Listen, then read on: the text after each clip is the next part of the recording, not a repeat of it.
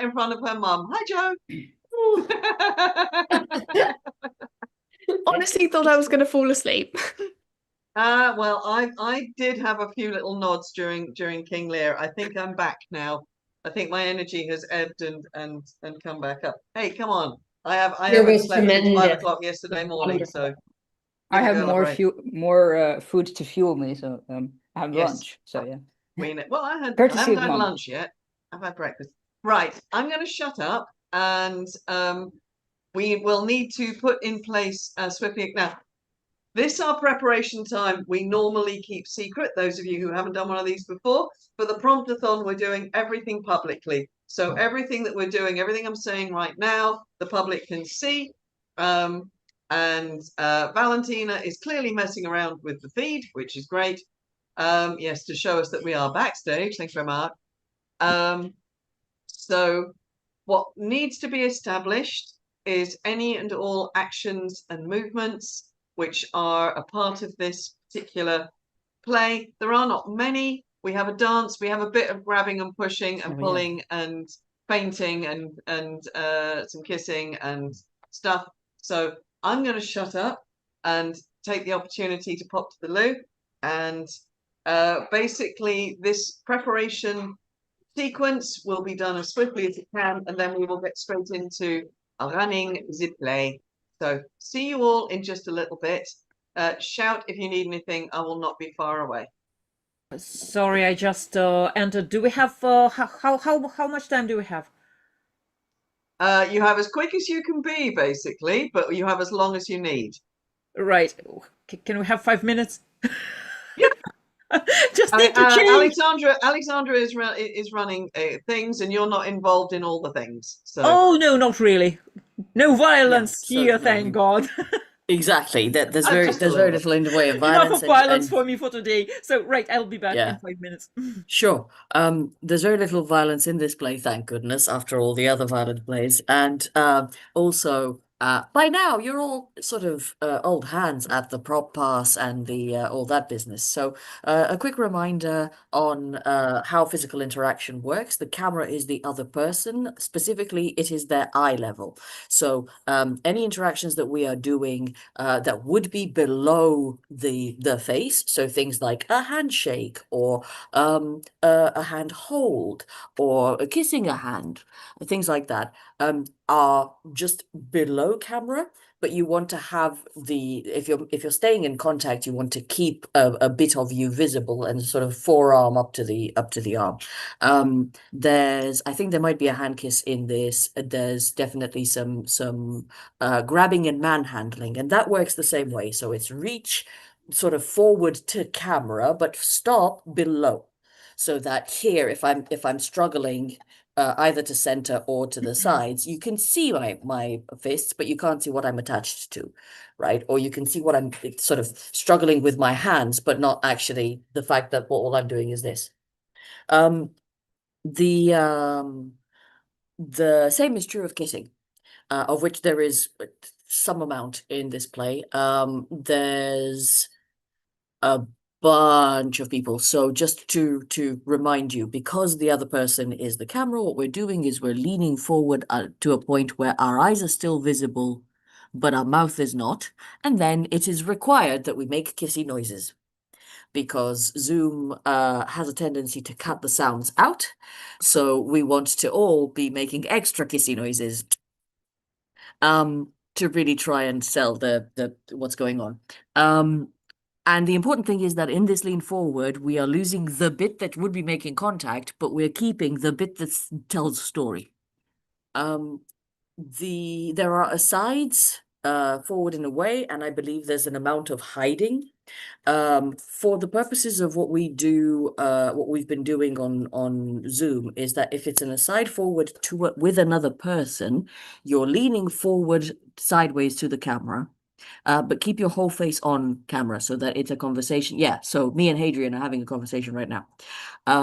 If it's an aside to the audience, then or it's a soliloquy, you are welcome to lean centered or even to do it from almost your position.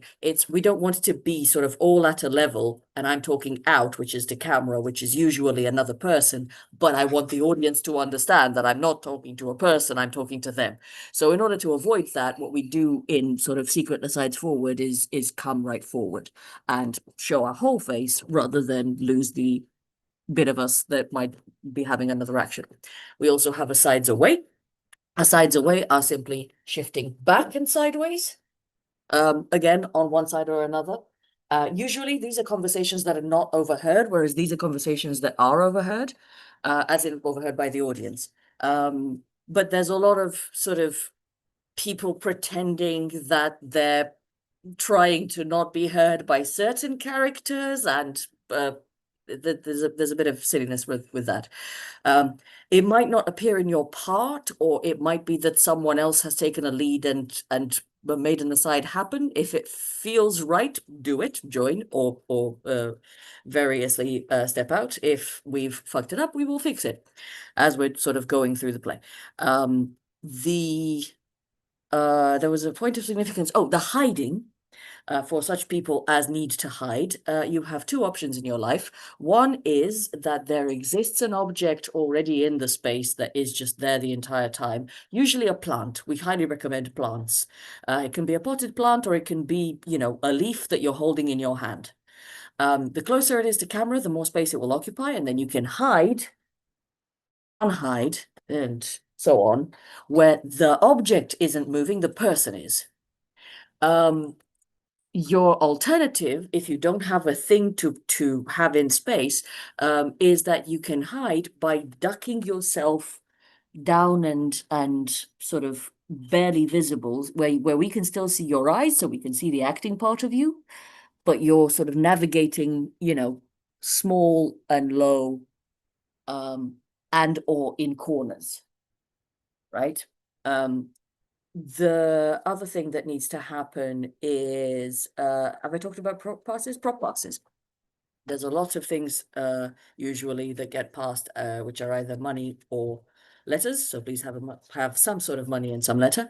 Also acceptable if your script says you've got a pouch of money, is a sock that you strangle, and there we go, money bag. The way that all prop passes work is the same way that all physical interactions, human to human, work, which is we show what's going to happen. In this case, we present an entire object, we hand it forward, and then as the recipient, we're receiving with an empty hand and then showing the entire object. And when I say forward, I'm talking about passing below the camera, so that what we're doing is theoretically not going high-low and low-high, which is what we're actually happening in reality. Theoretically, what we're presenting is, this is just my hand level. This is perfectly fine. But if I did that in reality, nobody would see it. So we're doing this extra bit of silliness of the U shape. That's prop passes. And then I've talked about sort of physical interactions in terms of handiwork and stuff. I don't believe there's anything in the way of hands crossing through camera, any this sort of situation, any of that. Does anybody have something in their script that doesn't get covered by in your actions, that it hasn't been covered by those generic parameters? I do have a question. Okay. Yeah. Leonato and Don Pedro embrace. Is that a handshake, or is that a hug, or? Yes, great question. Thank you. That is a thing we haven't done. That is a hug, as Eric and I are currently doing. So what happens is we show the hands so that we're going, this is what it's going to be. And then you open up the space between your hands. Yeah, so reach forward. And as you come in, you're basically bringing them, bringing the main angle of the camera to this space, like that's the other person, that's where their head is going. So I'm bringing myself sideways to the camera, ideally still mostly visible. Yeah. Sorry, I'm just being very silly. Yeah. It's fine. It's fine. You and I have just been demonstrating like continual hugs just because this is so much fun.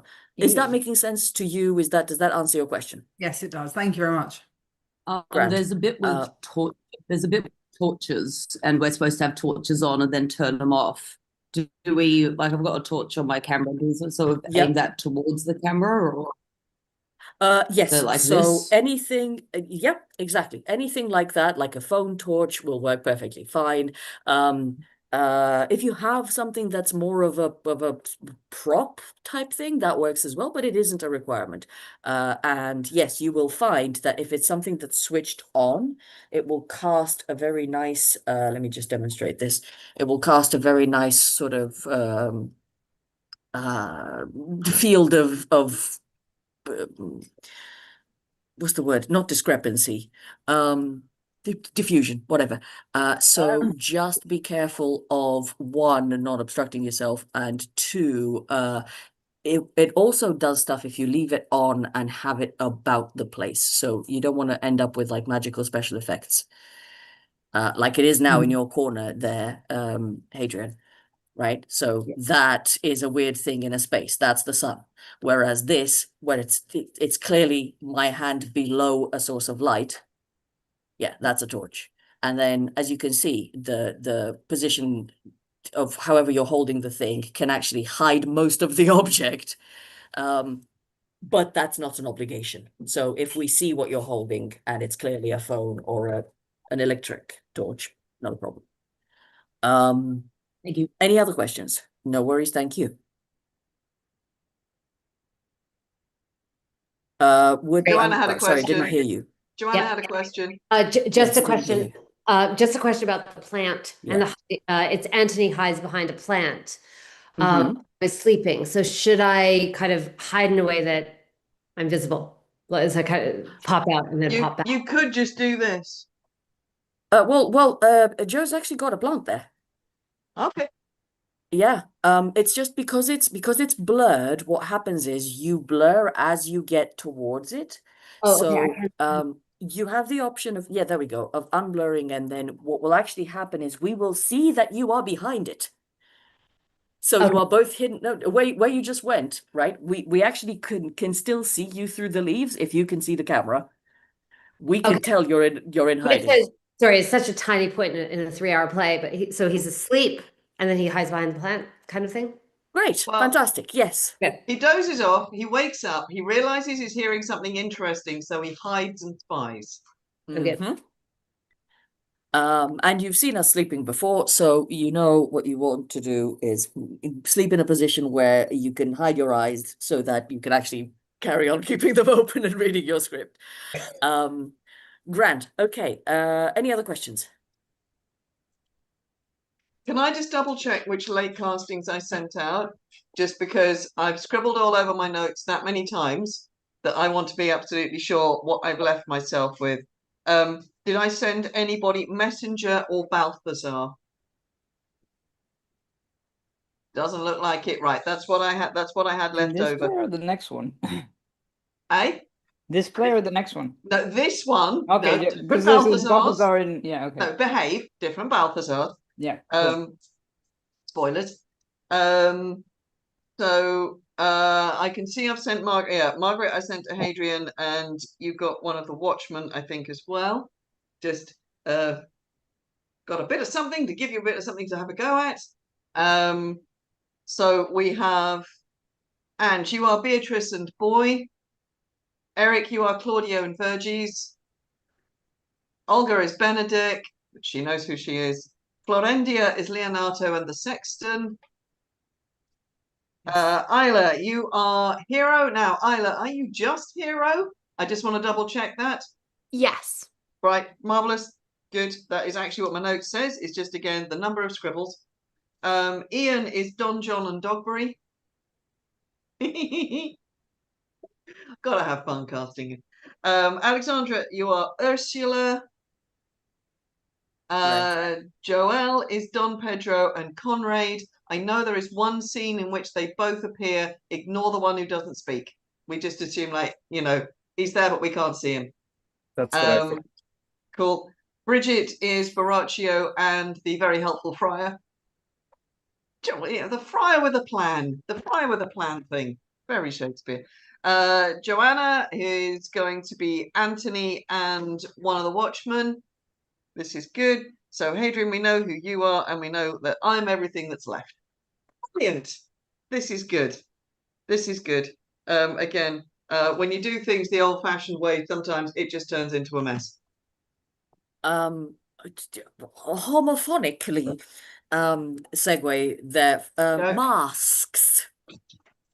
Oh. There is a it doesn't have to be literal masks, but please have a way of covering your faces in the dance, because there's some business about confusion between characters. If you have, as Hadrian is clearly prepared, if you happen to have a Venetian mask, because you're like that, good, great, wonderful. If all you've got is a scarf, then that is fine. Oh, Then that's Or a absolutely hood. fine. Or sorry, a pair of sunglasses, or a shading hat, or Alexandra, a I'm hood, a bit anything. confused. I don't remember his masking.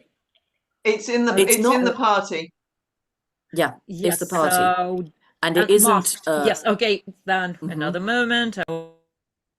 Just you Grand. can use the scarf that you just used, Olga. You can use that red Yeah. scarf again and do the drape that I just did. So you Absolutely. don't have to go far. And then one more thing, which is two more things, sorry, which are we need. Let's look at the dance real quick, and let's talk about, just before we do that, on the subject of scarves. There are 3 ladies who are supposed to be confusable between themselves at the end, because people ask which is which, and one of them is pretending to be someone that we've never met before. So, could we agree for the 3 ladies? That's Margaret and Ursula and Beatrice. Hero. No, Hero. It's Beatrice. It's not Ursula. Hero. It's Margaret, Beatrice, and Hero. Yeah. Okay. It's Margaret, Beatrice, and Hero. If it's Ursula, could- it's you. So Lisa, Yeah, which one do we like I'm sure I best? would have noticed. Which one do we like better? What's the other option? Oh. Oh, sparkly color. I personally like the nose. Great. Okay. Okay. well, wear whichever one you That like. sounds like a decision. Okay. Very, Okay, very so- quickly, Okay. are we just one actually second. doing the interval or are we just ploughing straight through? We'll do the interval, but it will be a bit of a. It'll just be a little pit stop. It'll Cool. basically be me popping up, reminding people about the Ko-fi link and about voting for the audience, the final audience request, which will be closing during this play. Yeah. As far So you as can I cast know, it. as far as I know, Much Ado is Measure for Measure is the one that people are asking for. I need to get Valentina to confirm or deny that Yep. at some point. We're still stuck in Measure for Measure. Okay, are you with us Anybody for this wants to one, overthrow Valerie, or that? are you staying with us for this one, or are you going to take a rest? I was not going to stay with you, but That's I'm fine. No, awake no, now. no. I just want to know whether I can talk to you or not. That's fine. Yeah, it's fine. It's fine. It's fine. Mhm. Good. And so at the Do get moment, some unless rest. something major happens, it's going to be the last play is going to be our short edit of Measure for Measure. I'd just like to say that you are all doing amazingly. Carry on. Exaggerated. let us keep that up. We have we are up against time a little bit because the big tragedies keep taking longer than expected. So let us have a fabulously enjoyable and witty and playful and now don't be rushing your lines, but we're looking for trippingly on the tongue. It'll be similar when we get into Romeo and Juliet and we have all the poetry. So we just keep it rolling, we keep it rolling, we keep it rolling. That's going to be the best way, I think. So Real go quick. on, Alexandra. We don't have Valentina, which means we don't have a sound operator, which means that the sound will be the dance music will be whatever the hell I could get my hands on. Which is to say, roughy tufty if I have it to hand, and if I don't, something else. This is not a choreographed dance. This is everybody dancing at a party. So commit in character to something, as dramatic or as ridiculous as you like, and just stick with it. if it is Rafty-Tufty, we're not doing the spoon dance. I was We're going to just say, no, we're doing not spoon dancing. So at the party, we have a sequence of like a lot of everybody's basically dancing, doing whatever they want. You can be a bit more courtly if you want. You can hold hands. It's all fine. When your couple is talking, bring yourself closer in and boogie like with your heads together, so that we make it clear who is talking to whom. The rest of the time, be dancing in the kind of middle distance, yeah, or sort of whatever it is you want to do, or if you want to pretend we're going back to Pericles and do the handkerchief dance, doesn't matter. This is just a party. We are messing around. Okay. What I'm actually the Pericles Hasapiko was the one that I thought we were going to end up having to use because I thought I know where to find it. Still don't know what the music will be, so you kids have fun. That'll be fine. We will sort it all out. So let us get our minds in the groove. Those of you just joining, for those of you who this is your first time, then let's plug into the energy, deep breath. We are doing something really, really crazy. Dewey's just made a really strong pot of coffee, and I don't drink it, but I think just the smell has gone to my head. So this is good at this stage. So everybody enjoy yourselves. Is there anybody who wants to ask or check anything? It can be about a cue, a line, a word, an action. Is everybody clear about what they're doing? So camera on, mic on to enter, camera off, mic off to exit. Playing to camera, remembering as much of your basic props is here it is, there it's gone, thank you very much. So we try and have things only appear in one square at a time.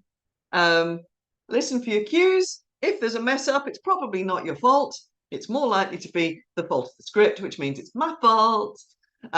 So I will always cover it either in character if I'm on, or as the book holder. So if I give a prompt, if a scene goes off the rails and I give a prompt, then just listen and see if we can work out, where in the scene we actually need to be. Because every now and again, once or twice in the last couple of plays, someone's gone forward or someone's gone back, and I've actually intervened and thrown in a cue. So just listen, pick up, and keep going is basically the thing. Those of you who've not done this before, there is always the chance you're going to have to say your line more than once, and always the chance that you won't get to say your line at all. Because strange things happen when you play from cues. If anything absolutely vital needs to be said, I will try and make sure that a cue goes in so that it happens. Okay, so we can never lose out on anything that's absolutely essential to plot. Okay, and that, everybody, is why basically rehearsal is a good idea and doing this is a crazy game, but it makes it fun. Yes, we loopy-de-loops doing this. So have a look at each other on the screen. Just have a look at the people that you're going to play with, new friends, old friends, people you haven't seen before, ever, some people that you haven't seen in a yonk or two. And those of you who haven't met most people on the screen before, just have a look and look at the faces of the crazy people who are up for this thing every bit as much as you are. And we will have a good time playing together. That is the aim. I still have rain pounding on my ceiling. So this is very, very atmospheric. We just had King Lear in a thunderstorm for real. I still have a little bit of window disaster going here, or the curtains disaster. Well, I don't think we're going to use the word disaster. I think it's all lovely. So it's all good. So, all right, lovely people. So before we started every other play, I've done a little check-in and just gone round and done who is where and what time is it where you are. So I know that for me, for Joe, for Alexandra, for Ian, for Isla, for Hadrian, first time and welcome, for Ange, welcome back, been a while. We are all in somewhere in the UK, and for all of us, it is just coming up to 10 to 12. And I don't know about anybody else, but I woke up at about 5:30 yesterday morning, and I've been awake ever since. Although I did nod off very slightly during King Lear. Literally just for like a micro nap or two. So that's what time it is around here. So let me just check. Now, Florendia, you're back for your second play. So remind us where you are and what time it is for you. Well, I'm in Cyprus and it is 10 to 2. 10 So to 2 2. hours ahead, yes. All right. And Eric, you are on the same island. So for you, it is also 10 to 2. Yep. And these exactly. people are lucky because they've had lunch. Oh, I'm in the middle of mine. Well, I'm so sorry. If we're just starving for lunch. And we have. Oh, I don't see Bridget on the call. She was here just now. Oh, you're there. Sorry, darling. I think I'm going cross-eyed. So we have Bridget and we have Joelle back with us for their second play of the Promptathon. And you guys are over there in Brooklyn, New York. What time is it in over there? Is it morning yet or is it still middle of night? It's about 10 to 7 a.m. 10 to 7 a.m. Oh, that sounded painful, Bridge. Okay. Still waking up. That's okay. That's okay. I'm not going to say who or which play, but we've already had somebody sleep through the fact that they were supposed to be joining a play. So if anybody wants to work that out, you're going to have to watch all the way back through the stream. And then we have the adorable Olga, who's just gone through the trauma of being Gloucester in King Lear and had her eyes put out. And now we're just whipping her off to a fanciful bit of Italy to have some witty repartee. And you are in the amazing city of Moscow. So this is one of our regular crossings. We're going from Brooklyn to Moscow for this particular play, stopping off in the UK in the middle with a little bit of Mediterranean. And I think someone's playing around with music cues, which is absolutely fine. Where can I hear music from? Oh, I think it's gone. Good. Right. Just the ether. Is that, folks listening to Lizzie speaking over that, was that so loud that you couldn't hear her? It was quiet enough that I wasn't sure if I was hearing it. I was hearing. Ah, then I shall make it slightly louder and it will be fine for the speaking over. There we go. You can hear me I and can hear that. Chris. Great, Seems fantastic. So Okay, that's we our have party dance music. All right, peoples. Right, I'm going to send you off to the virtual tiring house, which means turn your camera off, get a glass of water. I'm going to have a very quick bit of housekeeping because basically we want to get on and rock and roll through this one because we've got to do another great big tragedy. So just pop your camera off, Joe, and you can have a little break in the tiring house. And hello, Alexandra. Nice of you to hang out with me.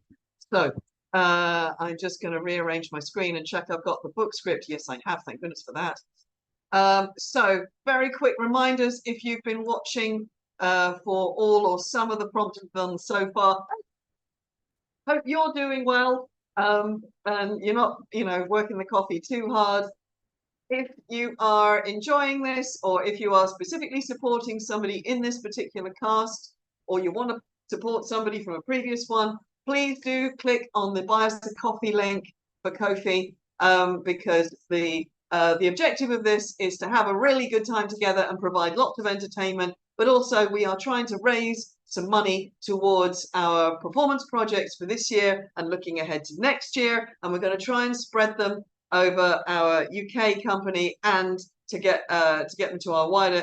I'm not entirely sure how. Plans are still very much in the progress, but if you are ready, willing, and or able, please do buy us a coffee. Frankly, I could use a few more caffeine shots, me personally, and I think everybody else would probably be grateful too. So that would be fabulous.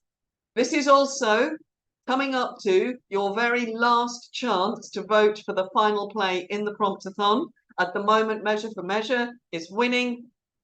If you want to vote specifically for As You Like It, Antony and Cleopatra, or Julius Caesar, then please visit the links, which I believe are on our various streams. It's difficult for me to monitor them at the moment, but Valentina will be looking at those when she's back with us at the end of this one.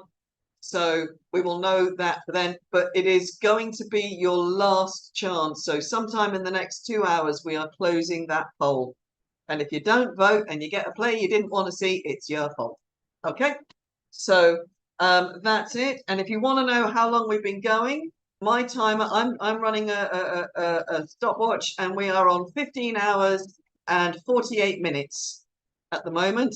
And we're going to go all the way to 24. So we're getting there, but there's a bit more to do. So time for me to shut up and this play to get going.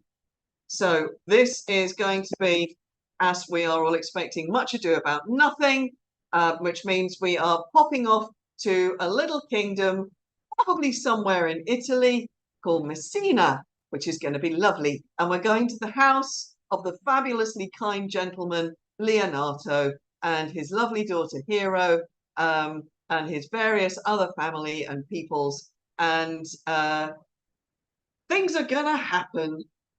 So those of you who are in the first scene, which is Leonato, Hero, Beatrice, shortly to be enjoined by the messenger. Guess who that is?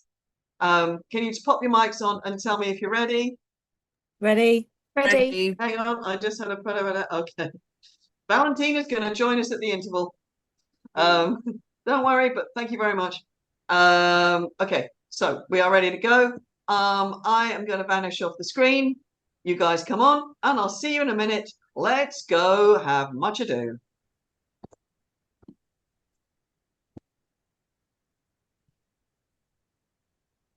Hello, Leonato. Oh,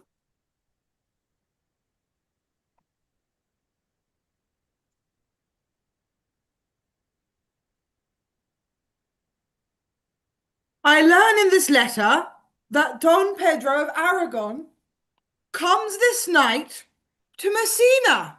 He's very nearby this. He was not 3 leagues off when I left him. How many gentlemen have you lost in this action? But few of any sort, and none of name. A victory is twice itself when the achiever brings home full numbers.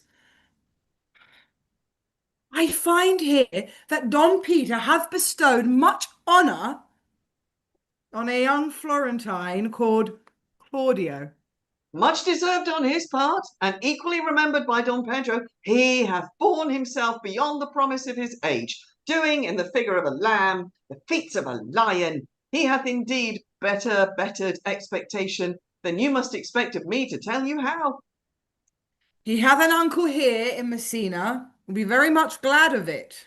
I have already delivered him letters, and there appears much joy in him, even so much that joy could not show itself modest enough without a badge of bitterness. Did he break out into tears?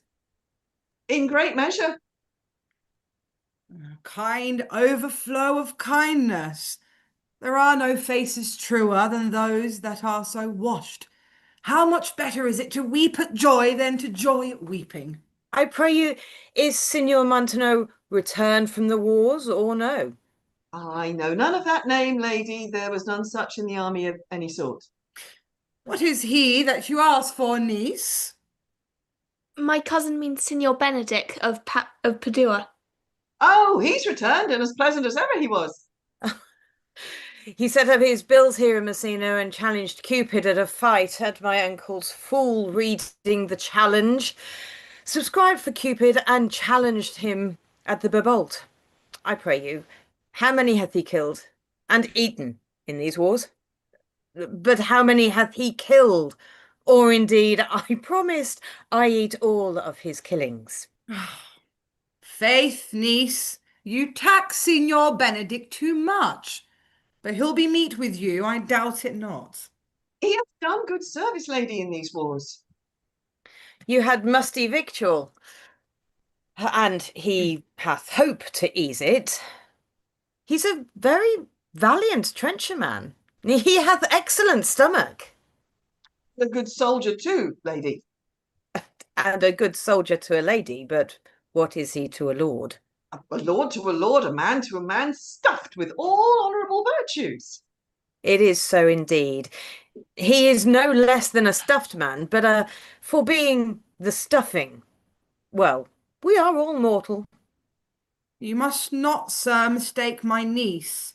There is a kind of merry war betwixt Signor Benedict and her. They never meet, but there's a skirmish of wit between them. Alas, he gets nothing by that. In our last conflict, 4 of his 5 wits went halting off, and now he's the whole man governed with 1. So that is, if he have wit enough to keep himself warm, let him bear it for all the difference between himself and his horse, for it is all the wealth that he hath left, to be known as a reasonable creature. Who is he? Who is his companion now? For he hath every month a new sworn brother. It's possible. Very easily possible. He wears his faith, but as the fashion of his hat. It ever changes with the next block. See, lady, that the gentleman is not in your books. No. And if he were, I would burn my study. But I pray you, who is his companion? Is there no young squatter now that you will make a voyage with him to the devil? He is most in the company of the right noble Claudio. Oh, Lord. He will hang upon him like a disease, and is no sooner caught the pestilence than the talker he is presently mad. God help the noble Claudio, if he have caught the Benedict. Oh, it will cost him £1,000 ere he be cured. Do, good friend. You'll never run mad, niece. No, not till a hot January.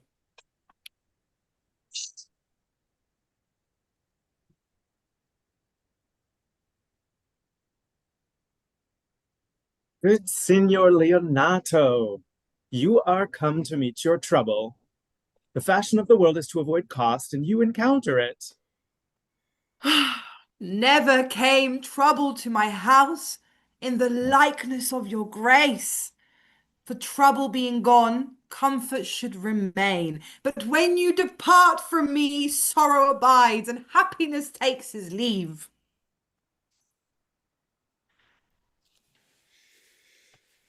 You embrace your charge too willingly. I think this is your daughter. Her mother had many times told me so. Were you in doubt that you asked her? Signor Benedict, no. For then were you a child. You have it full, Benedict. We may guess by this what you are, being a man, truly the lady's father herself. Be happy, lady, for you are like an honorable father.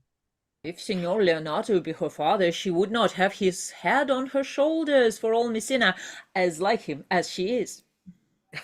I wonder that you will be still talking, Signor Benedict. Nobody marks you. Oh, what, my dear Lady Disdain, are you yet living? Is it possible Disdain should die while she hath such met food to feed it as Signor Benedict? Courtesy itself must convert to disdain if you come to her presence.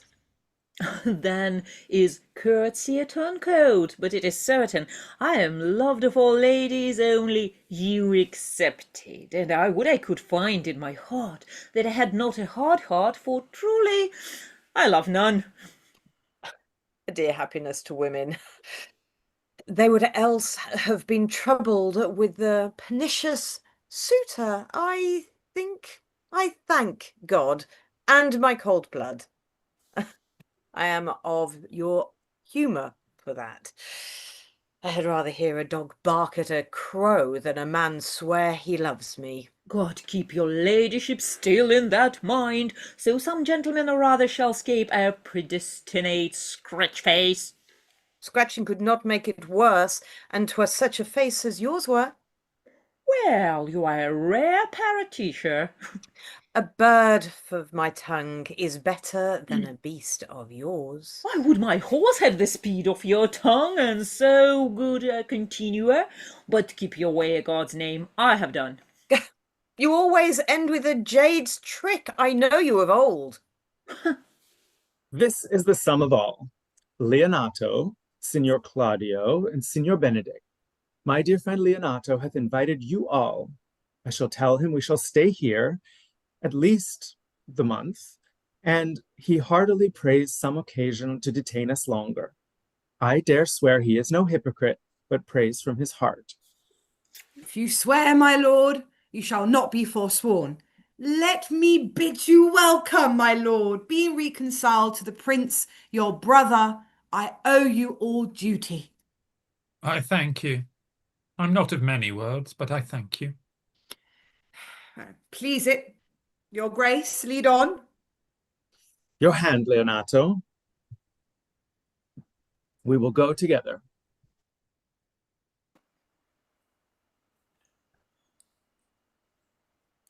Benedict, didst thou note the daughter of Signor Leonato? I noted her not, but I looked on her. Is she not a modest young lady? Do you question me as an honest man should do for my simple judgment, or would you have me speak after my custom, as being a professed tyrant for their sex? No, I pray thee speak in sober judgment. Why, faith, methinks she's too low for a high praise, too brown for a fair praise, and too little for a great praise. Only this commendation I can afford her. But were she other than she is, she were unhandsome, and being no other as she is, I do not like her. Thou thinkst I am in sport. I pray thee, tell me truly how thou likest her. Would you buy her, that you inquire after her? Can the world buy such a jewel? Yeah, and a case to put it into. But speak you this with a sad brow? Or do you play the flouting jack to tell us Cupid is a good hair-finder and Vulcan a rare carpenter? Come, in what key shall a man take you to go in this song? In mine eye, she's the sweetest lady that I looked on. I can see yet without spectacles, and I see no such matter. There's her cousin, and she were not possessed with a fury, exceeds her as much in beauty as the 1st of May doth the last of December. But I hope you have no intent to turn husband, have you? I would scarce trust myself, though I had sworn the contrary, if Hero would be my wife. Is't come to this, faith, hath not the world one man, but he will wear his cap with suspicion? Shall I never see a bachelor of threescore again? Gertie, faith, and thou wilt needs thrust thy neck into a yoke, and wear the print of it, and sigh away Sundays. Look, Don Pedro is returned to seek you. Secret had held you here that you followed not to Leonato's. I would your grace would constrain me to tell. I charge thee on thy allegiance. You hear, Count Claudio, I can be as secret as a dumb man. I would have you think so. But on my allegiance, mark you this, on my allegiance, he's in love. With who? Now that's your grace's part. Mark how short his answer is. With Hero, Leonato's short daughter. If this were so it were uttered. Like the old tale, my lord, it is not so, not was not so, but indeed, God forbid it should be so. If my passion change not shortly, God forbid it should be otherwise. Amen. If you love her, for the lady is very well worthy. You speak this to fetch me in, my lord. That she is worthy, I know.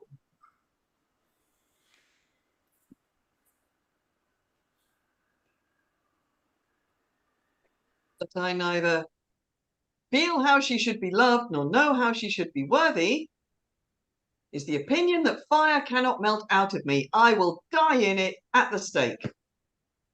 Thou wast ever so obstinate heretic in the despite of beauty. And never could maintain his part, but in the force of his will.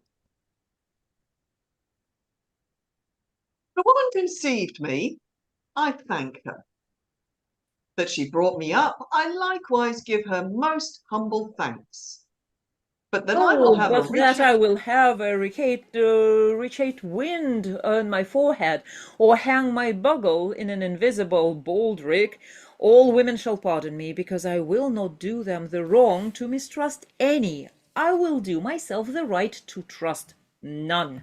And the fine is, for the which I may go the finer, I will live a bachelor. I shall seek thee ere I die, look pale with love. With anger, with sickness, or with hunger, my lord, not with love. Prove that ever I lose more blood with love that I will get again with drinking. Pick out mine eyes with a ballad maker's pen, and hang me up at the door of a brothel house for the sign of blind Cupid. Well, if ever thou dost fall from this faith, thou wilt prove a notable argument. If I do, hang me in a bottle like a cat and shoot at me, and he that hits me, let him be clapped on the shoulder and called Adam. Well, as time shall try. In time the savage bull doth bear the yoke. The savage bull may, but if ever the sensible Benedick bear it, pluck off the bull's horns and set them on my forehead, and let me be wildly painted, and in such great letters as they write, "Here is the good horse to hire, let them signify under my sign, here you may see Benedick the married man." If this should ever happen, thou wouldst be horn mad. Nay, if Cupid have not spent all his quiver in Venice, thou wilt quake for this shortly. I look for an earthquake too, then. Well, you will temporize with the hours. In the meantime, good Benedick, repair to Leonato's, commend me to him, and tell him I will not fail him at supper, for indeed he hath made great preparation. I have almost matter enough in me for such an embassage, and so I can meet you. To the tuition of God from my house, if I had it. The 6th of July, your loving friend Benedick. Nay, mock not, mock not. The body of your discourse is sometime guarded with fragments, and the gods are but slightly basted in on neither. Ere you flout all dance any further, examine your conscience, and so I leave you. My liege, your highness now may do me good. My love is thine to teach. Teach it but how, and thou shalt see how apt it is to learn any hard lesson that may do thee good. Hath Leonato any son, my lord? No child but Hero, she's his only heir. Dost thou affect her, Claudio? Oh, my lord, when you went onward on this ended action, I looked upon her with a soldier's eye that liked, but had a rougher task in hand than to drive liking to the name of love. But now I am returned, and that war thoughts have left their places vacant. In their rooms come thronging soft and delicate desires, all prompting me how fair young Hero is, saying I liked her ere I went to wars. Thou wilt be a lover presently, and tire the hearer with a book of words.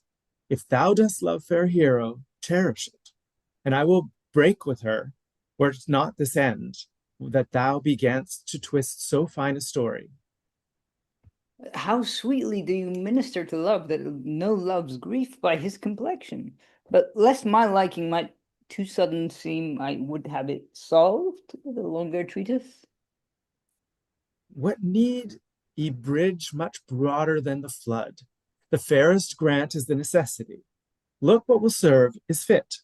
'Tis once thou lovest, and I will fit thee with the remedy. I know we shall have revelling tonight. I will assume thy part in some disguise, and tell fair Hero I am Claudio, and in her bosom I'll unclasp my heart, and take her hearing prisoner with the force and strong encounter of my amorous tale. Then after to her father I will break, and the conclusion is she shall be thine. In practice, let us put it presently.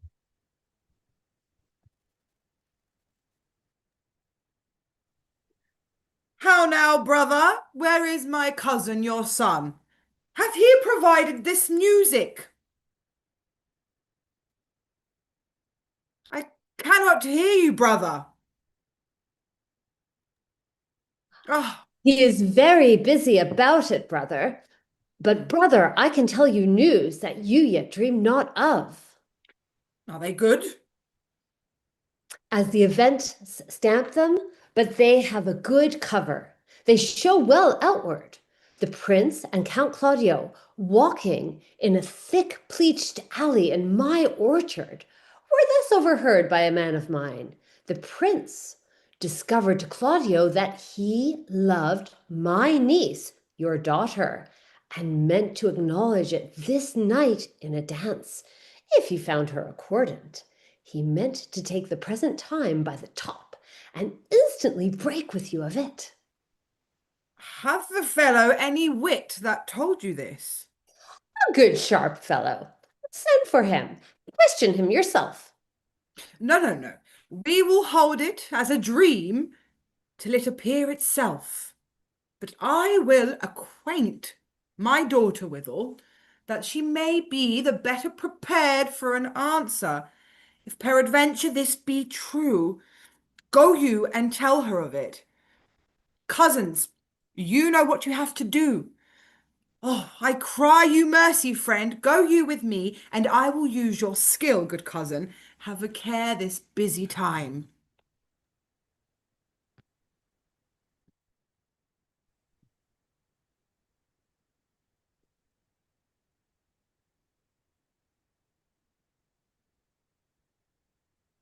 We cannot hear you, Master Conrad.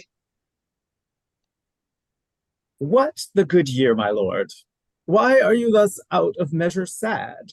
There is no measure in the occasion that breeds, therefore the sadness is without limit. You should hear reason. And when I have heard it, what blessing bring it? If not a present remedy, yet a patient sufferance. I wonder if thou, being as thou sayest thou art, born under Saturn, goes about to apply a moral medicine to a mortifying mischief. I cannot hide what I am. I must be sad when I have cause, and smile at no man's jests. Eat when I have stomach, and wait for no man's leisure. Sleep when I am drowsy, and tend on no man's business. Laugh when I am merry, and claw no man in his humour. Yea, but you must not make the full show of this, till you may do it trolment. You have of late stood out against your brother, and he hath ta'en you newly into his grace, where it is impossible you should take root, but by the fair weather that you make yourself, it is needful that you frame the season for your own harvest. Oh, I'd rather be a canker in a hedge than a rose in his grace, and it better fit my blood to be disdained of all than to fashion a carriage to rob love from any. In this, though I cannot be said to be a flattering, honest man, it must not be denied, but I am a plain-dealing villain. I am trusted with a muscle and enfranchised with a clog. Therefore I have decreed not to sing in my cage. If I had my mouth, I would bite. If I had my liberty, I would do my liking. In the meantime, let me be that I am, and seek not to alter me. Can you make no use of your discontent? I will make all use of it, for I use it only. Oh, who comes here? What news, Baraccio? I come yonder from a great supper. The prince your brother is royally entertained by Leonato, and I can give you intelligence of an intended marriage. Will it serve for any model to build mischief on? What is he for a fool that betroths himself to unquietness? Marry, it is your brother's right hand. Oh, the most exquisite Claudio. Even he. Ah, proper squire. And which way looks he? Marry on Hero, the daughter and heir of Leonato. A very forward march chick. How came you to this? Being entertained for a perfumer, as I was smoking a musty room, comes me the prince and Claudio hand in sad conference. I whipped behind the arras, and there heard it agreed upon that the prince should woo Hero for himself, and having obtained her, give her to Count Claudio. Oh, come, come, let us thither. This may prove food to my displeasure. That young startup hath all the glory of my overthrow. If I can cross him in any way, I bless myself every way. You are both sure and will assist me? To the death, my lord. Let us to the great supper. Their cheer is the greater that I am subdued. Would the cook were of my mind. Shall we go prove what's to be done? We'll wait upon your lordship.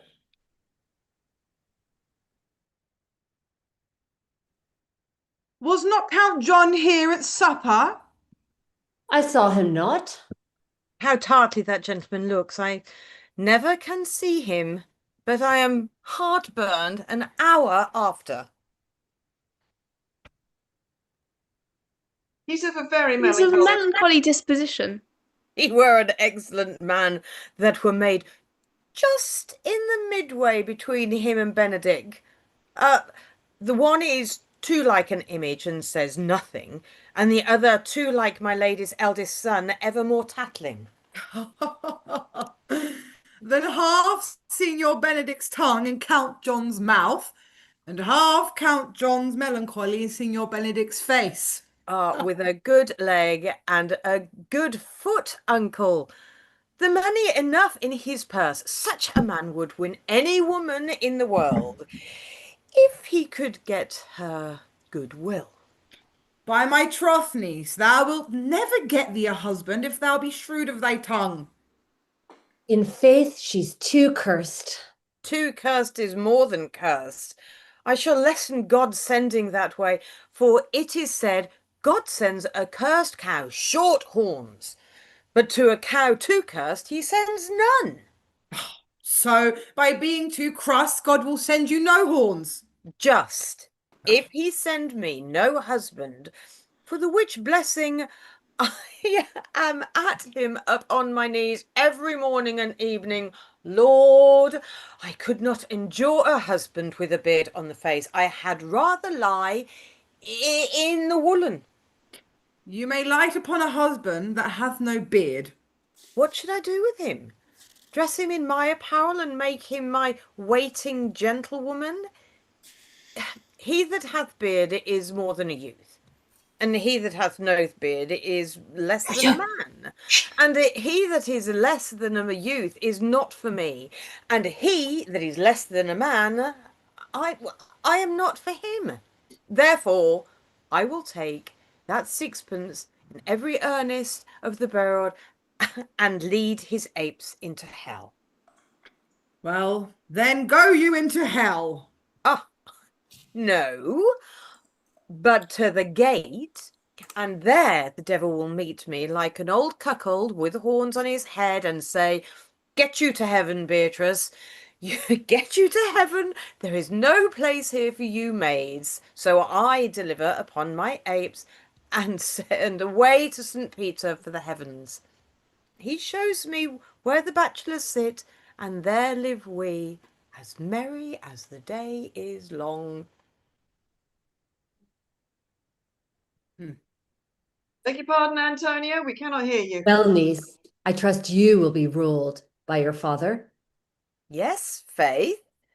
It is my cousin's duty to make curtsy and say, as it please you, but yet for all that, cousin, let him be a handsome fellow, or else make another curtsy and say, father, as it please me. Well, niece, I hope to see you one day fitted with a husband. Not till God make man in some other metal than earth. Oh, would it not grieve a woman to be overmastered with a piece of valiant dust, to make account of her life and the clod in the wayward marl? No, uncle, I'll none.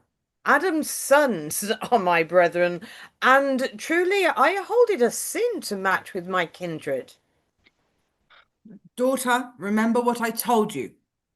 If the prince do solicit you in that kind, you know your answer. The fault will be in the music, cousin. Oh, if you be not wooed in good time, if the prince be too important, tell him there is measure in everything, and so dance out the answer. For here, my hero, wooing, wedding, and repenting, is a Scotch jig, a measure for the quimpes. The first suit is hot and hasty, like a Scotch jig, full of fantastical, the wedding mannerly, modest as the measure. full of state and orchantry, and then comes the repents. And with his bad legs, falls into the chink place, faster and faster, till he sinks into his grave. Oh, cousin, you apprehend passing shrewdly. I have a good eye, uncle. I can see the church by daylight. The revellers are entering, brother. Make good room.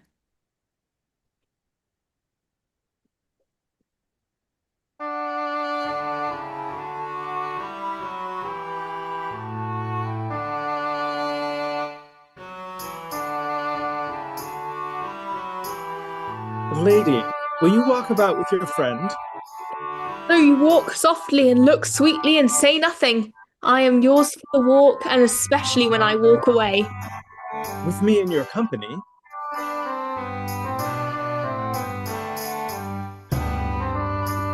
I may say so when I please. And when please you to say so? When I like your flavour, for God defend the lute should be like the case. My visor is Philemon's roof within the house of love.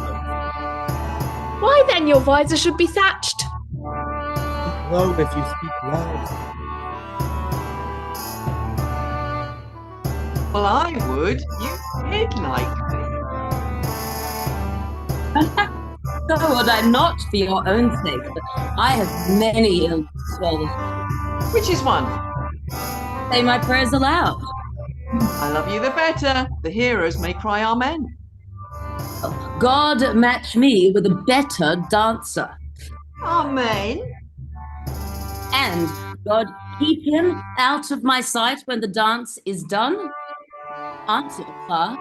No more words. Clark is answered. I know you well enough. You are Signor Antonio. At a word, I am not. I know you by the waggling of your head. Well, true. I counterfeit him. Oh, you could never do him so ill well unless you were the very man. Is his dry hand up and down? You are he. You are he. At a word, I am not. Come, come. Do you think I do not know you by your excellent wit? Can virtue hide itself? Go to, Mum. You are he. Graces will appear, and there's an end.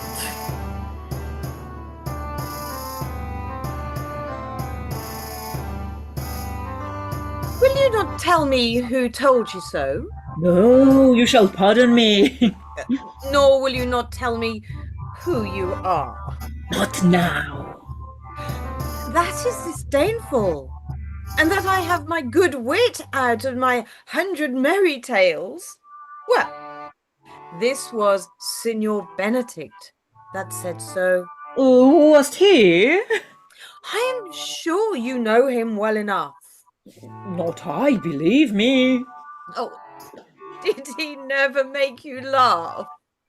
I pray you, what is he? Why, he is the prince's jester. A very dull fool. Only his gift in devising impossible slanders, but none but libertines delight in him. And the condemnation is not in his wit. But well, he is a villainy, for he does pleaseth men and angers them, and then they laugh at him and beat him. I am sure he is in the fleet. I would he had boarded me. Well, when I know the gentleman, I'll tell him what you say. Oh, do. He'll but break a comparison or two at me, which, pre-adventure, not marked and not laughed at, strikes him into the melancholy. And then there's a partridge's wing saved, for the fool will not eat no supper that night. We must follow the leaders. In every good thing. Nay, if they lead me ill, I will leave them at the next turning.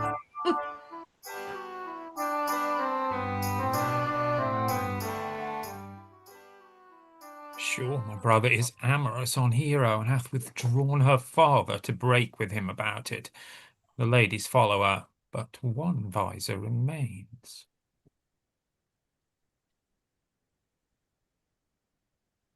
Ratio, we cannot hear you. That is Claudio. I know him by his bearing. Are you not Signor Benedict? You know me well, I'm he. Oh, Signor, you are very near my brother in his love. He is enamoured on Hero. I pray you, dissuade him from her. She is no equal for his birth. You may do the part of an honest man in it. How know you he loves her? I heard him swear his affection. So did I too, and he swore he would marry her tonight. Come, let us to the banquet. Thus answer I in name of Benedick. But hear these ill news with the ears of Claudio. 'Tis certain so the prince woos for himself. Friendship is constant in all other things, save in the office and affairs of love. Therefore all hearts in love use their own tongues. Let every eye negotiate for itself and trust no agent. For beauty is a witch against those charms, faith melteth into blood. This is an accident of hourly proof, which I mistrusted not. Farewell, therefore, hero. Count Claudio. Yes, the same. Come, will you go with me? Whither? Oh, even to the next willow, about your own business, Count. What fashion will you wear the garland of? About your neck? Like the usurer's chain? Or under your arm, like a lieutenant's scarf? You must wear it one way, for the prince hath got your hero. I wish him joy of her. Why, that's spoken like an honest drovier. Oh, so they sell bollocks. But did you think the prince would have served you thus? I pray you leave me. Oh, now you strike like the blind man. 'Twas the boy that stole your meat, and you'll beat the post. If it will not be, I'll leave you. Alas, poor hurt fowl, now will he creep into sedges.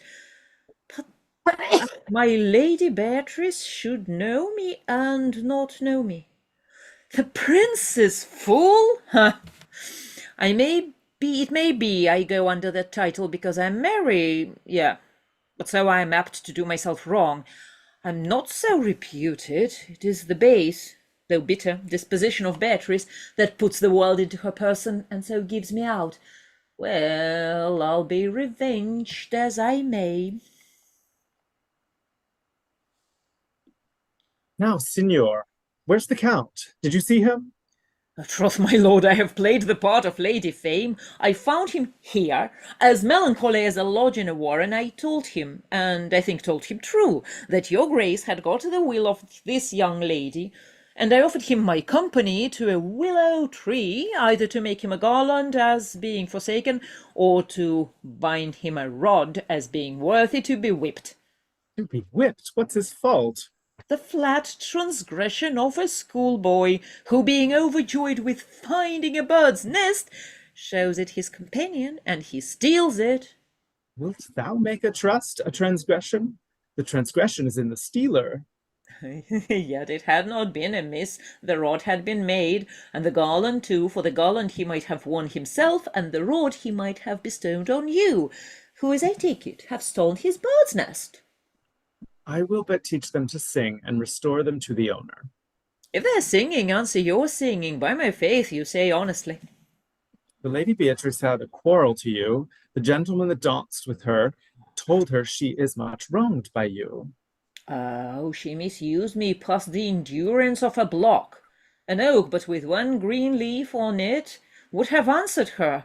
My very visor began to assume life and scold with her. She told me, not thinking I had seen myself, that I was the prince's jester, and that I was duller than a great Thor, huddling jest upon jest, with such impossible convenience upon me that I stood like a man at a mark, with a whole army shooting at me. She speaks poignards, and every word stabs. If her breath were as terrible as terminations, there were no living near her. She would infect to the North Star. I would not marry her, though she were endowed with all that Adam had left him before he transgressed. She would have made Hercules, had turned spit, and have cleft his club to make the fire to. Come, talk not of her. You shall find her the infernal aid in good apparel. I would to God some school would conjure her, for certainly while she is here, a man may live as quiet in hell as in sanctuary, and people sin upon purpose because they would go thither, so indeed all disquiet, horror, and perturbation follows her. Look, here she comes. Will your grace command me any service to the world's end?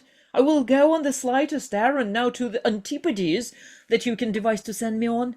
I will fetch you a toothpick now for the furthest inch of Asia, bring you to the length of Prester John's foot, fetch you a hair of the great Cham's beard, do you any embassage to the pygmies, rather than hold three words with conference with this harpy? You have no employment for me? None but to desire your good company. Oh God, sir, here's a dish I love not. I cannot endure this lady tongue. Come, lady, come, you have lost the heart of Signor Benedict. Indeed, my lord. He lent it me a while, and I gave him use for it. A double heart for a single one. Marry once before he won it for me. With false dice, therefore, your grace may well see I have lost it. You have put him down, lady, you have put him down. So I would not. He would showed me, my lord, lest I should prove the mother of fools, I have brought Count Claudio, whom you sent to seek me. Why, how now, Count? Wherefore are you sad? Not sad, my lord. The Count is How neither then? sad nor sick, nor merry, nor well, but civil, Count, civil as an orange, and something of a jealous complexion. I faith, lady, I think your blazon to be true, though I be sworn, if he be so, his conceit is false. Here, Claudio, I have wooed in thy name, and fair hero is won. I have broke with her father, and his good will obtained. Name the day of marriage, and God give thee joy. Count, take of me my daughter, and with her my fortunes. His grace hath made the match, and all grace say amen to it. Speak, Count. 'Tis your cue. Silence is the perfectest herald of joy. I were but little happy if I could say how much. Lady, as you are mine, I am yours. I give away myself for you and dote upon the exchange. Speak, cousin, or if you cannot, stop his mouth with a kiss, and let him not speak neither. In faith, lady, you have a merry heart. Yea, my lord, I thank it. Poor fool, it keeps on the windy side of care. My cousin tells him in his ear that he is in her heart. And so she doth, cousin. Good Lord, for alliance, thus goes everyone to the world. But I am sunburned. I may sit in the corner and cry, hey ho, for a husband. Lady Beatrice, I will get you one. I would rather have one of my father's getting. Hath your grace ne'er a brother like you? Your father got excellent husbands, if a maid could come by them. Will you have me, lady? No, my lord, unless I might have another for working days. Your grace is too costly to wear every day. But I beseech your grace, pardon me. I was born to speak all mirth and no matter. Your silence most offends me, and to be merry best becomes you, for out of the question you were born in a merry hour. No, sure, my lord, my mother cried But then there were starry dawns, and under that I was born. Cousins, God give you joy. Niece, will you look to those things I told you of? I cry you I cry you mercy, uncle. By your grace's pardon. By my troth, a pleasant-spirited lady. There's little of the melancholy element in her, my lord. She is never sad, but when she sleeps, and not ever sad then. For I have heard my daughter say she hath often dreamed of unhappiness, and waked herself with laughing. She cannot endure to hear tell of a husband. Oh, by no means. She mocks all her wooers out of suit. She were an excellent wife for Benedick. Oh, my lord, my lord! If they were but a week married, they would talk themselves mad. Count Claudio, what mean you to go to church? Tomorrow, my lord. Time goes on crutches till love have all his rights. Not till Monday, my dear son, which is hence a just 7 night, and a time too brief too to have all things answer mind. Come, you shake the head at so long a breathing, but I warrant thee, Claudio, that time shall not go dully by us. I will in the interim undertake one of Hercules' labors, which is to bring Signor Benedick and the Lady Beatrice into a mountain of affection, the one with the other. I would fain have it a match, and I doubt not but to fashion it, if you three will but minister such assistance as I shall give you direction. My lord, I am for you, though it cost me 10 nights' watchings. And I, my lord. And you to gentle hero?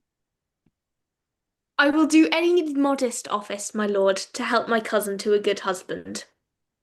And Benedick is not the unhopefullest husband that I know. Thus fair can I praise him. He is of a noble strain, of approved valor and confirmed honesty.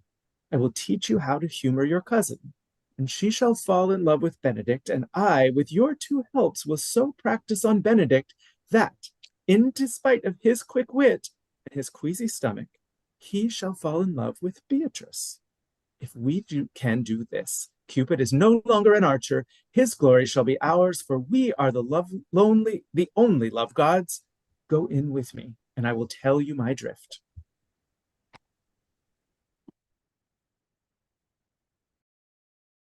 It is so. The Count Claudio shall marry the daughter of Leonato. Yea, my lord, but I can cross it. Any bar, any cross, any impediment will be medicinable to me. I am sick in displeasure to him, and whatsoever comes athwart his affection ranges evenly with mine. How canst thou cross this marriage? Not honestly, my lord, but so covertly that no dishonesty shall appear in me. Show me briefly how. I think I told your lordship a year since how much I am in the favor of Margaret, the waiting gentlewoman to Hero. I remember. I can, at any unseasonable instant of the night, appoint her to look out at her lady's chamber window. What life is there in that to be the death of this marriage? The poison of that lies in you to temper. Go you to the prince your brother, spare not to tell him that he hath wronged his honor in marrying the renowned Claudio, whose estimation do you mightily hold up to a contaminated stale, such a one as Hero. What proof shall I make of that? Proof enough to misuse the prince, to vex Claudio, to undo Hero, and kill Leonato. Look you for any other issue? Only to despite them I will endeavour anything. Go then. Find me a meet hour to draw on Pedro and the Count Claudio alone. Tell them that you know that Hero loves me. Intend a kind of zeal both to the prince and Claudio, as in a love of your brother's honor who hath made this match, and his friend's reputation who is thus like to be cozened with the semblance of a maid, that you have discovered thus. They will scarcely believe this without trial. Offer them instances which shall bear no less likelihood than to see me at her chamber window, hear me call Margaret Hero, hear Margaret term me Claudio, and bring them to see this the very night before the intended wedding. For, in the meantime, I will so fashion the matter that Hero shall be absent, and there shall appear such seeming truths of Hero's disloyalty that jealousy shall be called assurance, and all the preparation overthrown. Grow this to what averse issue it can, I will put it in practice. Be cunning in with the working this, and thy fee is 1,000 ducats. Be thou constant in the accusation, and my cunning shall not shame me. I will presently go learn the day of marriage. Boy! Signor? In my chamber window lies a book. Bring it hither to me in the orchard. I'm here already, sir. I know that, but I would have thee hence and here again. No. Do much wonder that one man, seeing how much another man is a fool when he dedicates his behaviours to love, will, after he hath laughed at such shallow follies in others, become the argument of his own scorn by falling in love. And such a man is Claudio. I have known when there was no music with him but the drum and the fife, and now had he rather hear the tabor and the pipe.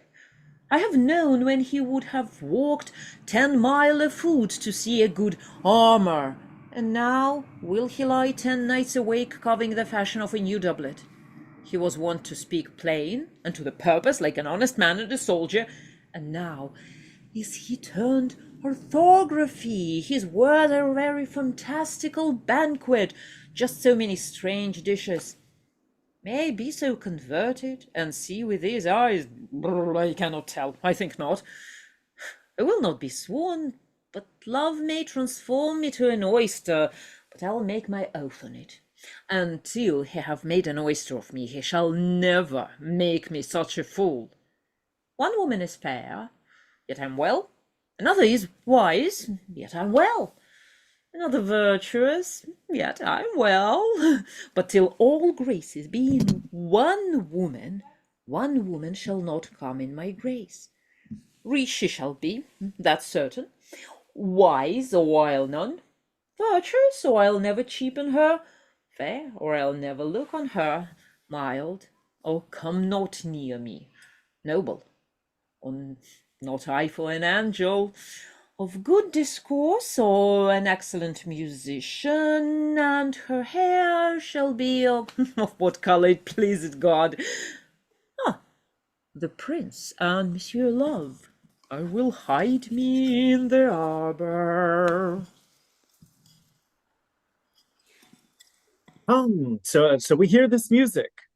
Yea, my good lord, how still the evening is hushed on purpose to grace harmony. See you where Benedict hath hid himself? Oh, very well, my lord. The music ended will fit the kid fox with a pennyworth. Come, Balthazar, we'll hear that song again. My lord, that's not so bad a voice to slander music any more than once. It is the witness still of excellency to slander music any more than once. It is the witness still of excellency to put a strange face on his own perfection. I pray thee, sing, and let me woo no more. As you talk of wooing, I will sing, since many a wooer doth commence his suit. To her he thinks not worthy, yet he woos, yet he swears he loves her. Nay, pray thee come, or if thou wilt hold longer argument, do it in notes. Note this before my notes. There's not a note of mine that's worth the noting. Why, these are very crotchets that he speaks. Notes, notes, forsooth, and nothing. Now, divine air, now is his soul ravished. Is it not strange that sheep's gods should have sold out the men's bodies? Well, a horn for my money when all's done. Sigh no more, ladies, sigh no more, men were deceivers ever. One foot in sea and one on shore, to one thing constant never.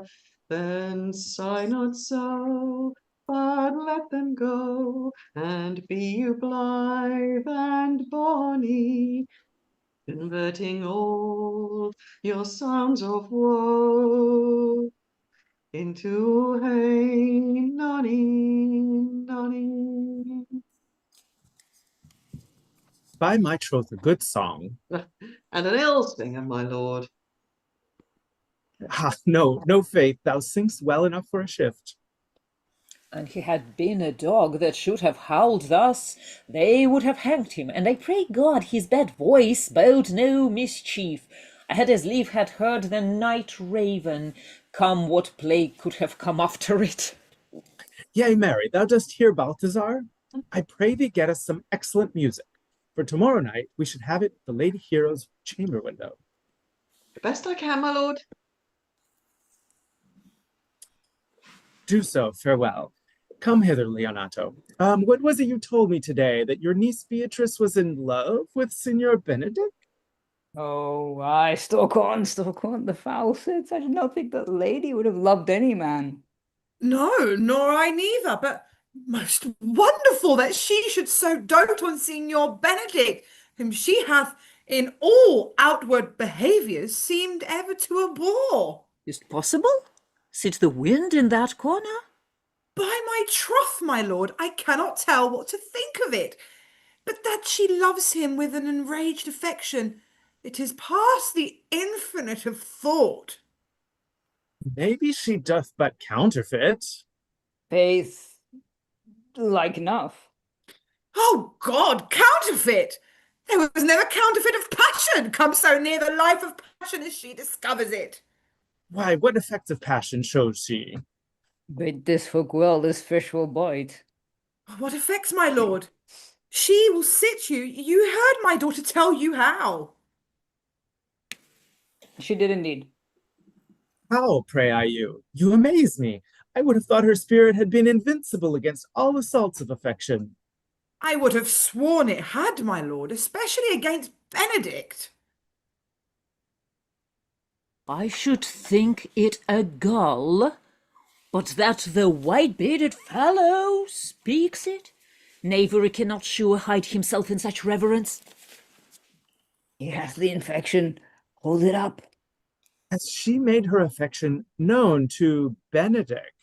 No, and she swears she never will. That's her torment. 'Tis true indeed, so your daughter says. Shall I, says she, that have so oft encountered him with scorn, write to him that I love him? This says she now when she is beginning to write to him, for she'll be up 20 times a night, and there will she sit in her smock till she have writ a sheet of paper. My daughter tells us all. Now you talk of a sheet of paper. I remember a pretty jest your daughter told us of. Oh, when she had writ it, and she was reading it over, she found Benedict and Beatrice between the sheets. That. Oh, she tore the letter into 1,000 halfpence, railed at herself that she should be so immodest to write to one that she knew would flout her. I measure him, says she, by my own spirit, for I should flout him if he writ to me. Yea, though I love him, I should.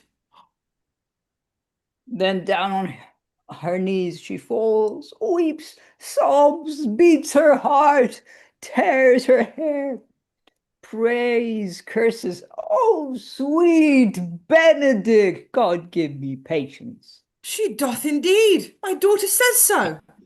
And the ecstasy hath so much overborne her that my daughter is sometime afeard she will do a desperate outrage to herself. It is very true. Were good that Benedict knew of it by some other, if she will not discover it.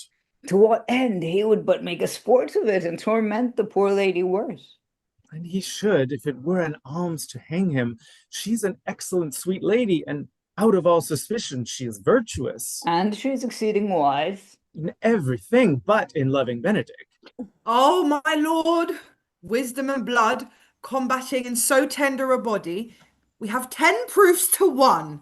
That blood hath the victory. I am sorry for her, as I have just cause, being her uncle and her guardian.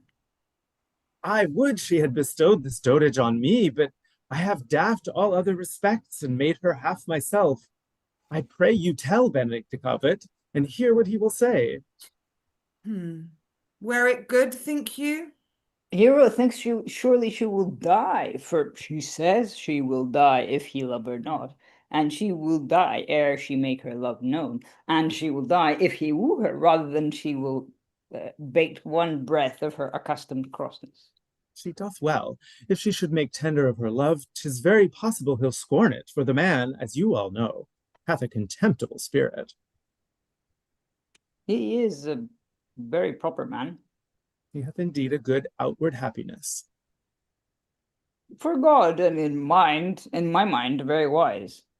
He doth indeed show some sparkles that are like wit.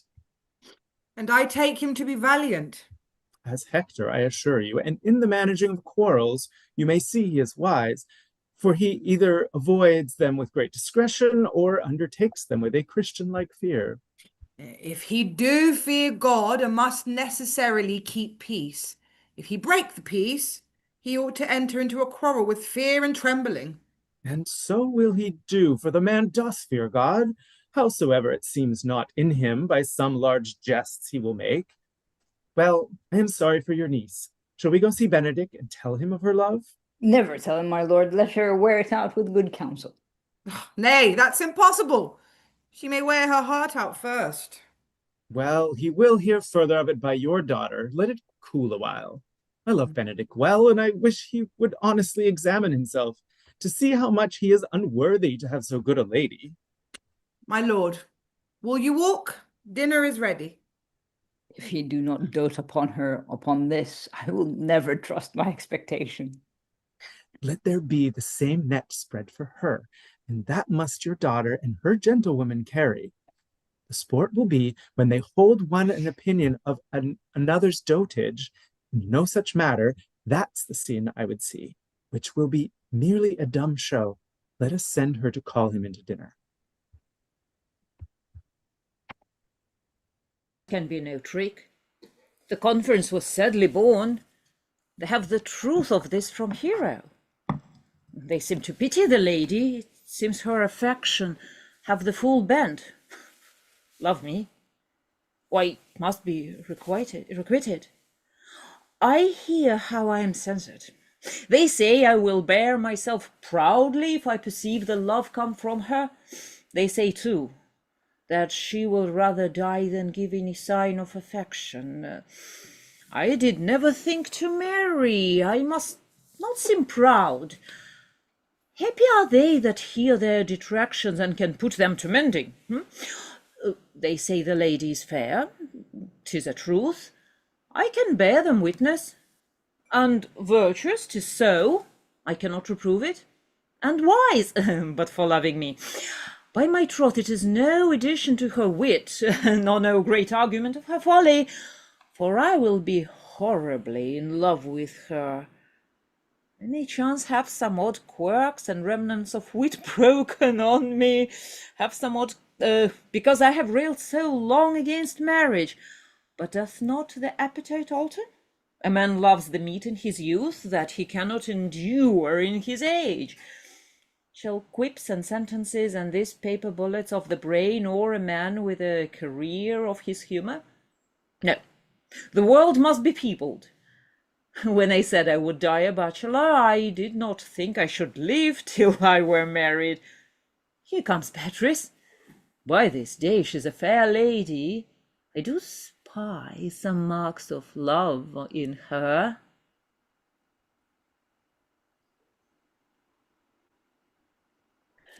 Against my will, I am sent to bid you come to dinner. Oh, fair Beatrice, I thank you for your pains. I took no pains from those thanks.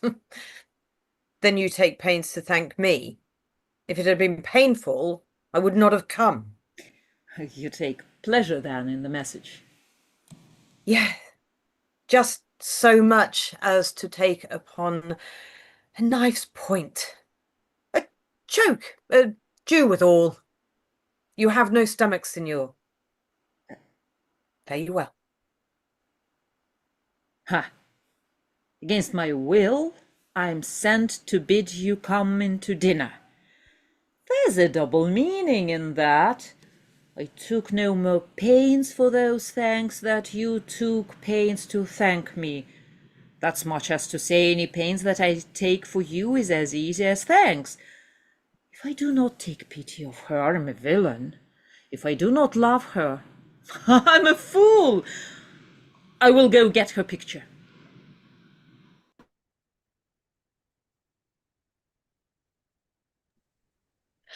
Good Margaret, run thee to the parlour. There shalt thou find my cousin Beatrice, proposing with the prince and Claudio. Whisper her ear and tell her that I and Ursula walk in the orchard, and our whole discourse is all of her. Say that thou overheardst us, and bid her steal into the pleached bower where honeysuckles ripened by the sun forbid the sun to enter, like favourites made proud by princes, that advance their pride against that power that breed it. There will she hide her to listen our purpose. That is thy office. Bear thee well in it, and leave us alone. I will make her come, I warrant you, presently. Now, Ursula, when Beatrice doth come, as we do trace this alley up and down, our talk must only be of Benedick. When I do name him, let it be thy part to praise him more than ever man did merit. My talk to thee must be how Benedick is sick in love with Beatrice. Of this matter is little Cupid's crafty arrow made, that only wounds by hearsay now begin. For look where Beatrice like a lorping runs close by the ground to hear our conference. The pleasantest angling is to see the fish cut with her golden oars the silver stream and greedily devour the treacherous bait. So angle we for Beatrice, who even now is couched in the woodbine coverture. Fear you not my part of the dialogue. Then go we near her, that her ears lose nothing of the false sweet bait that we lay for it. No, truly, Ursula, she is too disdainful. I know her spirits are coy and wild as haggards of the rock. But are you sure that Benedick loves Beatrice so entirely? So says the prince and my new betrothed lord. And did they bid you tell her of it, madam? They did entreat me to acquaint her of it, but I persuaded them, if they love Benedick, to wish him wrestle with affection and never to let Beatrice know of it. Why did you so? Doth not the gentleman deserve as full, as fortunate a bed as ever Beatrice shall couch upon? O God of love! I know he doth deserve as much as may be yielded to a man, but nature never framed a woman's heart of prouder stuff than of Beatrice. Disdain and scorn rise sparkling in her eyes, misprizing what they look on, and her wit values itself so highly that to her all matter else seems weak. She cannot love, nor take no shape, nor project of affection. She is so self-endeared. Sure. I think so. And therefore certainly it were not good she knew his love, lest she make sport at it. Why, you speak the truth. I never yet saw a man, how wise, how noble, young, how rarely featured. But she would spell him backwards if fair-faced. She would swear the gentleman should be her sister, if tall, a lance ill-headed, if low, an aggot very vividly cut, if speaking, why a vein blown with all the winds, if silent, why a block moved with none. So turns she every man the wrong side out, and never gives to truth and virtue that which simpleness and merit purchaseth. Sure, sure. Such carping is not commendable. No, not to be so odd, and from all fashions, as Beatrice is, cannot be commendable. But who dare tell her so? If I should speak, she would mock me into ire. No, she would laugh me out of myself, press me to death with wit. Therefore, let Benedick, like covered fire, consume away in sighs, waste inwardly. It were a better death to die with mocks, which is as bad as to die with tickling.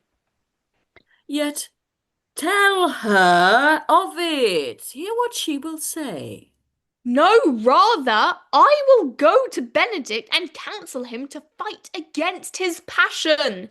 And truly I'll devise some honest slanders to stain my cousin with one doth not know how much an ill word may empoison liking. No, do not do your cousin such a wrong. She cannot be so much without true judgment, having so swift and excellent a wit as she is prized to have, as to refuse so rare a gentleman as Signor Benedick. He is the only man of Italy, always excepted my dear Claudio. I pray you, be not angry with me, madam, speaking my fancy. Signor Benedick for shape, for bearing, argument, and valor goes foremost in report through Italy. Indeed, he hath an excellent good name. His Excellence did earn it ere he had it. When are you married, madam? Why, every day tomorrow come go in. I'll shew these summer tires and have thy counsel which is the best to furnish me tomorrow. She's ta'en, I warrant you, we have caught her, madam. If it proves so, then loving goes by haps. Some cupids kill with arrows, some with traps.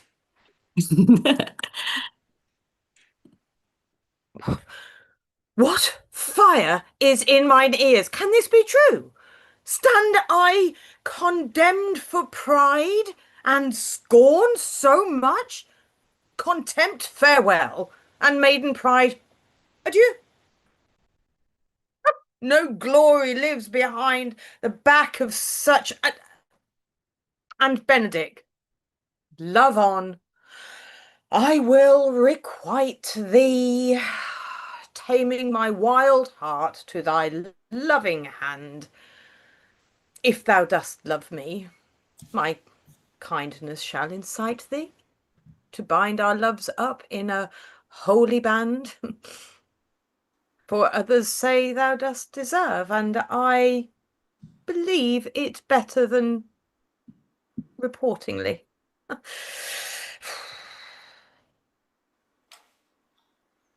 I do but stay till your marriage be consummate, and then I go toward Aragon. I'll bring you thither, my lord, if you'll vouchsafe me. Nay, that would be too great a soil in the new gloss of your marriage, as to show a child his new coat and forbid him to wear it. I will only be bold with Benedict for his company, for the crown of his head, for from the crown of his head to the sole of his foot he is all mirth. He hath twice or thrice cut Cupid's bowstring, and the little hangman dare not shoot at him. He hath a heart as sound as a bell, and his tongue is the clapper. For what his heart thinks, his tongue speaks. Oh, gallants, I'm not as I have been. So say I. Methinks you are sadder. I hope he be in love. Truant, hang him, truant. There's no true drop of blood in him to be truly touched with love. If he be sad, he wants money. I have the toothache. Draw it. Hang it. You must hang it first and draw it afterwards. What? Sigh for the toothache. Where is but a humour or a worm? Well, everyone cannot master a grief, but he that has it. Yet I say he is in love. There is no appearance of fancy in him, unless it be fancy that he hath to strange disguises, as to be a Dutchman today, a French tomorrow. Unless he have a fancy to this foolery, as it appears he hath. He is no fool for fancy, as you would have to appear he is. If he be not in love with some woman, there is no believing old signs. Brushes his hat in the mornings. What should that bode? Hath any man seen him at the barber's? No, but the barber's man hath been seen with him, and the old ornament of his cheek hath already stuffed tennis balls. Indeed, he looks younger than he did by the loose of a beard. Nay, rubs himself with clivet musk. Can you smell him out by that? That's as much to say the sweet youth's in love. The greatest note of it is his melancholy. And when was he wont to wash his face? Yea, or to paint himself, for which I hear what they say of him. Nay, but his jesting spirit, which is now crept into a lutestring and now governed by stops. Indeed, that tells a heavy tale for him. Conclude, he is in love. Nay, but I know who loves him. That would I know too. I warrant one that knows him not. Yes, and his ill conditions and indisputable dies for him. She shall be buried with her face upward. Yet is this no charm for the toothache, old signor. Old signor, walk aside with me. I have studied 8 or 9 wise words to speak to you, which these hobby horses must not hear. For my life to break with him about Beatrice. 'Tis even so. Hero and Margaret have by this played their parts with Beatrice, and then the 2 bears will not bite one another when they meet. My lord and brother, a God save you. Good den, brother. If your leisure served, I would speak with you. In private? If it please you, yet Count Claudio may hear, for what I would speak of concerns him. What's the matter? Means your lordship to be married tomorrow? You know he does. I know not that when he knows what I know. If there be any impediment, I pray you discover it. You may think I love you not. Let that appear hereafter, and aim better at me by that I now will manifest. For my brother, I think he holds you well, and in dearness of heart hath holp to effect your ensuing marriage. Surely suit ill spent and labour ill bestowed. Why, what's the matter?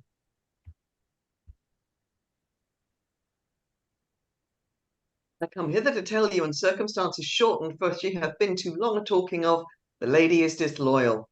Who, Hero? Even she, Leonato's hero, your hero, every man's hero. Disloyal.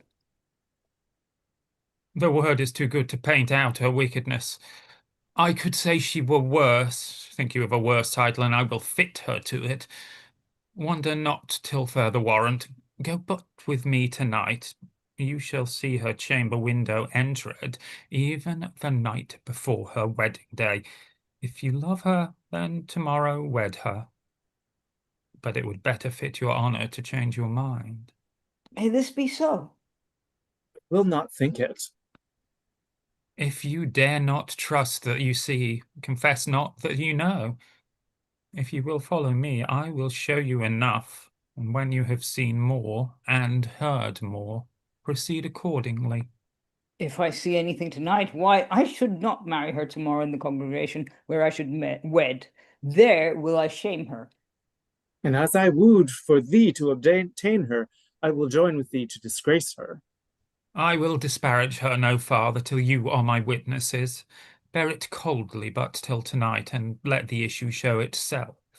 O day untowardly tuned.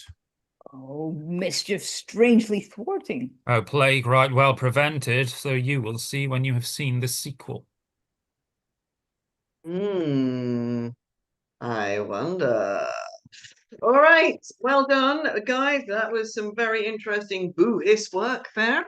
It's always fun when we have our jolly players playing evil, and we got a bit of that going on. We've got Joelle and Bridget and Ian all getting down with their dark sides.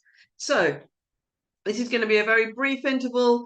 So I say to the players, if you need to pop, make a cup of tea, get a glass of water, go to the loo, whatever it is, then this is not going to be a long break because we want to rock on, get this one through, and then hop on to Romeo and Juliet to keep ourselves on course. I wonder if Valentina has surfaced. Yes, I'm here. She's there. Okay. So what news do we have from? Well, I'm going to give you an update. Go on then. Oh my God. The situation has changed. We're looking at a bit of Roman fun at the moment. So if anybody... I'm laughing because I've already organised the parts for Measure for Measure. Of That'll course serve you me have. right. Yes. So unless somebody votes, was it the next 10 minutes? Well, I don't know. It's now 1:15. What time do we want to? I mean, should we just call it now? And that's what it is. So I Julius mean, we Caesar has come. can. Julius Caesar's come right up on the outside. I think he was losing. Yes. It was not. I think it was a third choice. But clearly somebody has Okay. been, I'm has just supplanted gonna do some Measure for crossings Measure. out here. So I just say to the audience, unless you vote in the next 5 minutes, I think this is the result. Okay, well, we'll give them 5 minutes, and you let me know. And yes, it is. I mean, this little complication was, of course, my smart idea. So if I'm complaining about this, it's absolutely my fault. Because I thought it would be fun, which I think it is. Yeah, I have nothing against Julius Caesar. People in the chat are speaking up for it. No, I have no problems with Julius Caesar at all. I did do it for O level, but somehow or other it's a play I'm still remain fond of. I remember my mother taking me to see it. I think I was 15 in the early 1980s. My mother took me to see it at the Barbican when the RSC had the residency there still. It was before I took the exam. And I can remember Roger Allam was Brutus. And I can still remember little tiny snippets of it. And it was a very kind of strong, sort of modern traditional kind of look. Yeah, it's a good play. It never fails to speak. So, What I okay. find really interesting is that both top choices were the plays that we have in this season. Yeah, I wonder. I mean, is that the dirty Are we politics? influencing the thing? Yeah, that people are into this idea of dirty politics, and this is what we're thinking of. There are quite a lot of Julius Caesars on around the world. I seem to see a lot of, not so many Measure for Measures, but because I follow so many Shakespeare groups on various social media. But then it is a play for all times, definitely a play for our times. I'm just sort of thinking when I remember in the 90s seeing it done very kind of Bosnia-esque of the time. You can fit it into so many political regimes. Not going to mention the one that happened in America a few years back that caused a lot of misunderstandings for a lot of people. So, okay. People are actively voting. Okay. But at the moment, Julius Caesar is still on top. Julius Caesar's still winning. Right. How much longer should we give it, Valerie? Do you want to call it during this interval, or should we? It's up to you. We can. Well, I mean, we can call it in the next at 20 past. Okay, let's give it. And then, and then we can announce it at the end of this play. Okay, so we'll give it 3 more minutes, Valley. If you text or message me I'll text the result, then because I'm going to have to rather interestingly do some quite nimble brain work. So good luck, everybody, with this one between now and then. So if we're doing Julius Caesar, which is great, serves me right for getting cocky. I'm thinking, gonna be Measure for Measure. I better sort that out. Yes. So before we hop back in, so we're going to go straight back into the play. Please remember to keep buying us a coffee. You can scan the QR code where Valentina is. I need a pretty decent injection of caffeine right now if we're to sort out this final play, because I've got quite a lot of work to do. But I will get it done as quickly as I can and still keep an eye on the book. So wish me luck. She that is significantly souped. Yes, apparently Eric's on coffee number 3, Hero's on tea number 5. I've kind of lost track. So And honestly, who's counting? Right. Let's go back to Leonato's and pick up this story because there is some skullduggery going on, which is a fabulous old word and doesn't get used enough.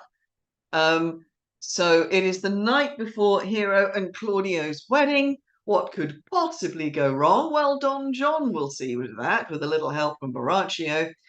But we're going to meet some honest people of the town of Messina who are looking after the peace and welfare of all the citizens. So can I just check that Dogberry, Verges, and our two watch people, can you pop your mics off and tell me if you're ready? Yep. Ready. Yep. Yeah. Okay, marvelous, lovely. So as soon as I'm gone, let's go back to Messina, and we'll see you at the end with the result of the vote. Ah, come on, Mike, come on, turn off. There we go.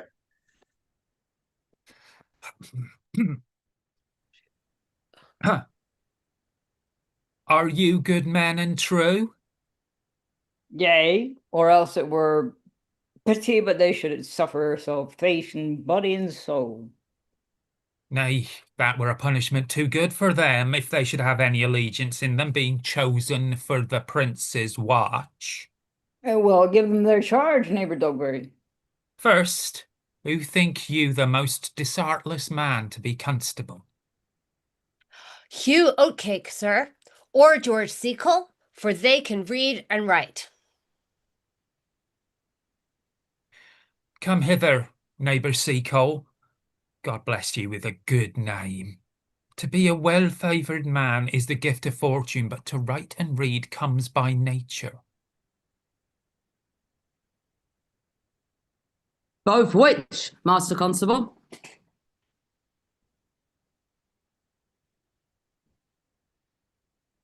You have, I know. You have. I knew it would be your answer. Well, for your favour, sir, give God thanks and make no boast of it. And for your writing and reading, let that appear when there is no need of such vanity. You're thought here to be the most senseless and fit man for the constable of the watch. Therefore bear you the lanthorn. This is your charge. You shall comprehend all vagrom men. You are to bid any man stand in the prince's name. How will I, if not stand? Why then take no note of him, but let him go, and presently call the rest of the watch together, and thank God you were rid of a knave. If he will not stand when he is bidden, he is none of the prince's subjects. True, and they are to meddle with none but the prince's subjects. You shall also make no noise in the streets, for the watch to babble and talk 'tis most tolerable and not to be endured. We will rather sleep than talk. We know what belongs to a watch. Why, you speak like an ancient and most quiet watchman, for I cannot see how sleeping should offend. Only have a care that your bills be not stolen. Well, you're to call at all the alehouses and bid them that are drunk get them to bed. But how if they will not? Why, then let them alone till they are sober. If they make you not then the better answer, you may say they are not the men that you took them for. Well, sir. If you meet a thief, you may suspect him, by virtue of your office, to be no true man. And for such kind of man, the less you meddle or make with them, why, the more is for your honesty. If we know him to be a thief, shall we not lay hands upon him? Truly, by your office you may, but I think they that touch pitch will be defiled. The most peaceable way for you, if you do take a thief, is to let him show himself what he is and steal out of your company. You have been always called a merciful man, partner. Oh, truly, I would not hang a dog by my will, much more a man who hath any honesty in him. If you hear a child cry in the night, you must call to the nurse and bid her still it. How if the nurse be asleep and will not hear us? Why then depart in peace and let the child wake her with crying. For the ewe that will not hear her lamb when it bays will never answer a calf when he bleats. It is very true. This is the end of the charge. You, constable, are to present the prince's own person. If you meet the prince in the night, you may stay him. Nay, bar lady, that I think I cannot. 5 shillings to 1 aunt with any man that knows the statutes, he may stay him. Marry not without the prince be willing, for indeed the watch ought to offend no man, and it is an offence to stay a man against his will. Bar lady, I think it be so. Ha! Aha! Well, masters, good night, and there be any matter of weight chances, call up me. Keep your fellows' counsels and your own, and good night. Come, neighbour. Well, masters, we hear our charge. Let us go sit upon the church bench till 2, and then all to bed. 1 word more, honest neighbours. I pray you watch about Signor Leonato's door. For the wedding being there tomorrow, there is a great coil tonight. Adieu, be vigilant, I beseech you.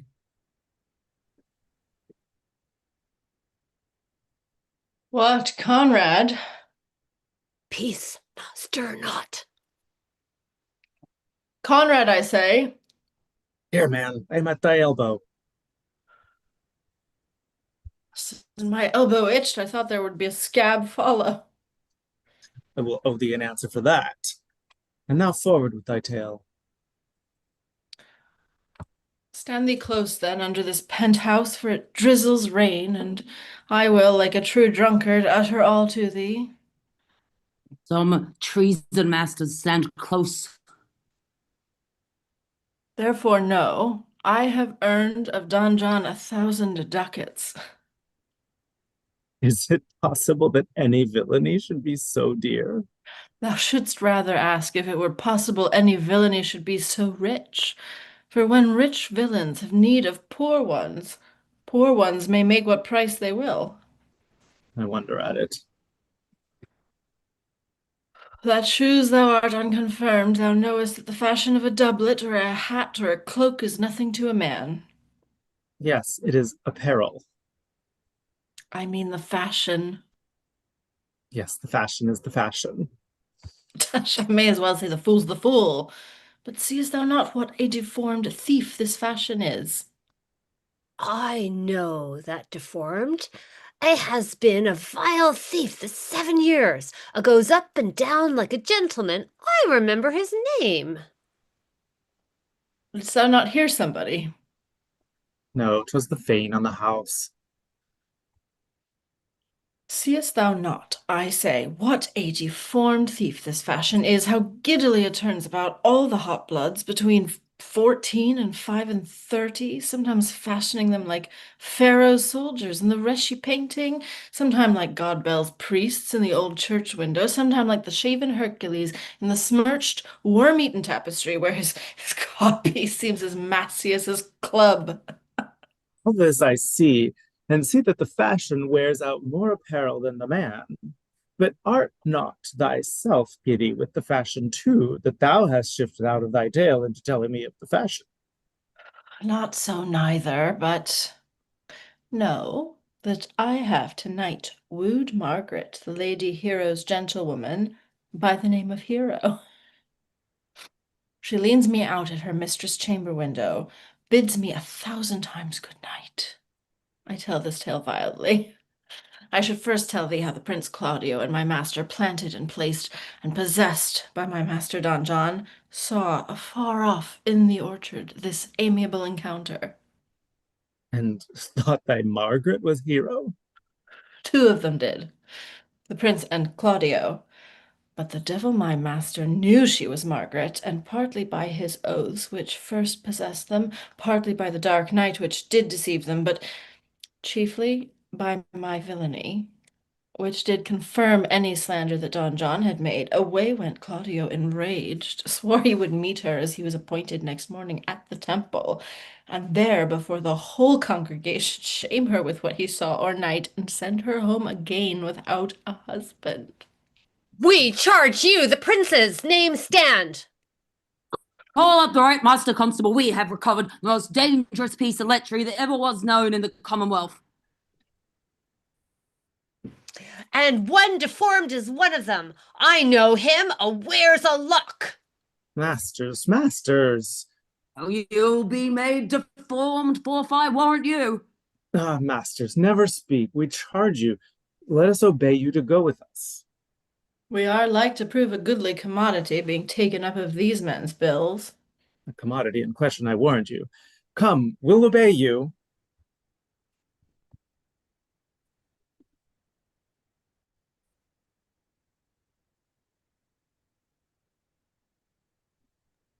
And a hero, Margaret and Ursula, please. I'll unmute.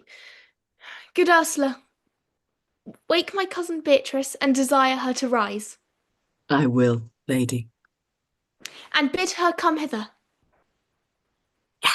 Well, I think your other Roberto were better. No, pray thee, good Margaret, I'll wear this.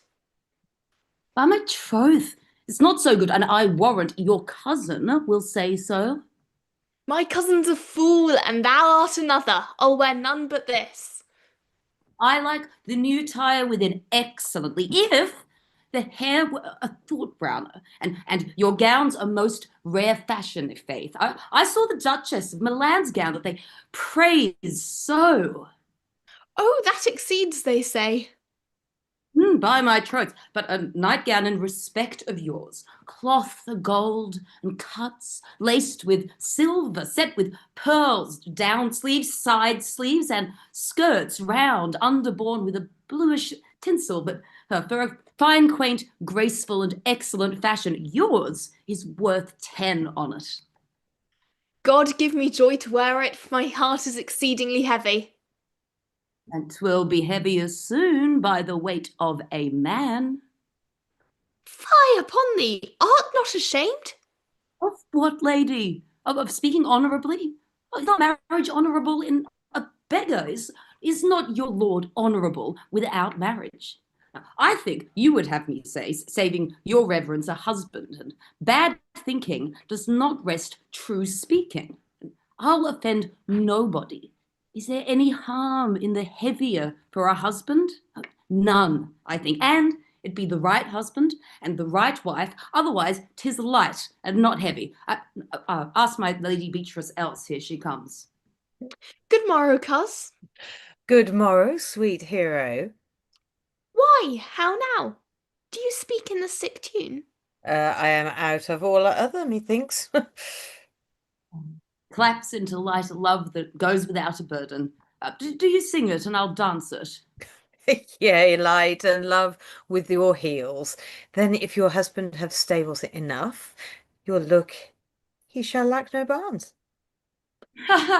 Oh, illegitimate construction. Oh, I scorn that with my heels. 'Tis almost 5 o'clock, cousin. 'Tis time you were ready. By my troth, I am exceeding ill. Hey-ho! Orc, a horse, or a husband? For the latter. He begins them all. H. Well, and you not be turned Turk, there's no more sailing by the stars. What name? The full tro. Nothing I, but God send everyone their heart's desire. These gloves the Count sent me. They are an excellent perfume. I am stuffed, cousin. I cannot smell. Made and stuffed, there's goodly catching of cold. Oh, God help me, God help me. How long have you professed apprehension? Ever since you left it. Doth not my wit become me, really? It is not seen enough. You should wear it on your cap, and by my troth, I am sick. Well, get you some of this distilled Cardus Benedictus and lay it to your heart. It's the only thing for a qualm. There thou prick'st her with a thistle. Benedictus. Why Benedictus? Have you some moral in this Benedictus? Moral? No, by my troth, I have no moral. Meaning I meant plain holy thistle. You may think, perchance, that I think you are in love. Nay, the lady, I am not such a fool to think what I list, nor I list not to think what I can, nor indeed I cannot think. If I would think my heart out of thinking that you are in love, or that you will be in love, or that you can be in love. Yet Benedict was such another. Now he has become a man. He swore he would never marry, and And yet now, in despite of his heart, he eats his meat without grudging. And how you may be converted, I know not, but methinks you look with your eyes as other women do. What pace is that thy tongue keeps? Not a false gallop.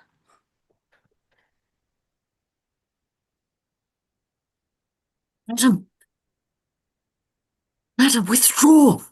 The Prince, the Count, Signor Benedict, and Don John, and all the gallants of the town are come to fetch you to church. Help me to dress me, good coz, good Meg, good Ursula.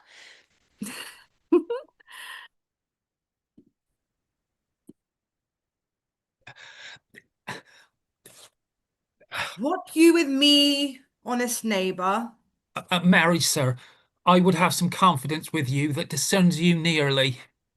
Brief I pray you, for you see it is a busy time with me. Oh, marry, that it is, sir. Yes, in truth it is, sir. What is it, my good friends? A good man, Verges, sir, speaks a little of the matter. An old man, sir, and his wits are not so blunt as God help I would desire they were, but in faith honest as the skin between his brows. Yes, I thank God I am as honest as any man living that is an old man, and no honester than I. Comparisons are odorous, palabrous, neighbour Verges. Neighbours, you are tedious. It pleases your worship to say so, but we are the poor Duke's officers. But truly, for mine own part, if I were as tedious as a king, I could find it in my heart to bestow it all of your worship. All thy tediousness on me, huh? Oh, yea, and 'twere 1,000 times more than 'tis, for I hear as good exclamation on your worship as of any man in the city. And though I be but a poor man, I am glad to hear it. And so am I. I would fain know what you have to say. Marry, sir, our watch tonight accepting your worship's presence, have attained a couple of as arrant knaves as any in Messina. A good old man, sir. He will be talking, as they say, when the age is in, the wit is out. God help us, it is a world to see. Well said, if faith, neighbour Verges. Well, God's a good man, and two men ride of a horse, one must ride behind.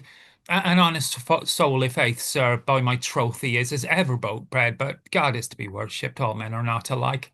Alas, good neighbour. Indeed, neighbour, he comes too short of you. Gifts that God gives. I must leave you. One word, sir. Our watch, sir, have indeed comprehended two auspicious persons, and we would have them this morning examined before your worship. Take their examination yourself and bring it to me. I am now in great haste, as may appear to you. It shall be sufficient. Drink some wine, here you go. Fare you well.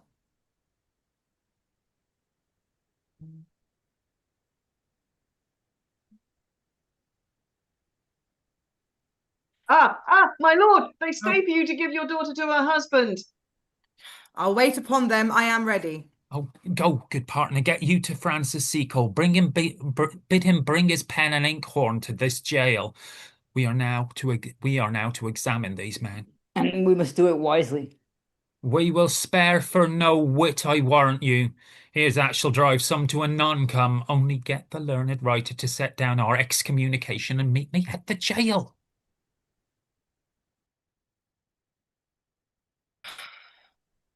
Come, Friar Francis, be brief. Only to the plain form of marriage, and you shall recount their particular duties afterward. You come hither, my lord, to marry this lady? No. To be married to her, Friar, you come to marry her. Lady, you come hither to be married to this count. I do.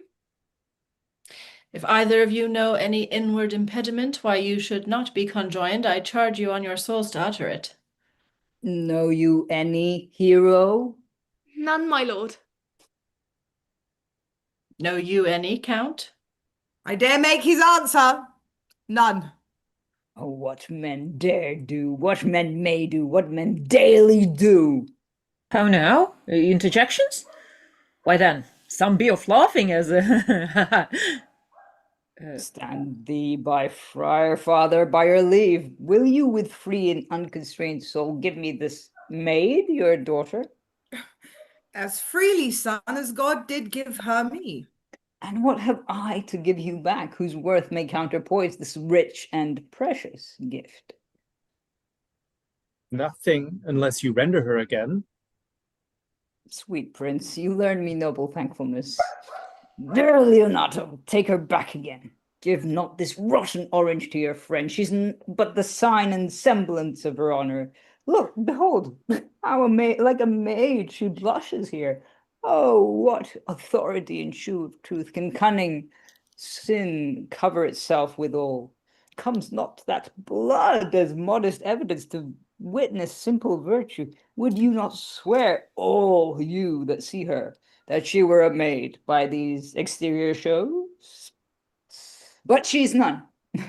She knows the heat of a luxurious bed. Her blush is guiltiness, not modesty. What do you mean, my lord? Not to be married, not to knit my soul to an approved wanton. Dear my lord, if you in your own proof have vanquished the resistance of her youth and made defeat of her virginity. I know what you would say. If I have known her, you will say, she did embrace me as a husband and so extenuate the forehand sin. No, Leonato. I never tempted her with words too large, but as a brother to his sister shewed bashful sincerity and comely love. And seemed I ever otherwise to you? Out on thee seeming, I will write against it. You seem to me as Diane in her orb, as chaste as is the bud ere it be blown. But you are more intemperate in your blood than Venus or those pampered animals that rage in savage sensuality. Is my lord well that he doth speak so wide? Sweet prince, why speak not you? What should I speak? I stand dishonored that have gone about to link my dear friend to a common stale. Are these things spoken, or do I but dream? Sir, they are spoken, and these things are true. This looks like not like a nuptial. True! Oh, God! Leonato, stand I here. Is this the prince? Is this the prince's brother? Is this face Hero's? Are her eyes our own? All this is so. What of this, my lord?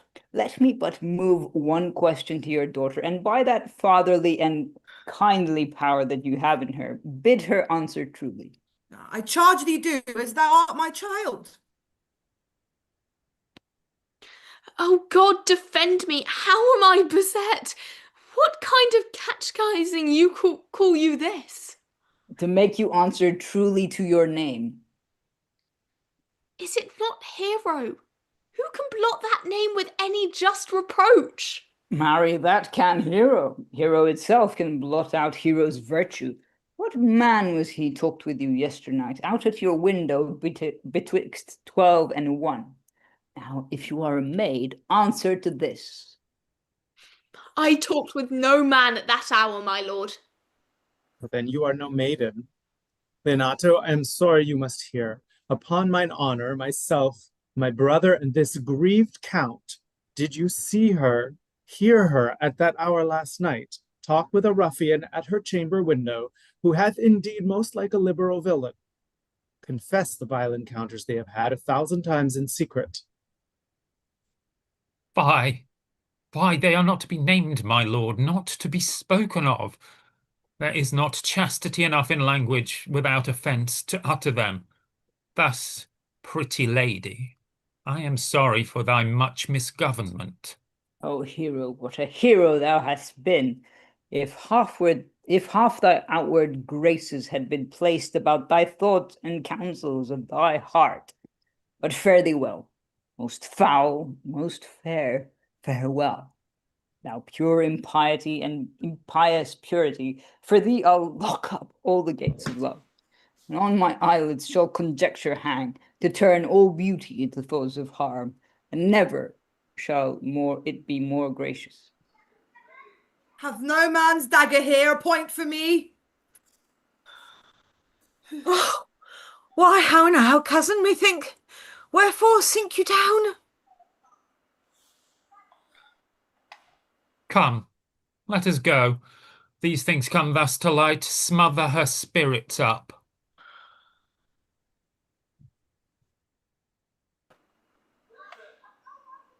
How doth the lady? Oh, dead, I think. Help, uncle. Hero, why, hero, uncle, Signor Benedict, friar. Oh, fate, take not away thy heavy hand. Death is the fairest cover for her shame that may be wished for. How now, cousin Hero? Have comfort, lady. Dost thou look up?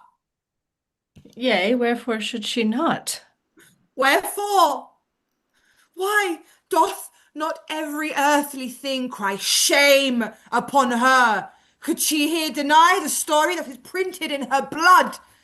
Do not live, hero. Do not open thine eyes. For did I think thou wouldst not die, quickly die. Thought I thy spirits were stronger than thy shames. Myself would on the reward of reproaches strike at thy life. Grieved I had but one. Chid I for that at frugal nature's frame? Oh, one too much by thee. Why had I one? Why ever was thou lovely in my eyes? Why had I not with charitable hand took up a beggar's issue at my gates, who smeared thus and mirrored with infamy? I might have said, no part of it is mine, this shame derive itself from unknown loins. But mine I loved, and mine I praised, and mine, that I was proud on mine so much, that I myself was to myself not mine. Valuing of her, why she, oh, she is fallen into a pit of ink, that the wide sea hath drops too few to wash her clean again, and salt too little, which may season give to her foul tainted flesh. Sir, be patient. For my part, I am so attired in wonder, I know not what to say. But oh, my soul, my cousin is belied. lady, were you her bedfellow last night? No, truly not, although until last night I have this 12-month been her bedfellow. Confirmed. Oh, that is stronger made, which was before barred up with ribs of iron. Would the princess lie, and Claudio lie, who loved her so, that speaking of her foulness washed it with tears? Hence from her, let her die. Hear me a little, for I have only been silent so long, and given way unto this course of fortune by noting of the lady I have marked 1,000 blushing apparitions to start into her face, 1,000 innocent shames, an angel whiteness bear away those blushes, and in her eye there hath appeared a fire to burn the errors that these princes hold against her maiden truth. Call me a fool, trust not my reading nor my observations, which with experimental seal doth warrant the tenure of my book. Trust not my age, my reverence, calling, nor divinity. If this sweet lady lie not guiltless here under some biting error. Friar, it cannot be.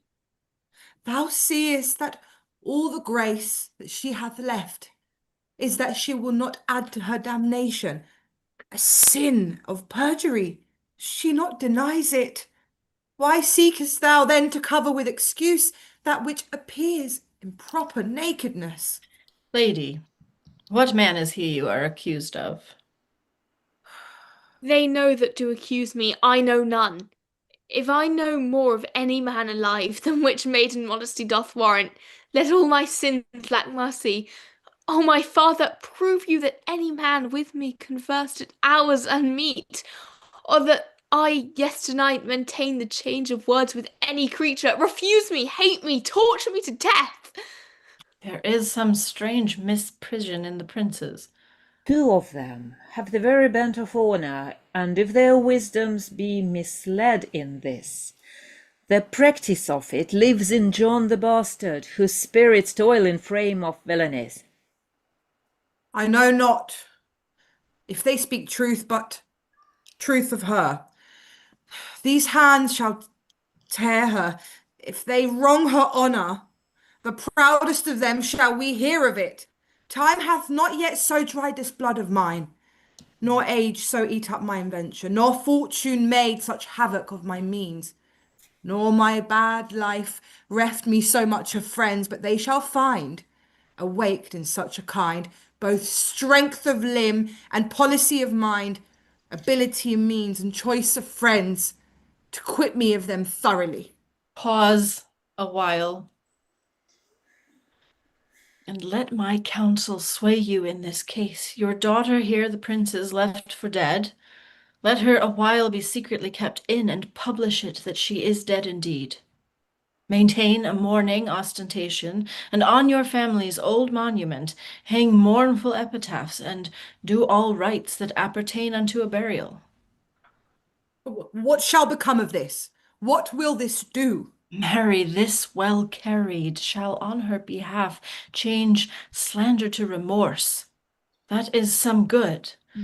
But not for that dream I on this strange course, but on this travail look for greater birth.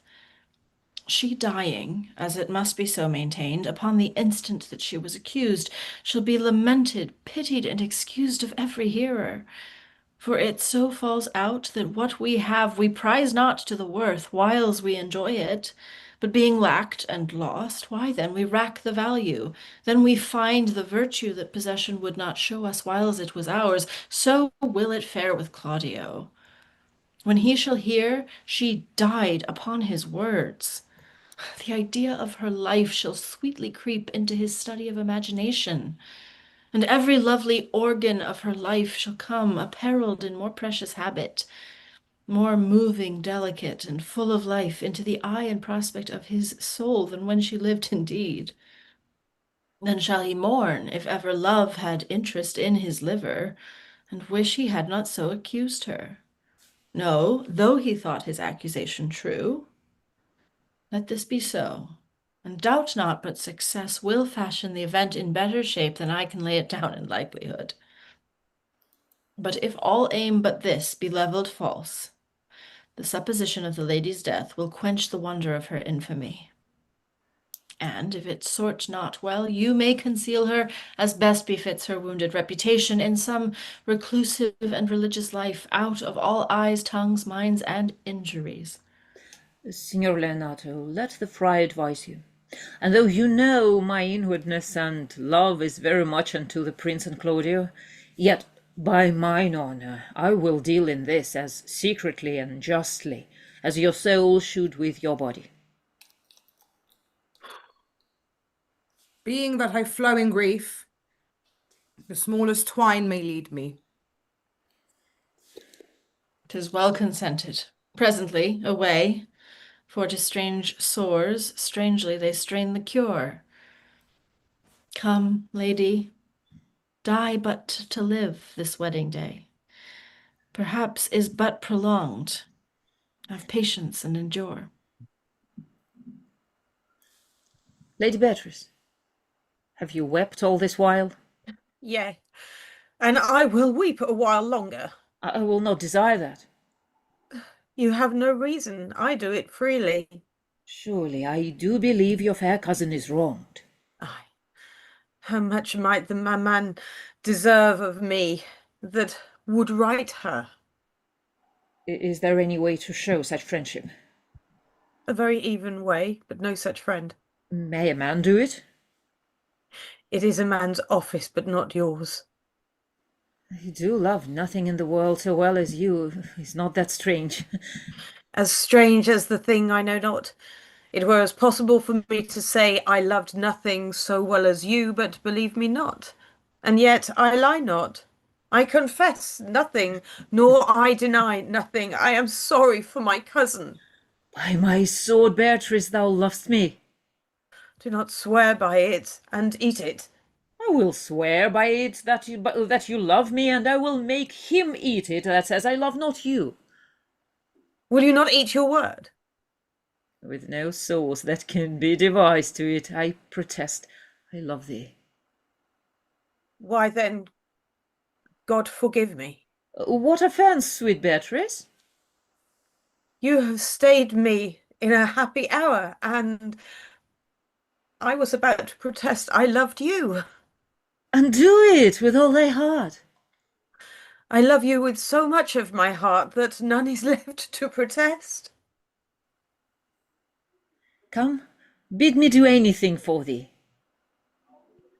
Kill Claudio. Oh, ha! Not for the wide world. You kill me to deny me. Farewell. Tarry, sweet Beatrice. I am gone. Though I am here, there is no love in you. Nay, I pray you let me go. Beatrice! In faith, I will go. We'll be friends first. You dare easier, my friend with me, than fight mine enemy. Is Claudio thine enemy? Is it not approved in the height of villainy that hath slandered, scorned, dishonoured my kinswoman? Oh, that I were a man!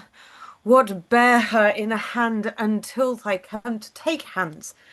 And then when public accusation, uncovered slander, unmitigated rancour, God, that I were a man!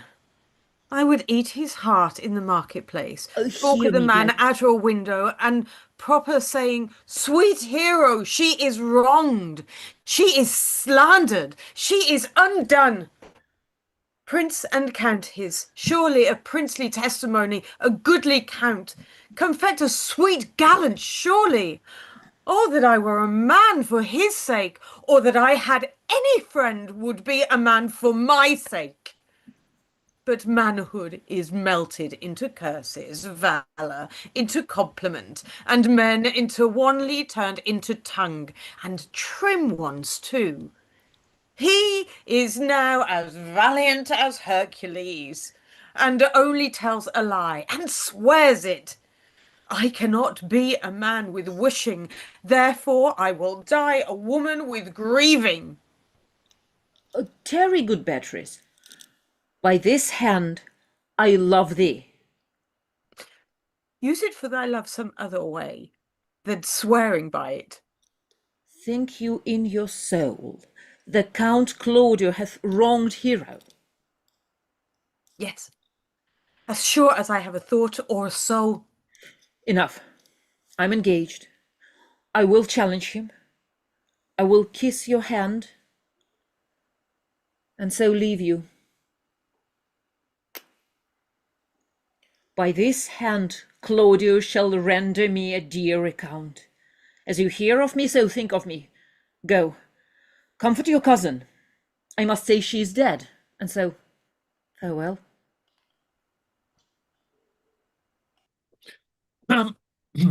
Is our whole assembly appeared? Oh, a stool and a cushion for the sexton. Which be the malefactors? Marry, that am I and my partner. Nay, that's certain. We have the exhibition to examine.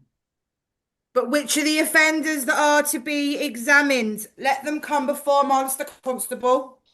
Yea, marry, let them come before me. What is your name, friend?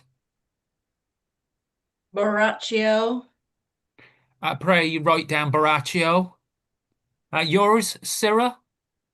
I am a gentleman, sir, and my name is Conrad. Write down Master Gentleman Conrad.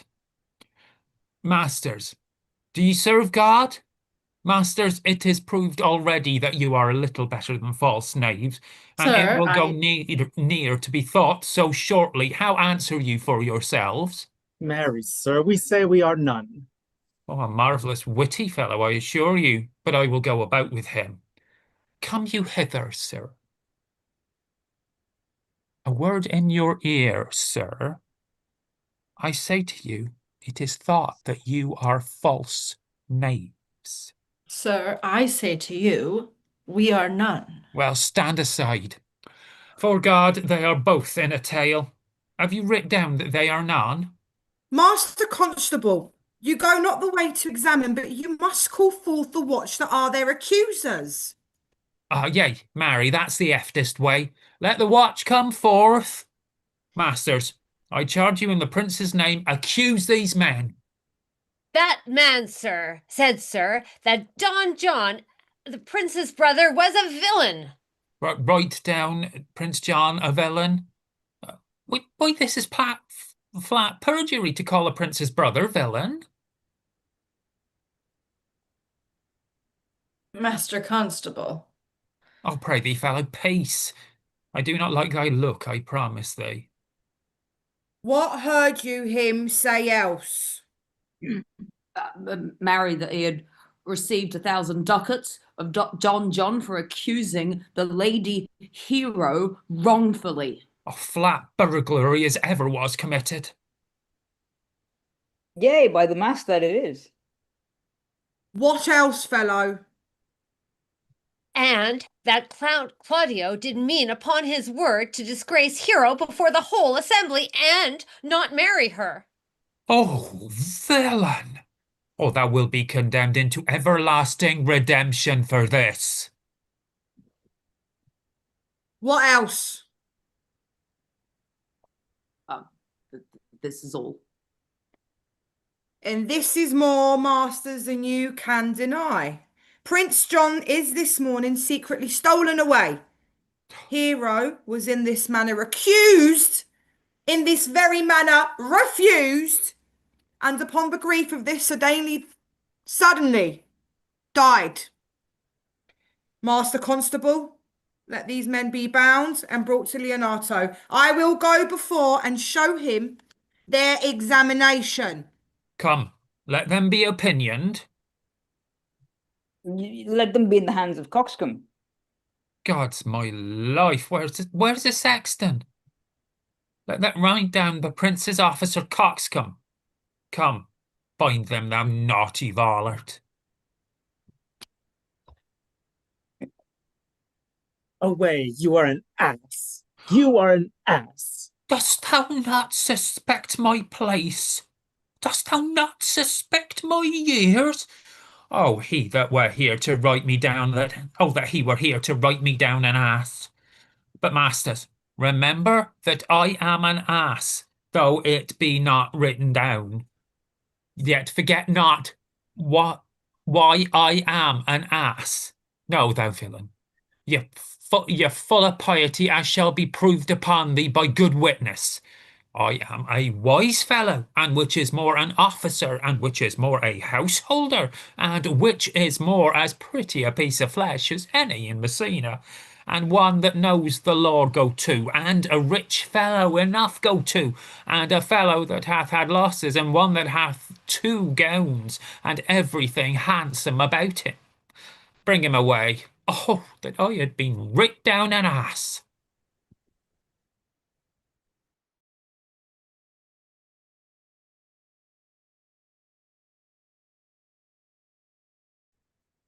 If you go on thus, you will kill yourself. I pray thee, seize thy counsel, which falls into mine ears as profitless, as water in a sieve. Give not me counsel, nor let no comfort delight mine ear, but such a one whose wrongs doth suit with mine.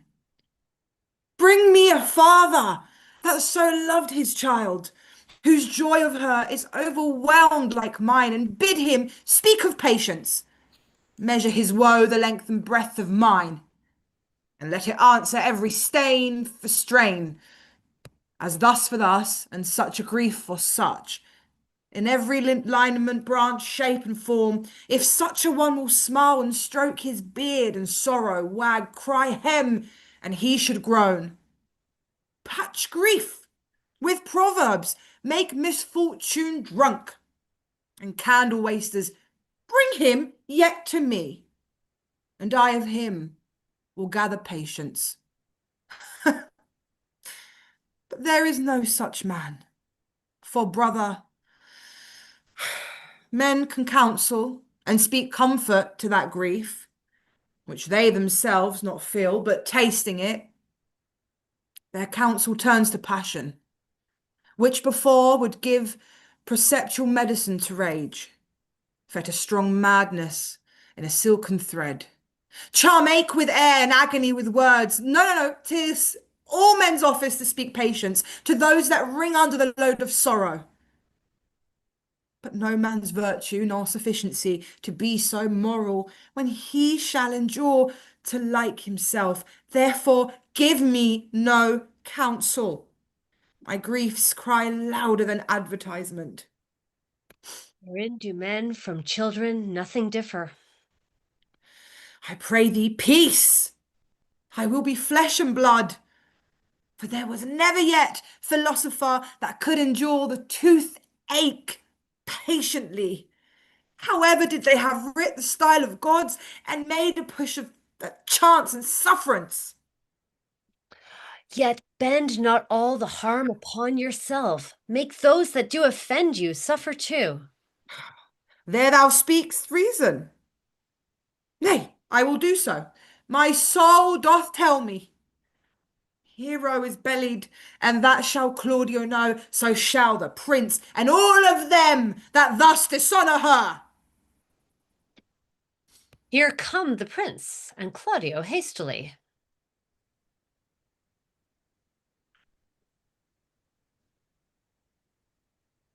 Good den, good den. Good day to both of you. Hear you, my lords.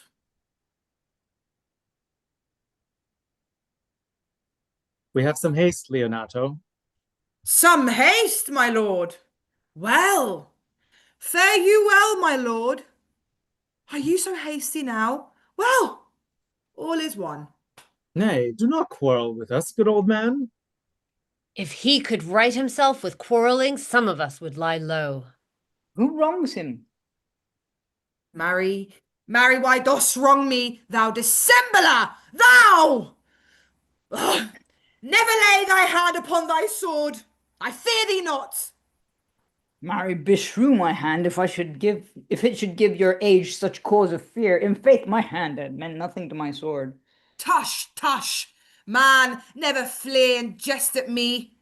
I speak not like a dotard nor a fool, as under privilege of age to brag. What I have done being young, or what would do, were I not old. No, Claudio, to thy head thou hast so wronged my innocent child and me, that I am forced to lay my reverence by, and with grey hairs and bruise of many days, do challenge thee to trial of a man. I say, thou hast bellied mine innocent child. Thy slander hath gone through and through her heart, and she lies buried with her ancestors. Oh, in a tomb where never scandal slept, save this of hers, framed by thy villainy. My villainy? Thine, Claudio, thine, I say. You say not right, old man. My lord, I'll prove it on his body if he dare. Despite his nice fence and his active practice, his May of youth and bloom of lustihood. Away! I will not have to do with you. Canst thou so daff me? Thou hast killed my child. If thou kill'st me, boy, thou shalt kill a man. He shall kill two of them. Come, 'tis no matter. Do not meddle. Let me deal in this. Gentlemen, both, we will not wake your patience. My heart is sorry for your daughter's death, but on my honor, she was charged with nothing but what was true and very full of proof. My lord, my lord. I will not hear you. No. Come, brother, away. I will be heard. And shall, or some of us will smart for it. See, here comes the man we went to seek. Now, Signor, what news? Oh, good day, my lord. Welcome, Signor. You are almost come to part almost a fray. We had like to have had our 2 noses snapped off with 2 men without teeth. Leonato and his brother, what thinkest thou? I doubt we should have been too young for them. In a false quarrel there's no true valor. I came to seek you both. We have been up and down to seek thee, for we are high-proof melancholy and would fain have it beaten away. Wilt thou use thy wit? 'Tis in my scabbard. Shall I draw it? Dost thou wear thy wit by thy side? Never any did so, though very many have been beside their wit. I will bid thee draw as we do the minstrels, draw to pleasure us. As I am an honest man, he looks pale. Art thou sick or angry? What courage, man! What though care kill the cat, thou hast metal enough in thee to kill care. Sir, I shall meet your wit in the carrier, and you charge it against me. I pray you choose another subject. Nay, then give him another staff. This last was broke cross. By this light he changes more and more. I think he be angry indeed. If he be, he knows how to turn his girdle. Shall I speak a word in your ear? God bless me from a challenge. You are a villain. I jest not. I will make it good how you dare. With what you dare, and when you dare, do me right, or I will protest your cowardice. You have killed a sweet lady, and her death shall fall heavy on you. Let me hear from you. Well, I will meet you, so I may have good cheer. What, a feast? A feast? Faith, I thank him. He hath bid me to a carle's head and a capon, the which, if I do not carve most curiously, say my knife's naught. Though I not find the woodcock too. Sir, your wit ambles well, it goes easily. I'll tell thee how Beatrice praised thy wit the other day. I said thou hast a fine wit. True, says she, a fine little one. No, says I, a great wit. Right, says she, a great gross one. Nay, said I, a good wit. Just said she, it hurts nobody. Nay, said I, the gentleman is wise. Certainly, she said, a wise gentleman. Nay, said I, he hath the tongues.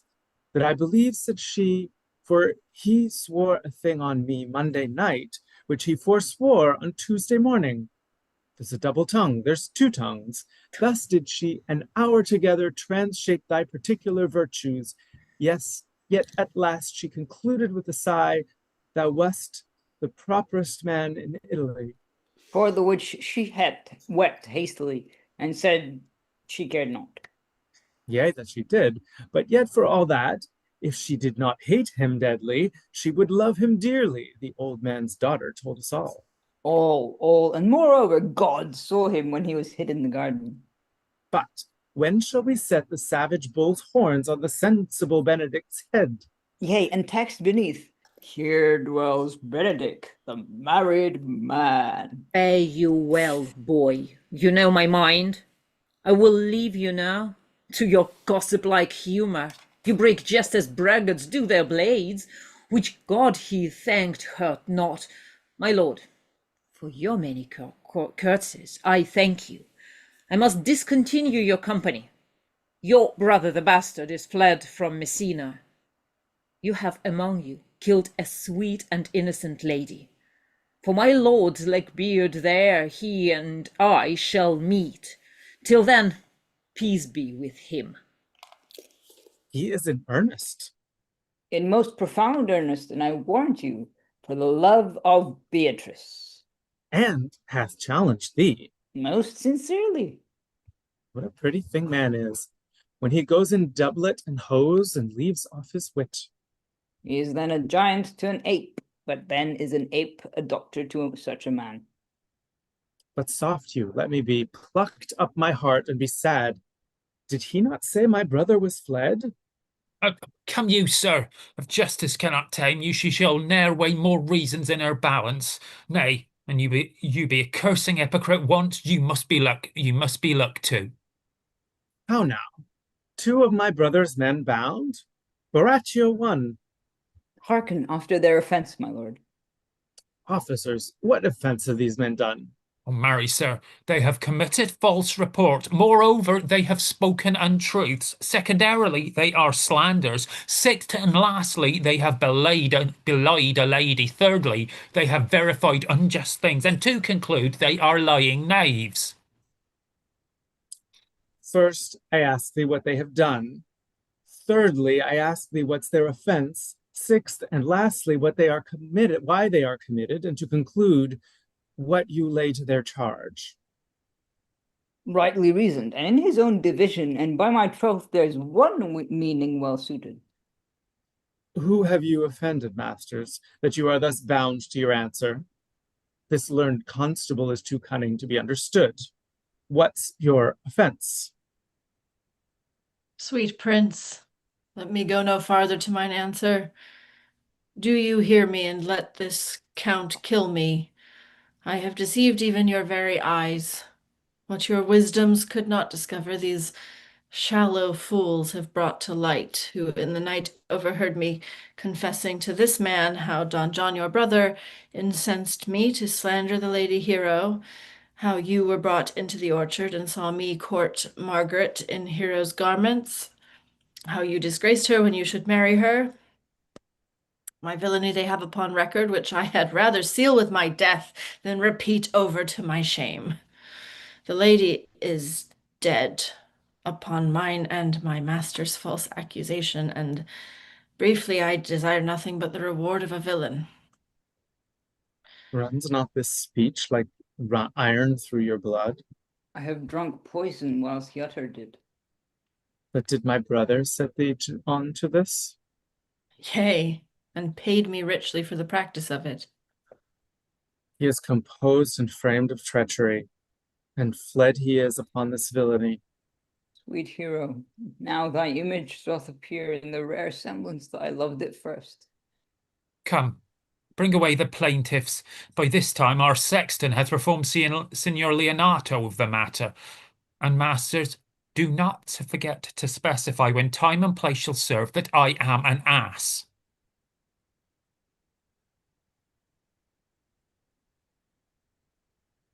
Here comes Master Signor Leonato and the sexton too. Which is the villain?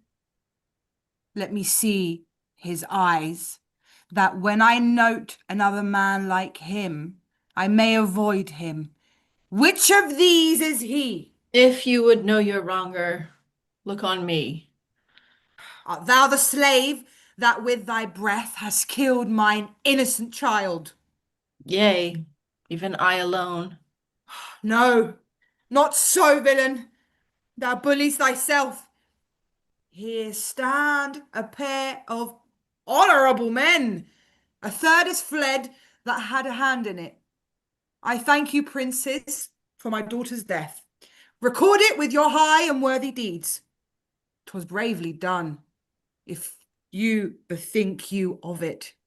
I know not how to pray your patience, yet I must speak. Choose your revenge yourself. Impose me to what penance your invention can lay upon my sin, yet sinned I not, but in mistaking. By my soul, nor I, and yet to satisfy this good old man, I would bend under any heavy weight that he'll enjoin me to. I cannot bid you bid my daughter live. That were impossible. But I pray you both, possess the people in Messina here, how innocent she died. And if your love can labour aught in sad invention, hang her an epitaph upon her tomb, and sing it to her bones, sing it to the night. Tomorrow morning come you to my house. And since you could not be my son-in-law, be yet my nephew. My brother hath a daughter, almost the copy of my child, that's dead. And she alone is here, heir to both of us. Give her the right you should have given her cousin. And so dies my revenge. Oh, noble sir, your overkindness doth wring tears from me. I do embrace your offer and dispose for henceforth of poor Claudio. Tomorrow, then, I will expect your coming. Tonight I take my leave. This naughty man shall face to face be brought to Margaret, who I believe was packed in all this wrong, hired to it by your brother. No, by my soul she was not, nor knew not what she did when she spoke to me, but always hath been just and virtuous in anything that I do know by her. Moreover, sir, which indeed is not under white and black, this plaintiff here, the offender, did call me ass. I beseech you, let it be remembered in his punishment. And also, the watch heard them talk of one deformed.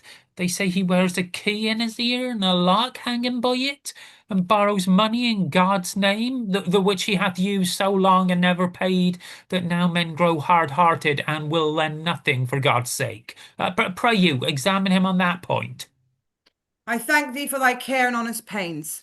Oh, your worship speaks like a most thankful and reverend youth, and I praise God for you. There's for thy pains.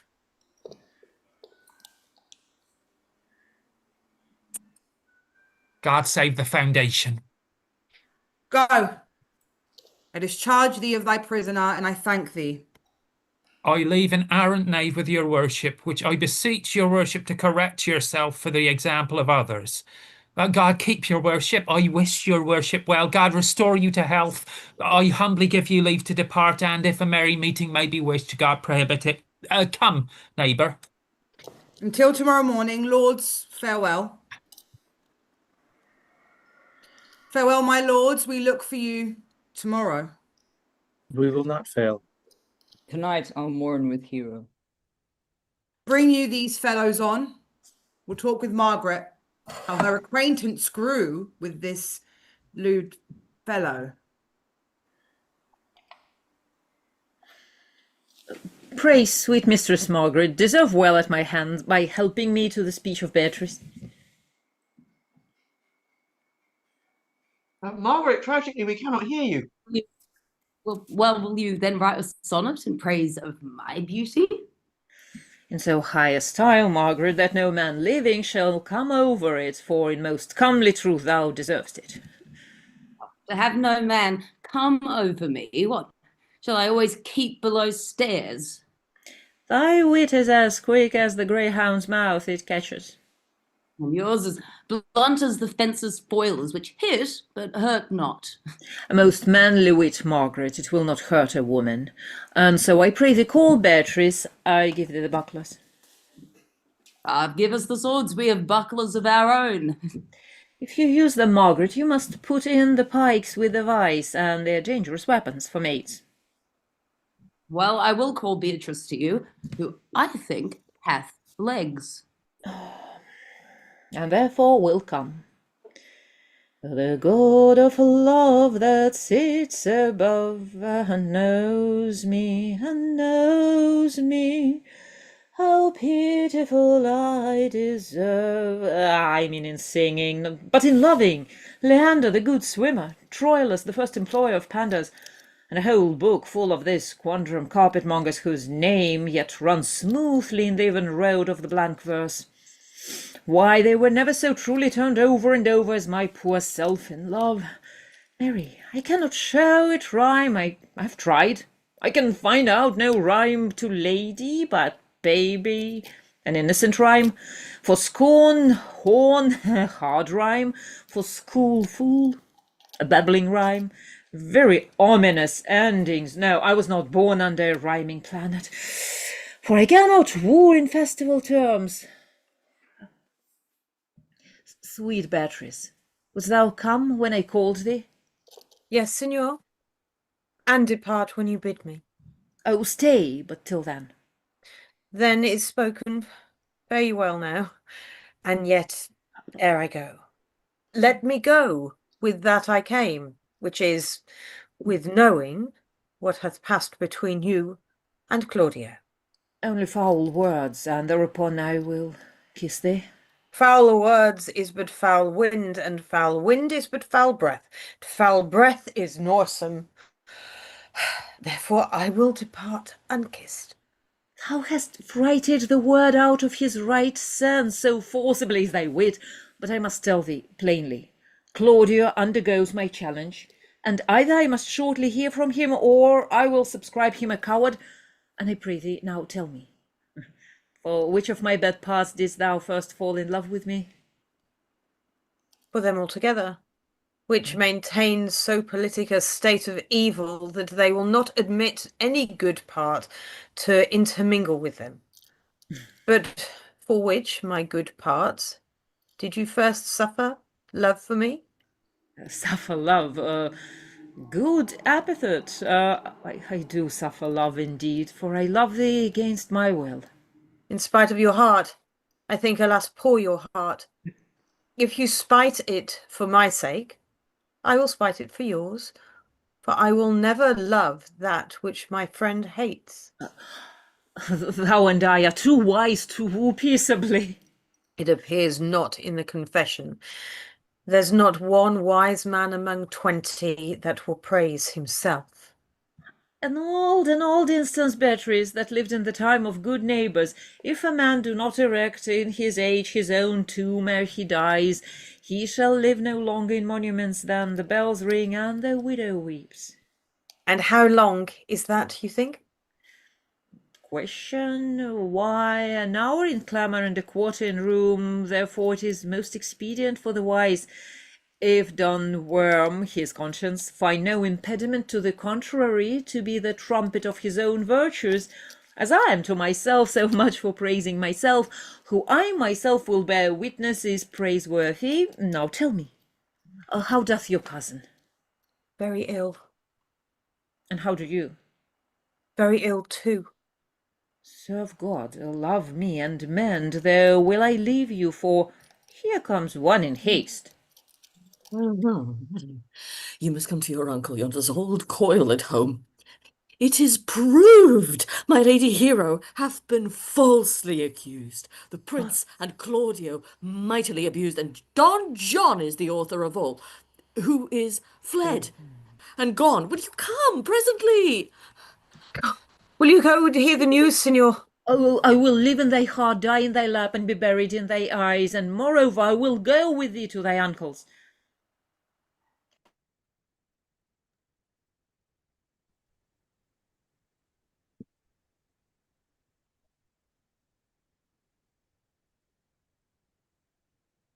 Is this the monument of Leonato?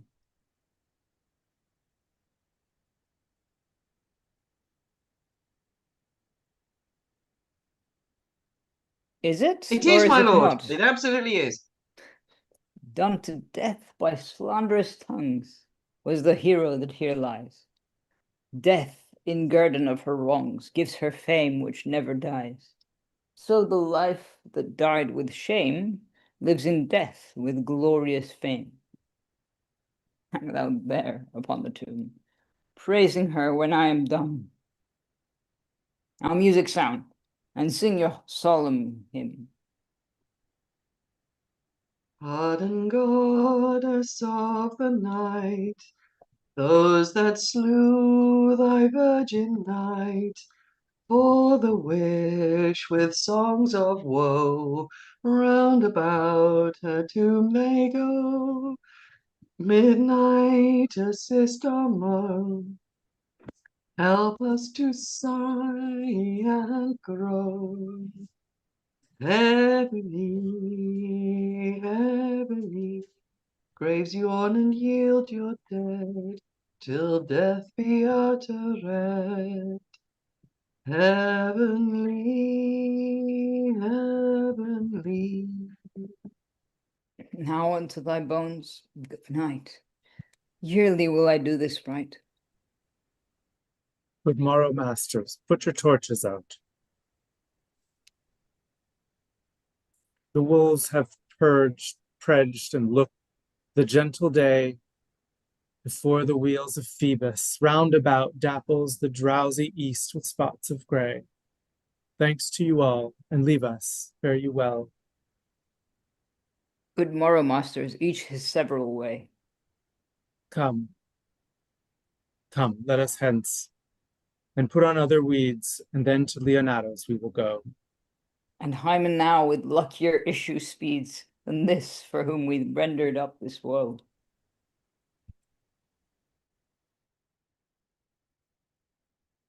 Did I not tell you she was innocent? So, are the prince and Claudio who accused her upon the error that you heard debated? But Margaret was in some fault for this, although against her will, as it appears, in the true course of all the question. Well, I am glad that all things sort out so well. And so am I, being else by faith and force to call young Claudio to reckoning for it. Well, daughter, and you, gentlewomen, all withdraw into a chamber by yourselves, and when I send for you, come hither masked. The prince and Claudio promised by this hour to visit me. You know your office, brother. You must be father to your brother's daughter, and give her to young Claudio.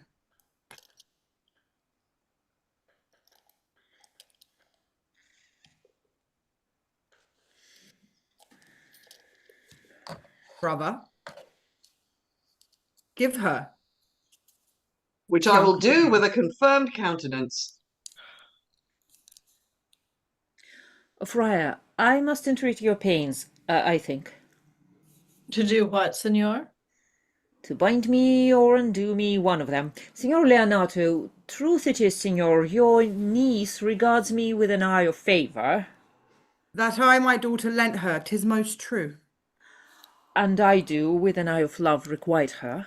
The sight whereof I think you had from me, from Claudio and the prince, but what's your will? Your answer, sir, is enigmatical. But for my will is your good will may stand with ours this day to be conjoined in the state of honourable marriage, in which, good friar, I shall desire your help. My heart is with your liking. And my help.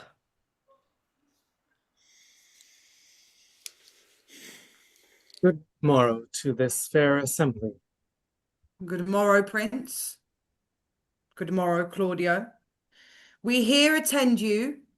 Are you yet determined today to marry with my brother's daughter?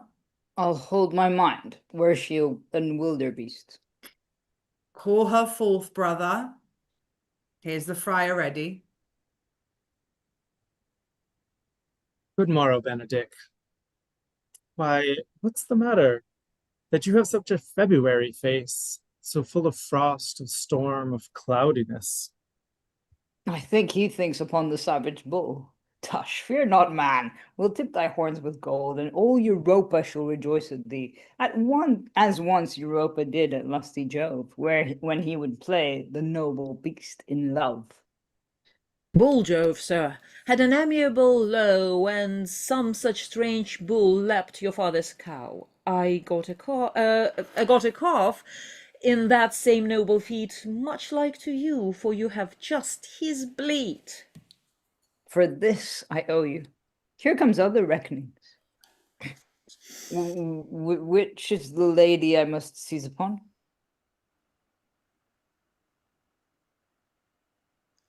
The same is she, and I do give you her. Why then, she's mine. Sweet, let me see your face. No, that you shall not. So you take her hand before this friar and swear to marry her. Give me your hand before this friar. I am your husband, if you like of me. And when I lived, I was your other wife. And when you loved, you were my other husband. Another hero? Nothing certain. One hero died, but I do live, and surely as I live, I am a maid. The former hero that is dead. She died, my lord, but whilst her slander lived. All this amazement can I qualify when, after that the holy rites are ended, I'll tell you largely of fair Hera's death. Meantime, let wonder seem familiar, and to the chapel let us presently. Soft and fair, friar, which is Beatrice? I answer to that name. What is your will? Do not you love me? Why, no. No more than reason. Why then, your uncle and the prince and Claudio have been deceived. They swore you did. Do not you love me?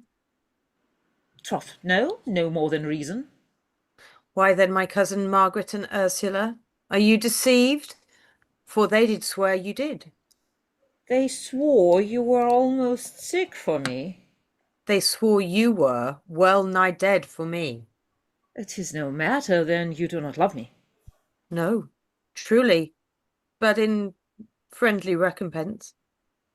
Come, cousin, I am sure you love the gentleman. And I'll be sworn on it that he loves her, for here is a paper in his hand, a halting sonnet of his own pure brain, fashioned to Beatrice. And here's another. Writ in my cousin's hand, stolen from her pocket, containing her affection unto Benedict. A miracle, here's our own hands against our hearts. Come, I will have thee, but by this light. I take thee for pity. I would not deny you, but by this good day I yield upon great persuasion, and partly to save your life, for I was told you were in consumption. Oh, peace! I will stop your mouth. Kiss.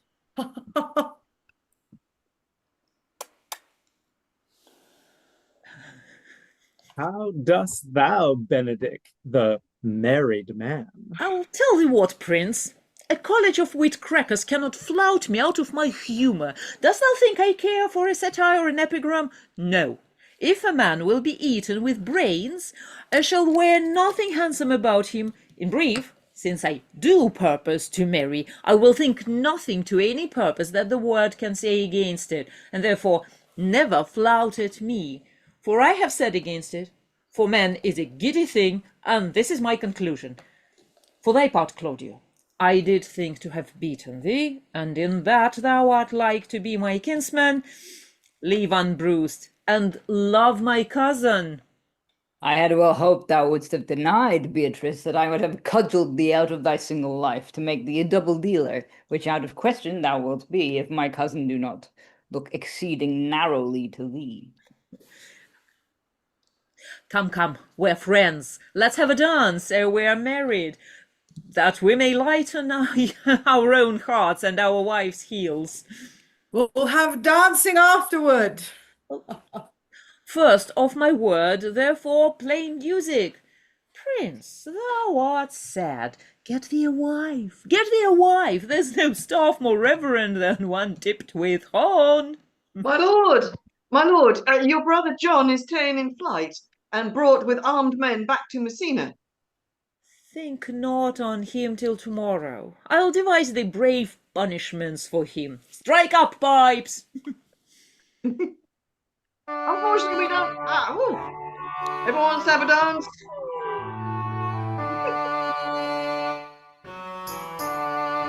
Well, as the much adoers dance their way out of their play, I'm going to call it that is the end of Much Ado for the Promptathon. So well done, everybody. That was wonderful. I've got to pull it because we have to roll straight on to Romeo and Juliet, and we've got fights to deal with, folks. So thank you, everybody on screen. If you're staying, then please nip off for a quick 5-10 minutes. Make yourselves comfortable. If you are, if you're leaving us now, then thank you very much. It's been great fun playing with you. Let's stay in touch, and thank you out there if you're still watching.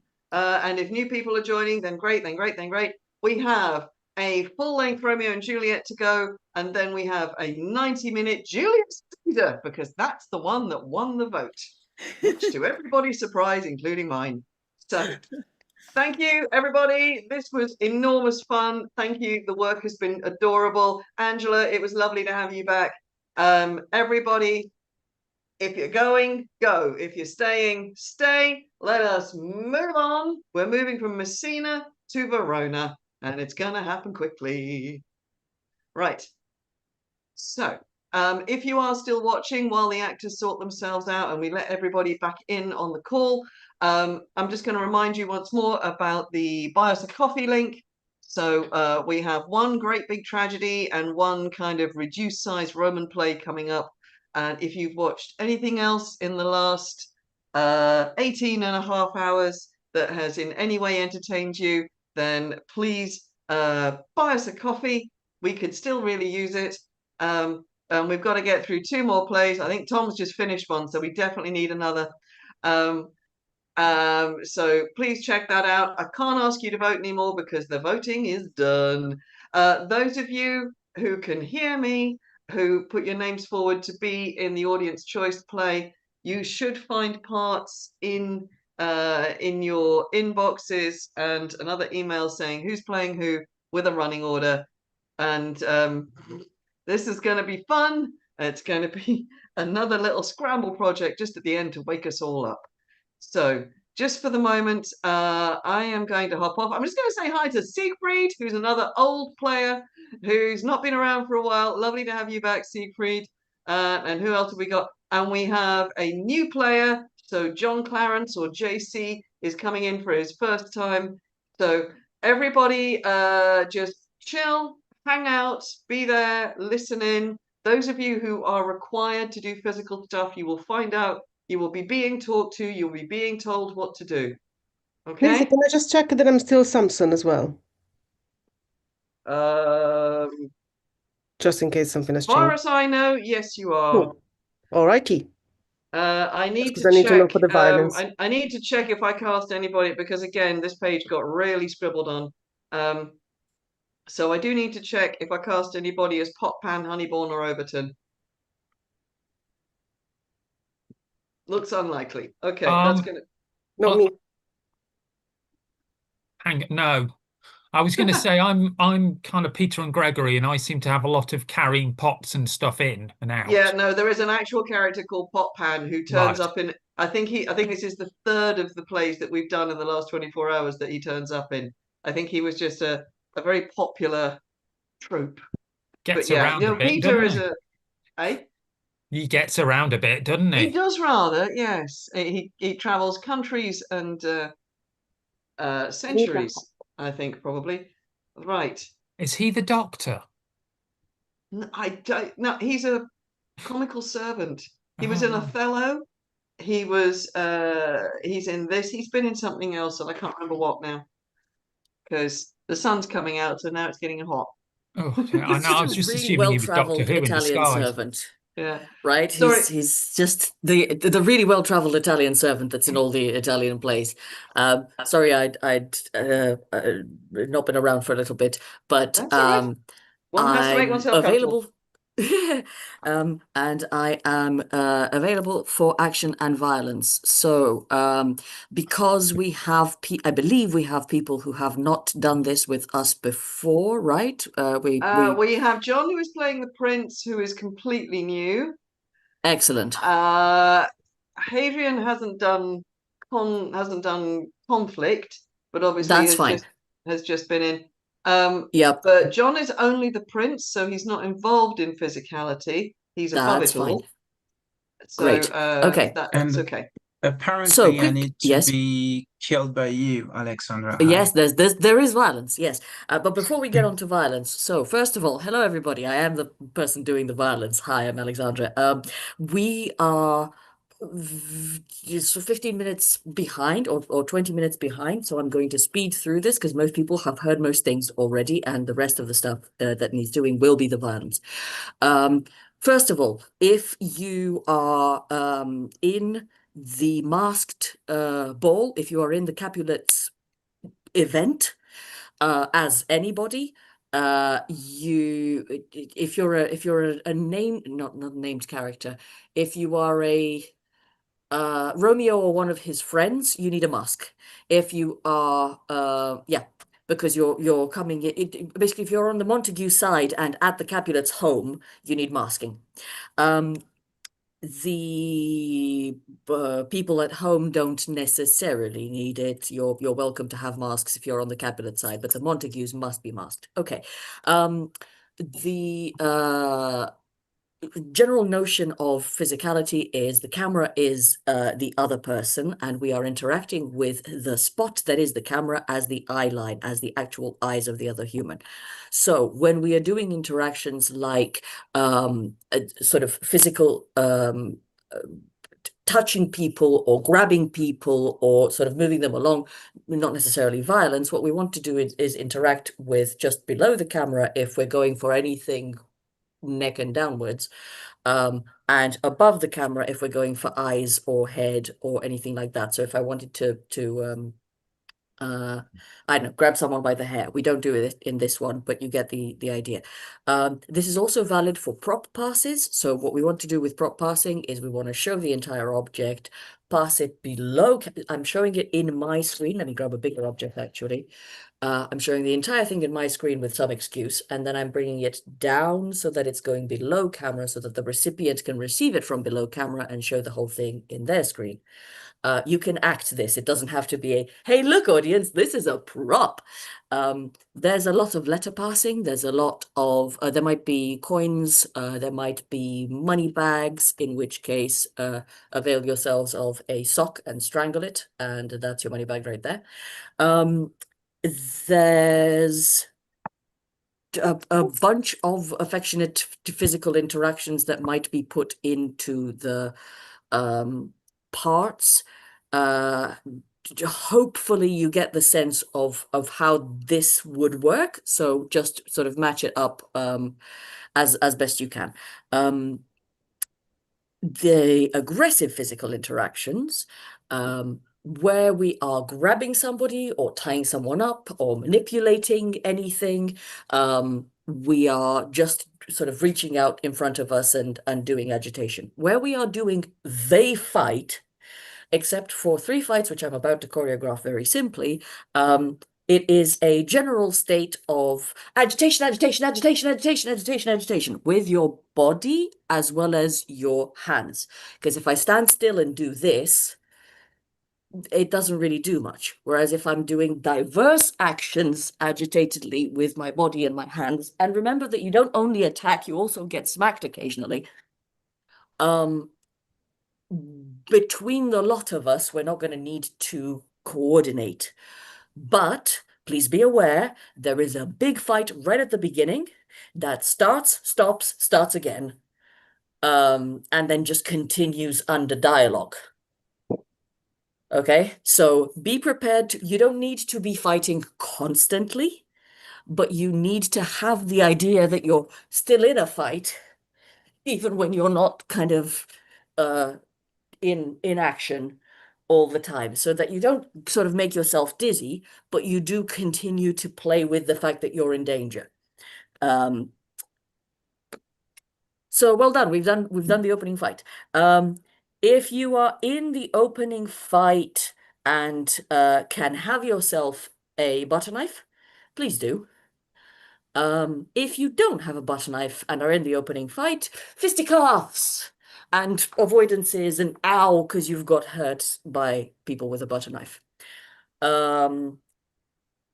Tybalt, Mercutio, Romeo, and Paris, please grab yourselves a butter knife. Juliet also. Anyone attempting or enacting or considering suicide, what you want to do is hold your weapon in reverse grip, so the psycho position as opposed to your standard grip there. You want to reverse it. You want to point the end into the corner of your screen where it's still visible in your vignette, and the bottom of it towards yourself. Whether you actually do it or you just sort of consider it and choose not to, you illustrate through what the action that continues this is. So if I just drop it, you won't know what I've done with it. If I'm pulling it in beside myself, actually, that's an ow, and I fold over it. Or if I decide not to use it, I'm going to put it down. This is also true if you're putting someone else under threat. There's quite an amount of, yeah, come at me if you think you're hard enough. So anytime you're threatening somebody, it's the reverse of that. Instead of being diagonally down, it's in standard grip and diagonally down the other way. So it's basically facing your opponent. There we go. And please make sure that in these on both of these occasions that your full weapon is visible in your own space, because this looks like I've already stabbed myself because you're not seeing the end, and this looks like the other end is in somebody else. So I want to make sure that people can see this blade, and feel free to move around and make it shiny. Cool. Now, I'm going to go through the running order. Any questions so far? Grand. I'm going to go through the running order, but before I do, sorry, one more quick thing on prop passes. If you are to receive a small prop and you realize you don't have it, feel free to receive in a closed fist and inspect the small object that is totally in your hand, instead of going, here, I have the exact matching object to you. Right? If I don't have it, I'll just be like, here, take this. Oh, thank you so much. It's totally in my hand now. If it's a bigger object, receive down here and look at it with your hands or your fists. So, for example, I don't know, the rope ladder. You know, if I'm passing a rope ladder and I don't actually have a rope ladder, I'll make a big show of, here you go. Right? That was barely visible. It was just a thing that's vaguely similar. And then I'm going to keep my hands here while the other person goes, oh, look, I've received a thing that you can't really tell what it is, because I'm not pulling it over here so you can see what, you know, what we're dealing with and that it isn't real. Going back to violence. So if we look at the opening fight, we've talked about that. Anybody who is in it, do generic fighty stuff with noise and faces. Somebody pointed this out in an early chat, and I think it's absolutely valid. This is the thing people are looking at, so give us opinion here, and actually what your hands are doing is less significant. We then do sort of prop passes and things, and the next time then there's the dance, and then I believe the first thing that happens, quick aside, Romeo, do you know how to hide? No, Yeah, I'll you know figure how to something hide. out. Yeah, Okay. figure something out. I've not. Now that I know who Romeo is, yeah, you know how to hide. Good, It'll be great, fine. wonderful. Okay, so yes, the first thing that's happening is violently is going to be Tibbleton Mercutio. Siegfried. What I would love you to do is, if you are able to, grab yourself a second one of these. And I'll just show you. Yeah, so just a second butter knife. Yeah, just getting one. Don't worry about it. It's going to be incredibly simple. So what I will want you to do is, you can use a pencil for now, as one of them is, one is your weapon and the other one is mine. Okay. So as I'm going to do a threat forward, and then it's going to get, as it twiddles, it's going to get closer and closer into your space. Yeah. Effectively, what I'm doing is I'm keeping you on point and doubling around your hand. So to show off the fact that I am a more skillful swordsman than you. What you are doing is you're going, oh, this is in the way. I'm going to parry. Shit, it's still there. I'm going to properly it's still there. So you're doing parries. You can do them on either side. It really doesn't matter. But in reality, I'm parrying where I wouldn't actually touch it, and I'm going dip and come back, dip and come back, dip and come back, dip and come back. Does that make sense? Yes. And you can do this as many times as you want. The important thing is you stop in a firm parry in your own space and go, shit, this is still here. And try again. Shit, this is still here. We will do that as many times as you feel like it. Okay. No, sorry, not you feel like it. As many times as Romeo feels like it until Romeo intervenes. So what I would love for you, Siegfried, is to give us the psychological journey of I've totally got this. Oh, that's funny. I didn't have it. Okay, that's fine. Okay, this is now seriously a problem. Okay, fuck off. You know, and whatever sort of sequence that you've got for Mercutio that makes sense to you psychologically, where the action that we're doing is just repetitions of the same, but every time it's worse and worse for some reason. Valentina, you're going to let him do that until you've had enough, because you say some stuff and you intervene, right? Yep. Great. When you intervene, I'm going to wait for Siegfried. When you intervene, you're going to intervene with both hands sideways, actually, not forward. You're going to intervene sideways, like that. Yep. And we have Siegfried back. Hello. I'm talking about when Romeo intervenes. So what Romeo is going to do is strike sideways, like that. And all that's going to happen is when you see Romeo do that, is when you're going to take the reaction of the hit. That it actually lands. So we're going twiddle, twiddle, twiddle, twiddle. Yeah, twiddle, twiddle, twiddle, twiddle. Romeo comes between us, and this is going to happen. Okay. Right? So you're going to get exactly. And it's in Romeo's push that turns into a strike. Okay? Yeah. Cool. That is the end of you. Okay? Okay. Everybody with me so far? Yeah. Yeah, I'm really sorry, but as you can see, we have 5 minutes to do all the fights. So it's a lot less complicated than the last time you had a fight in this play. That was something. Okay. For viewers at home and posterity, the very first time we did this on Zoom, Valentina and Siegfried were our Tybalt and Mercutio. Our Mercutio and Tybalt. Okay. So Mercutio's dead. Romeo is now going to face Tybalt. Tybalt is going to go for the same thing, full extension, threat, threat, threat, threat, threat, and at whatever time is supposed to happen. Valentina, what I would love for you to do is you're welcome to do your threat the usual way. I'm just going to be in full extension.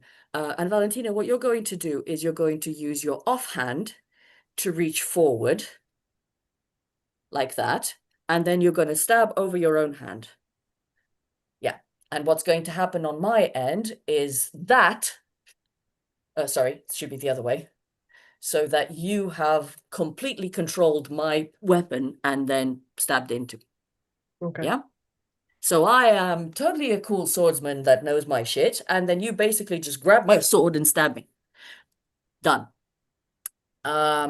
Happy times. You and I, do not do any of the twiddling. It's threat, threat, threat, and then when you attack, grab, thrust. Okay, good job, folks. We are most of the way through the fights in this. Paris. Please may we have a Paris. Let's kill another dude. Hey, Adrian. Hello and welcome. Let's kill you. Okay, so here's what's going to happen. You, Hadrian, are going to do the second of what I was doing. You're going to have a preparation. Instead of having a preparation here, you're going to have your preparation in front of you. Please grab a butter knife rather than a full proper sword. Yeah, it's just because of the dimensions against the camera and maneuverability. And Valentina, what you're going to do is you're going to not have your own sword. So you will possess a knife. Hang on, hang with me for a second, but you won't be threatening. Okay, so Hadrian, it's a threat in full extension to under the camera. Yeah, there we go. and then you're just going to very slowly come forward with it to the point where your knuckles are against camera. So we are, instead of stabbing into their space, we're going, keep away, keep away, keep away, keep away, keep away, keep away, keep away, like that. Yeah. Valentina, once that starts traveling, this is in dialogue, by the way, so you can do this all through whatever dialogue situation you've got. Valentina, at the same time, you're going to start coming forward and basically go, come on then, Okay. so that you're bringing yourself Yeah. to it. All right. Right? Okay. And then you're going to grab with your left. You're going to spring with your right. Actually, let's spring from above as well. So grab with your left, spring with your right, stab him with his own weapon. Yeah. Sorry, Hadrian. Yeah. So for you, Hadrian, what that is it's come forward, it's come forward, it's come forward. It is actually gone. You can't see it anymore, which means I can pick it up with my other hand, and my hand is now empty. Yeah. But we're not going to show that. We're going to bring it all the way to here. And then when the action happens, all you do is bring yourself forward and react. And then you've had the opportunity to put the sword down, the weapon down, without sort of dropping it or clanging it or making any noise. Making sense? Yeah, so when it's there, it's fully off camera. So it's just the Yeah. knuckles and then it's... Exactly. And then when the action happens, it's basically he's done this to your weapon. Yeah. And stabbed you in it. Stabbed you with it. And Valentina, yes, we want to see the cycle grab. Yeah. And because of the distance that we've got, I welcome you to go grab with the other hand from above rather than from below. Yeah. Realistically, you'd spring it and stab. Yeah. You know what? Fuck it. Do that. Actually. Yeah, it's Yeah. easier. So left grabs, which allows your right to let go. Yep.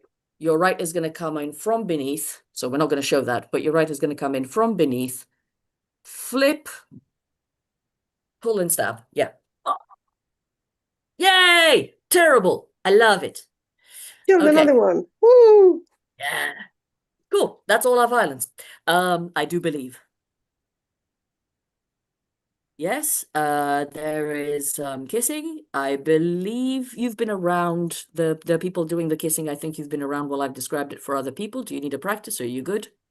Just a reminder for the kissing, is it still the going above the camera? Below. Got Below, it. so we can see your eyes and don't see your mouth.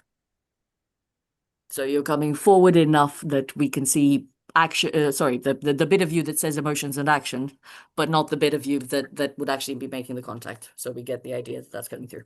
Is there no violence? Sorry, between Lord Capulet and Juliet?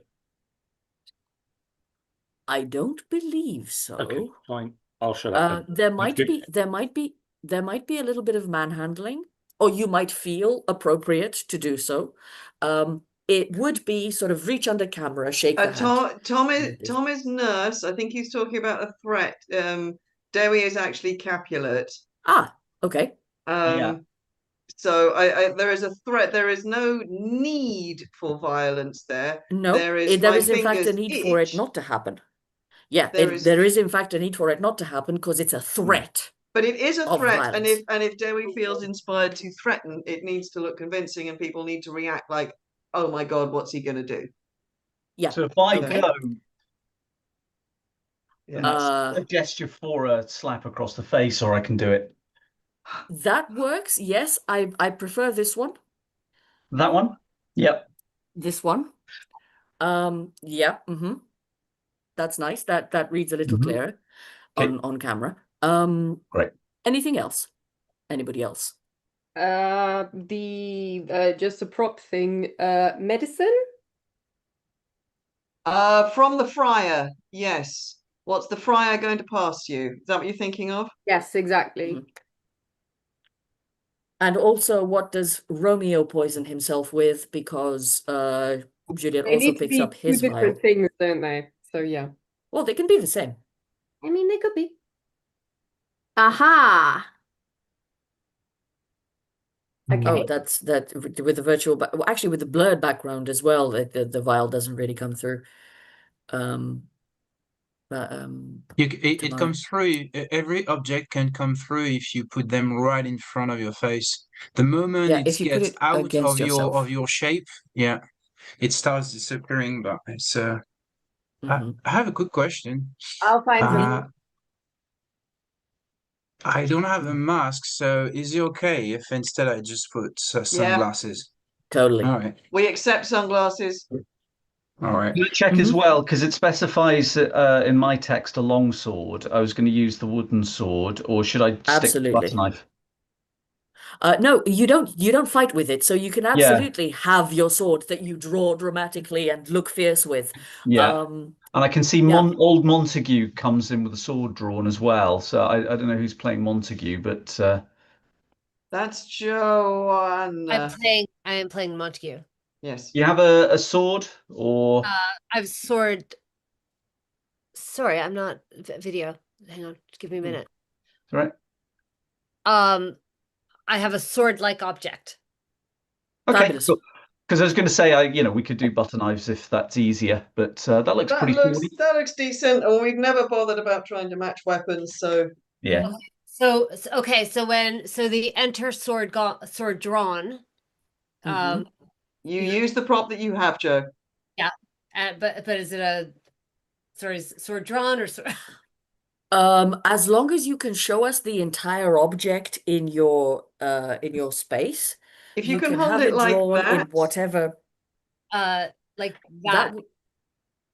So the only issue is if you're holding pointing straight forward, we lose the dimensions of the object. Right. So we need to see sort of an amount of laterality, but any of the things you were doing are fine.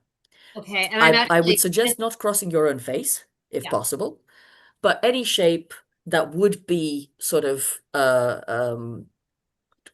slightly forward so that it's a bit aggressive and fits the whole thing in camera. And then you can absolutely reposition yourself as you find what looks good. Like you would do that in a guard, right? Okay. As a threatening situation, you'd be like, oh, you've changed guard, I'm going to change guard too. Okay, how about that one then? But actually, so in you find what you need. Space, I am going to get a butter knife because this actually doesn't fit the space well. So okay, run and grab yourself a knife. Then that's absolutely fine. The request is the same. Just brief question. I'm in the first scene both as Gorange and as Ariana. Should I leave as Gorange before Ariana enters, or I've got a line as Ariana and not as Gorange? Don't bother with Gorange, just be Ariana. Well, thank you. It's usually the rule. If that's happened by some form of accident or some form of deliberate, I've seen that you only speak as one, and the rule is the speaking character takes precedence, or one comes. They're in the same scene but not at the same time. FAO, the viewer, or posterity, look those characters up in the first folio. I was going to say, look them up in our gallery. But yeah. Great question. Basically. Fight pauses when Benvolio does the whole intervening stuff, but then it's just like put up your sword and then get drawn into the fight, right? Yes. So by his name, Benvolio, I would suggest is a benevolent person. You can draw to try and threaten people to stop. Yeah. You don't have to get involved in the violence, but we're just not going to obey. Well, no, it's just because like it starts with like, my intervention is they stop, and then Tybalt pokes at me and I just launch back. Exactly. So yeah, it absolutely makes sense if it makes sense to you in the script. If it doesn't, then it's not obligatory for you to be engaged in aggression. But if it is in your script and it makes sense to you, then that's fantastic. Yeah. Cool beans. And it works like this, people. If you are being frantically aggressive and nobody's stopping you, carry on being aggressive. If you are a person who's supposed to stop people from being aggressive, make it so that they freaking stop. Whether that's vocally, whether that's physically, whether that's both, do what you need to do to make the thing you need to happen. Both whether you are a person trying to start aggression and if you are a person trying to end aggression. Because a lot of the time, there are a number of scenes. I know that the Mercutio has an entire section where he's trying to get someone else to draw. So you know, these things do happen in the writing on purpose. Similarly, there's I'm pretty sure at the beginning, the whole reason that first scene happens is because several people keep trying to stop the fight happening and nobody's is obeying them. Cool. Any other questions? Only question I have, which is a logistical one. Would you mind putting up the music for this one? 1 second. Me? Yeah. And I have one last question, which is, hello, family. Are we wearing masks or are we leaving that to the other family? You don't need to. I may have said this when you weren't here. The Montagues must be covered in some way, anonymized in some way. The Capulets can if they want to. The Capulets are at their own party. The Capulets are allowed to be there. There is comment on the fact that there is a bunch of young men turning up. Because I only have a robber's mask. That works at this place. If you want to, I wasn't going to because I could- I'm the host, so I'm being Capulet and being sort of gregarious and welcoming. So totally, the fan absolutely works tomorrow as an alternative. Yeah. Grand. We don't have everybody on the call.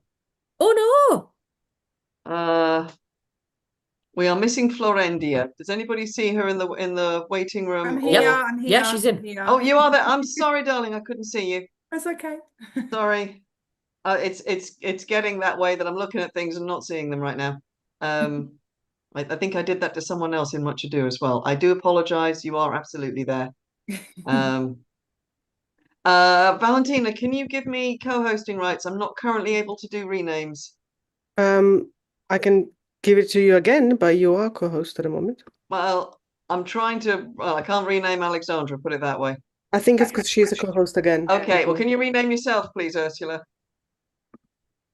Because I think if Ursula starts kicking off for the Capulets, we've got a whole new ball game going on. Well, right. They're in the same country. It's a crossover episode. It's Ursula Capulet. I mean, this is. I think this is the beginning of our next project. Yeah. Listen, there are Ursula Antonios and Capulet. Valentines that go across. There's a whole thing. Yeah, we know it. We know it well. There's I'd a never double mind the pop Balthazar as pans. well, isn't there? Say it again. Double Balthazar as well.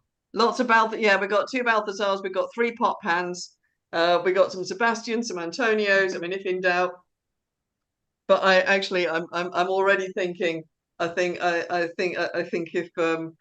if it's Ursula Tybalt Capulet and Juliet Capulet, they've got a whole new story just waiting right there.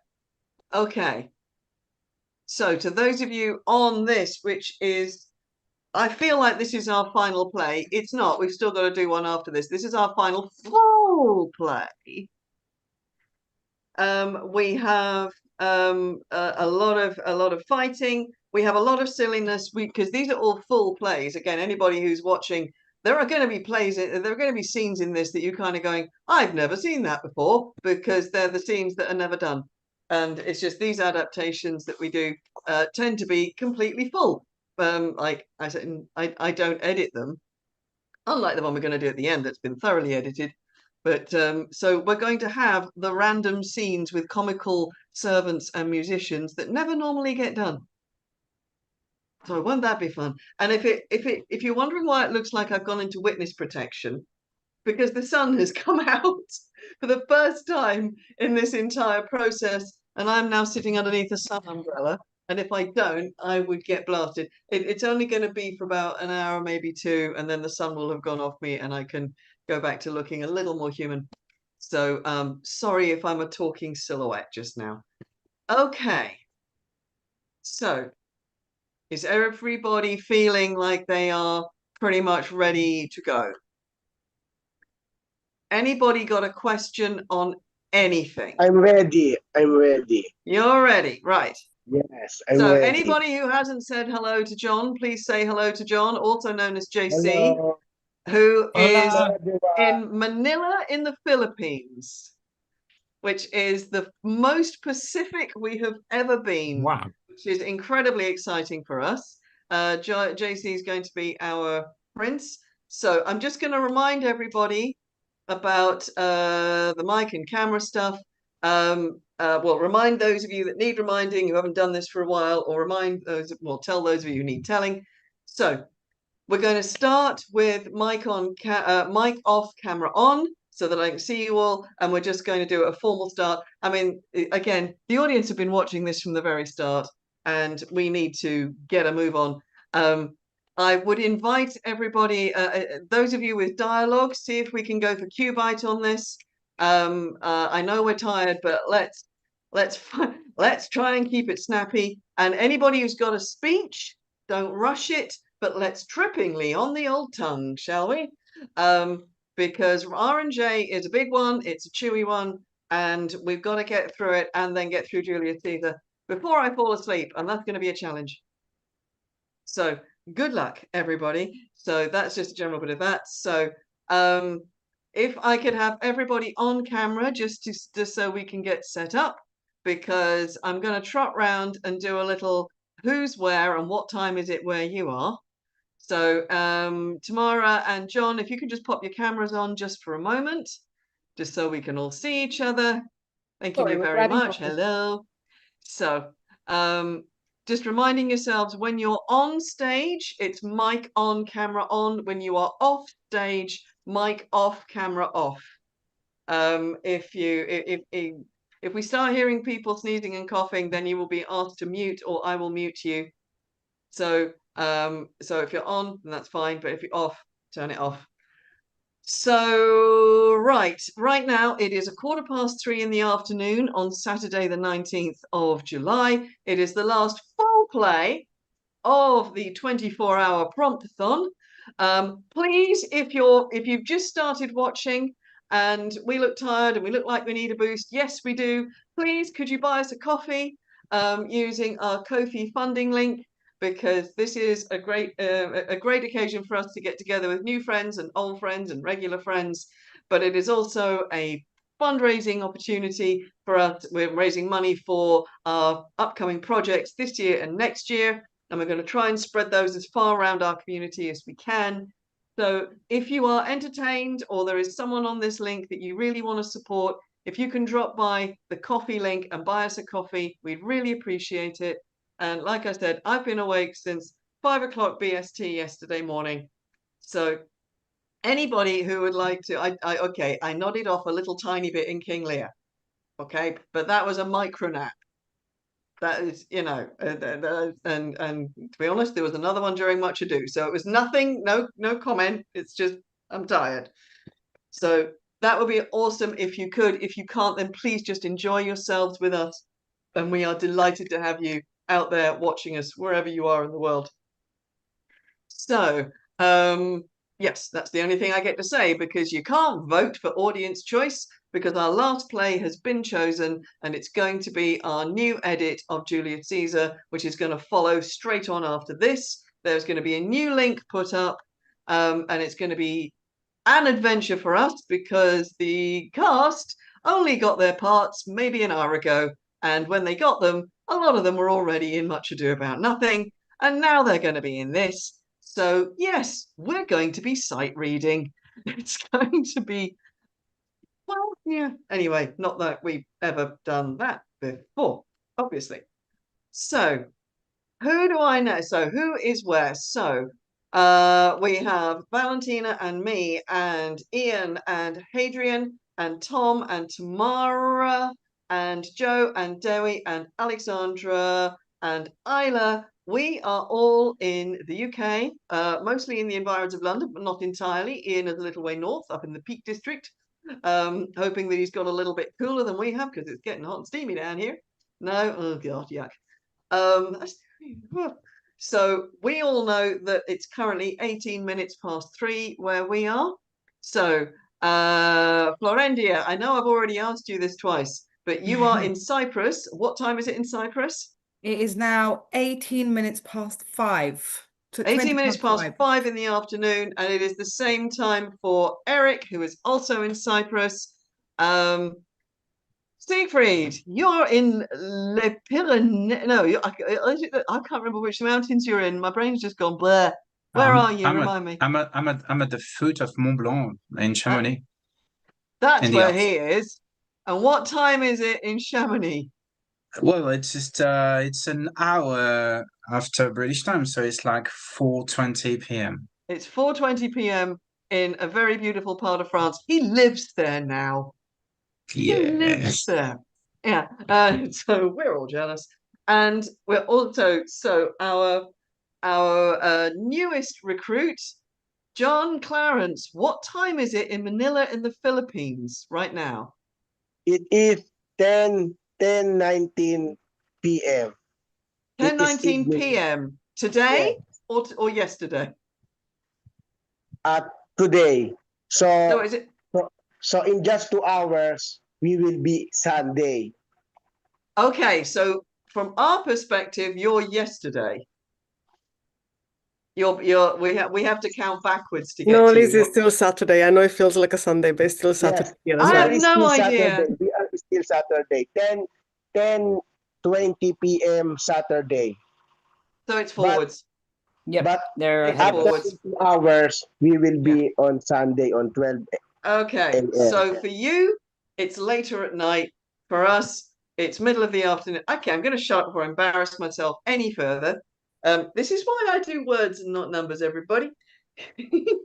Okay, so thank you all for that. So I didn't miss anybody out, did I? No. Right. Take yourselves off screen, grab a quick glass of water, whatever it is that you need to do. I've already plugged the Ko-fi link, so I'm not going to do that again. I'm just going to rearrange my screen real quick so that I can see the book script. And right, so we are going to launch straight into Romeo and Juliet, and we are going to be rocking and rolling and having a fabulous time through this most entertaining adventure and love story with all the great stuff that happens. So let's go to Verona in lovely sunny Italy. Samson and Gregory, can you pop your mics on and tell me you're ready? Ready. Wonderful. Right, I'm off. Let's start the story. My word, we'll not carry calls. No, for them we should be colliers. I mean, if we be in collar, we'll draw. Aye, while you live, draw your neck out the collar.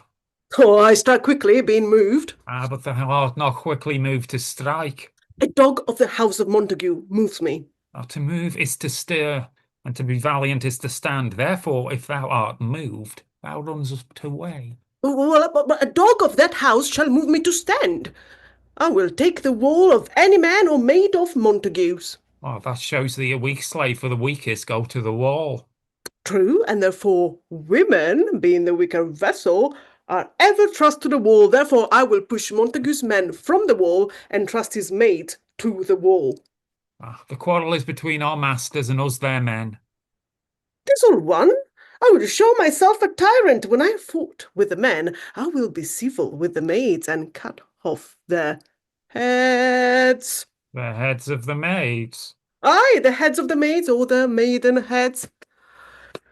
Take it in what sense thou wilt. Or they must take it sense that feel it. Oh, me, they shall feel while I am able to stand. And 'tis known I'm a pretty piece of flesh. 'Tis well thou art not fish. If thou hadst, thou'dst been a dry, smoked kipper. Draw thy tool. Here comes of the house of Montague. When my naked weapon is out, quarrel, I will back thee. How? Turn thy back and run. That fear me not. No, Mary, I fear thee. Let us take the law of our side. Let them begin. I will frown as I pass by and let them take it as they list. Nay, as I dare. I will bite my thumb at them, which is a disgrace to them if they bear it.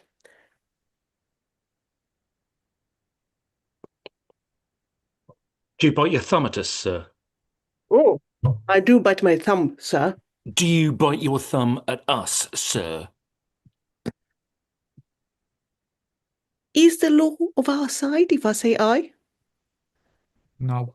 No, sir. I do not bite my thumb at you, sir, but I bite my thumb, sir. Do you quarrel, sir? Quarrel, sir? No, sir. If you do, sir, I am for you. I serve as good a man as you. No, better? Well, sir. Say better. Here comes one of my master's kinsmen. Yes, better.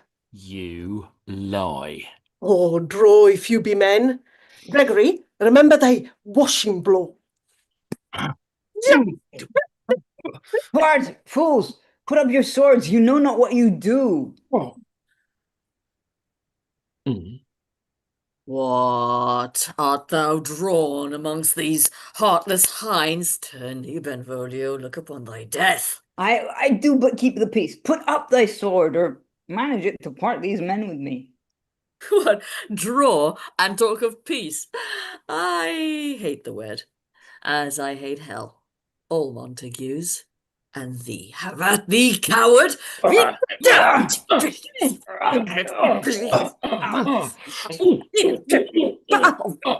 bills and partisans! Right, beat them down! Down with the Capulets! Down with the Montagues! What noise is this? Give me my longsword, ho! Crouch, why call you for a sword? My sword, I say! Old Montague is come, and flourishes his blade in spite of me. Thou villain Capulet, hold me not, let me go. Thou shalt not stir a foot to seek a foe. Rebellious subjects, enemies to peace. For banners of these neighbors stand still, will they not hear? Do.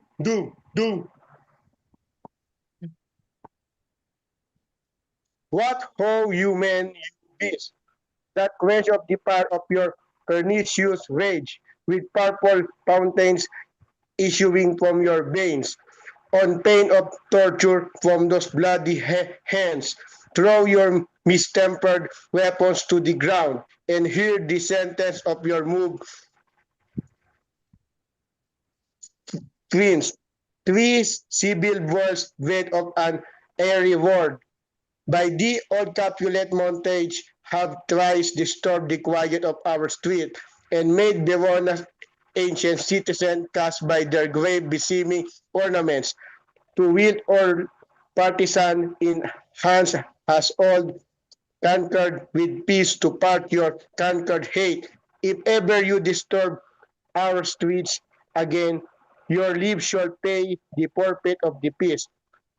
For this time, all the rest depart away. You, Capulet, shall go along with me, and Montague, come you this afternoon. To know our Father's pleasure in this case, to all Freetown our common judgment place. Once more on pain of death, all men depart.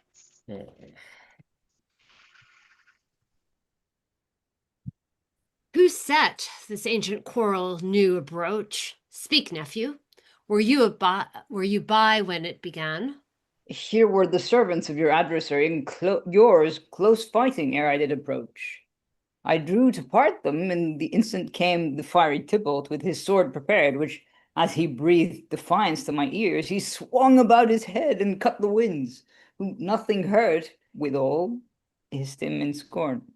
While we were interchanging thrusts and blows, came more and more, and fought on part and part and part, till the prince came, who parted either part. Oh, where is Romeo? Saw you him today? Right glad am I he was not at this fray. Madam, an hour before the worshipped sun peered forth the golden window of the east. A troubled mind drove me to walk abroad, where underneath the grove of sycamore, that westward rooteth from the city side. So early walking did I see your son. Towards him I made, but he was ware of me and stole into the covert of the wood. I measuring his affections by my own, which then most sought, where most might not be found, being one too many by my weary self, pursued my honor, not pursuing his, and gladly shunned who gladly fled from me. Many a morning hath he here been seen, with tears augmenting the fresh morning's dew, adding to clouds, more clouds with his deep sighs. But all so soon as the all-cheering sun should in the furthest east begin to draw the shady curtains from Aurora's bed, away from light steals home my heavy son, and private in his chamber pens himself, shuts up his windows, locks fair daylight out, and makes himself an artificial night. Black and porteous must this humor prove, unless good counsel may the cause remove. My noble uncle, do you know the cause? I neither know it nor can learn of him. Have you importuned him by any means? Both by myself and many other friends. But he his own affection's counselor is to himself. I will not say how true, but to himself so secret and so close, so far from sounding and discovery, as is the bud bit with an envious worm ere he can spread his sweet leaves to air, or dedicate his beauty to the same. Could we but learn from whence his sorrow grow, we would as willingly give cure as know. See, where he comes. So please you, step aside.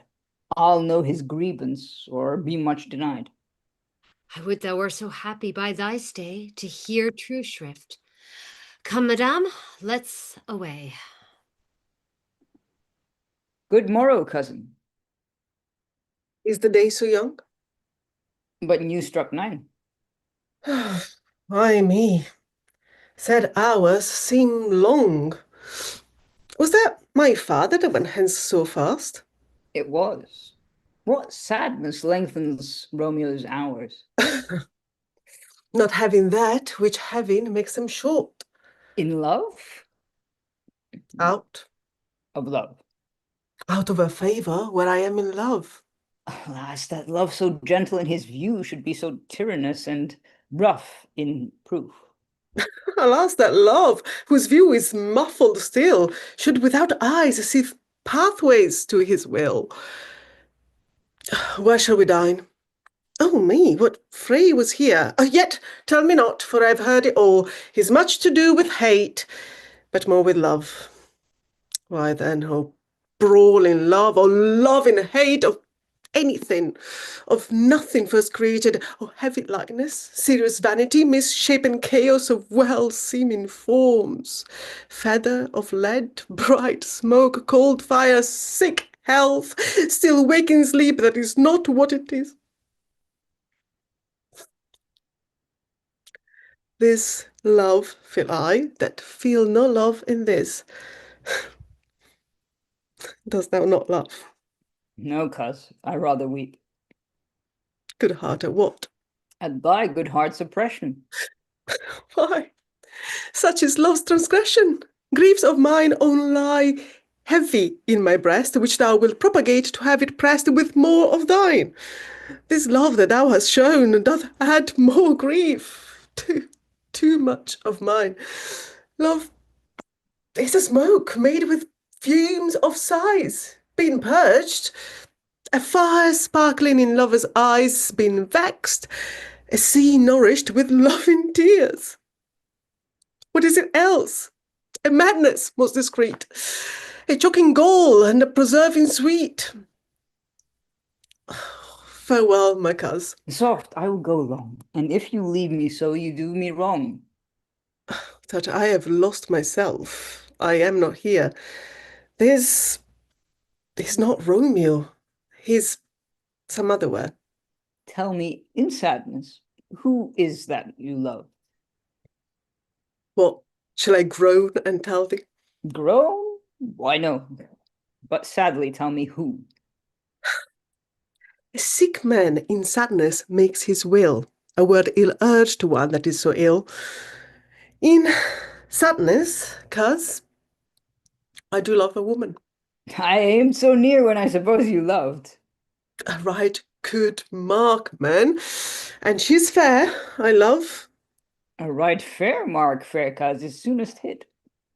Well, in that hit you miss. She'll not be hit with Cupid's arrows. She hath Dian's wit, and in strong proof of chastity well armed.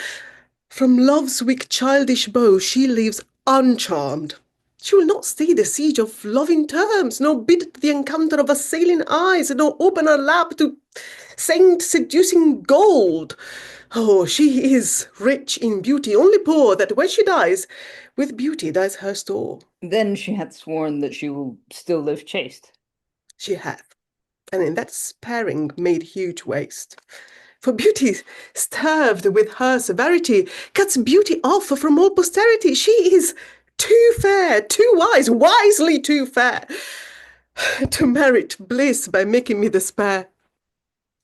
She has forsworn to love, and in that vow do I live dead that live to tell it now.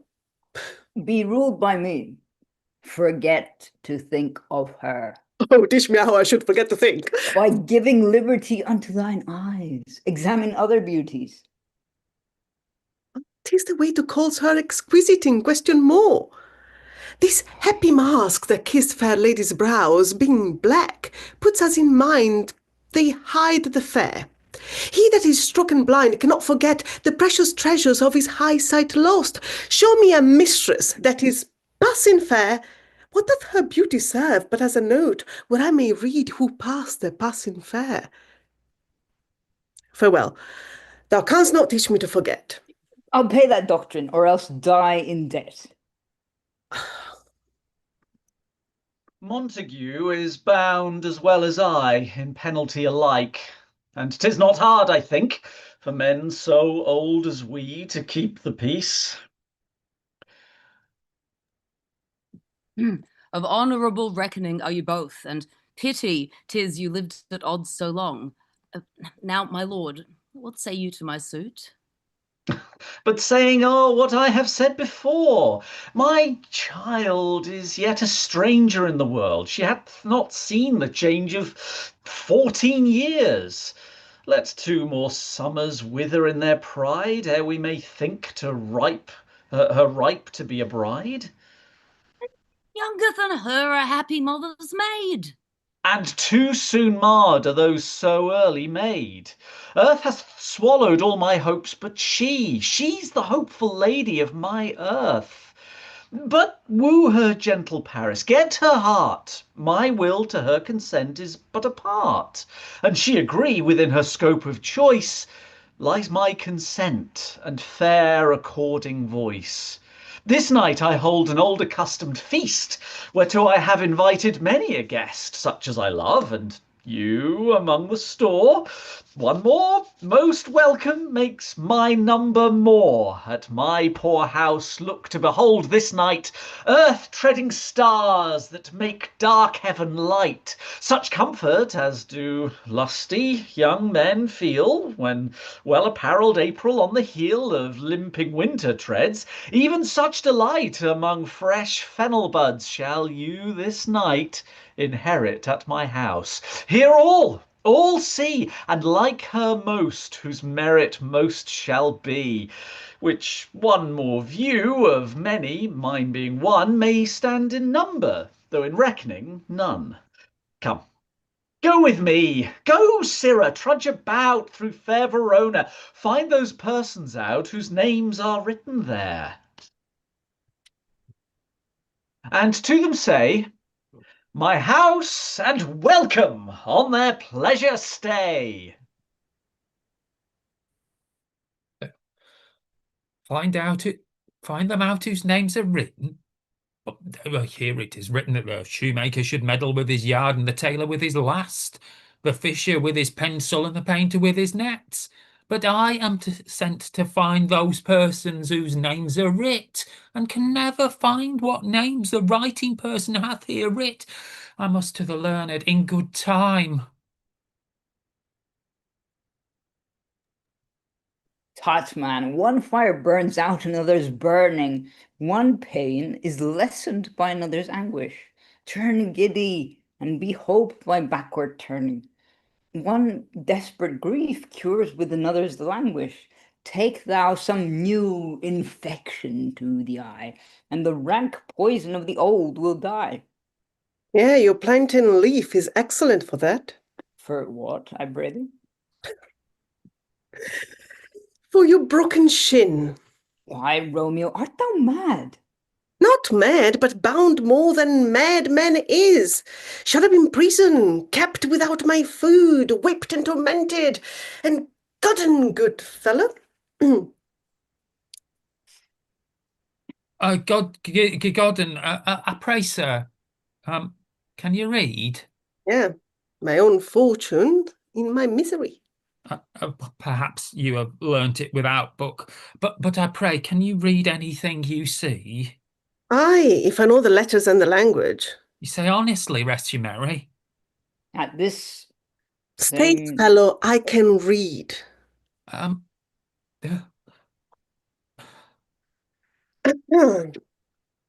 Signor Martino and his wife and daughter, Count Anselmi and his beauteous sister, the lady widow of Utruvio, Signor Placentio and his lovely nieces, Mercutio and his brother Valentine, mine uncle Capulet, his wife and daughters, my fair niece Rosaline, Livia, Signor Valentio and his cousin Tybalt, Lucio and the lively Helena. A fair assembly. Whither should they come? Up. Whither? To supper? To our house. Whose house? My master's. Indeed, I should have asked you that before. Well, now I'll tell you without asking. Well, my master is the great rich Capulet, and if you be not of the house of Montagues, I plague you, come and crush a cup of wine. Rest you merry.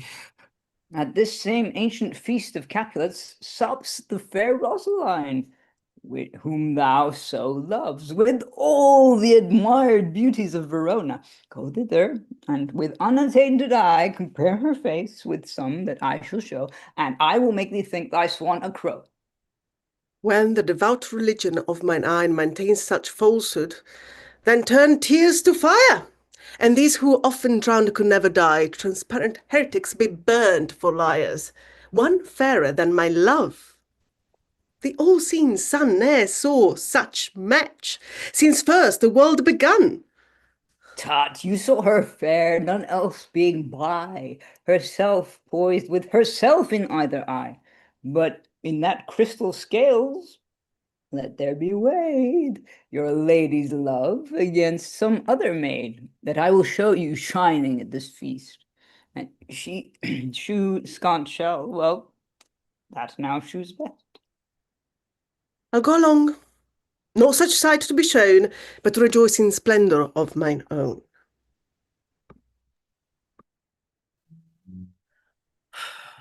Nurse, where's my daughter? Call her forth to me. Now, by my maidenhead at 12 years old, I bade her come. What, lamb? What, ladybird? God forbid. Where is this girl? What, Juliet? How now, who calls? Your mother. Madam, I'm here. What is your will? This is the matter. Nurse, give me leave a while. We must talk in secret. Nurse, come back. I have remembered me. Thou's hear our counsel. Thou knowest my daughter of a pretty age. Faith, I can tell her age unto an hour. She's not 14. I lay 14 on my teeth, and yet to my teens be it spoken, I have but 4. She's not 14. How long is it now to Lammas tide? A fortnight and odd days. Even nor odd of all days in the year come Lammas Eve at night, she shall be 14. Susan and she, God rest all Christian souls, were of an age. Well, Susan is with God. She was too good for me. But as I said, on Lammas Eve at night she shall be 14. That shall she be, Mary. I remember it well.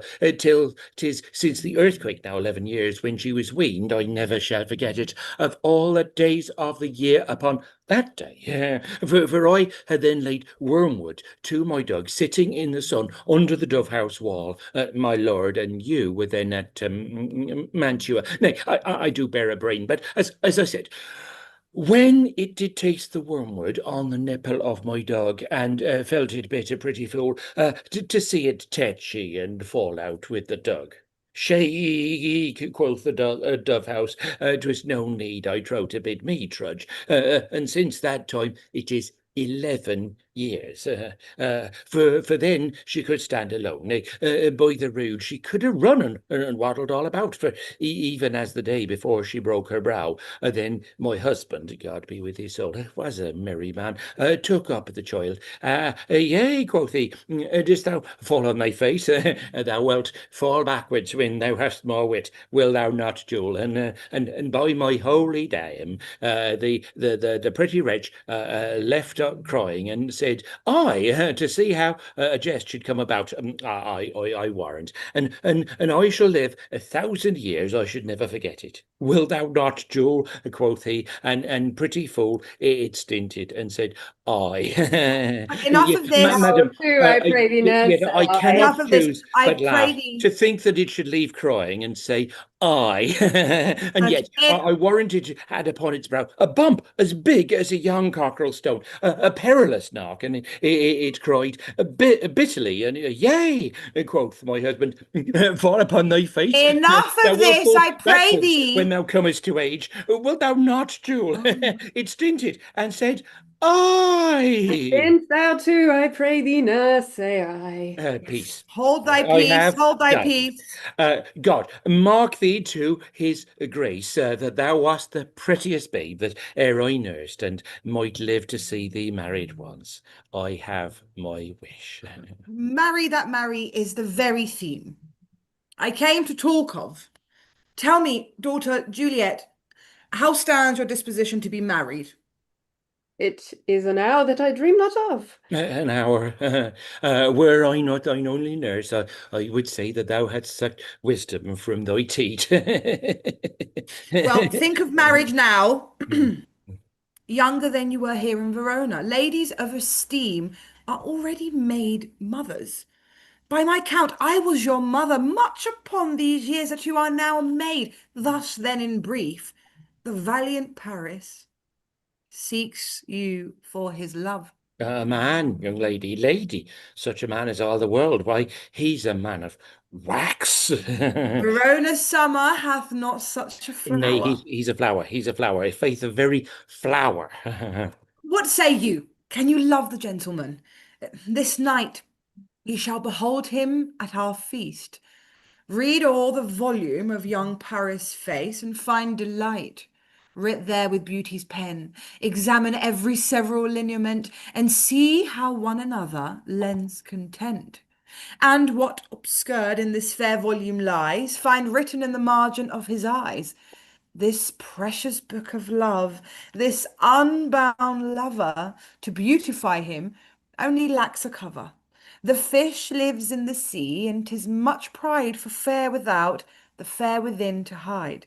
That book in many's eyes doth share the glory, that in gold clasps locks in the golden story. So shall you share all that he doth possess by having him making yourself no less. No less, nay, bigger. Women grow by men. Speak briefly. Can you like of Paris, love? I'll look to like if looking liking move, but no more deep will I indeed mine eye than your consent gives strength to make fly.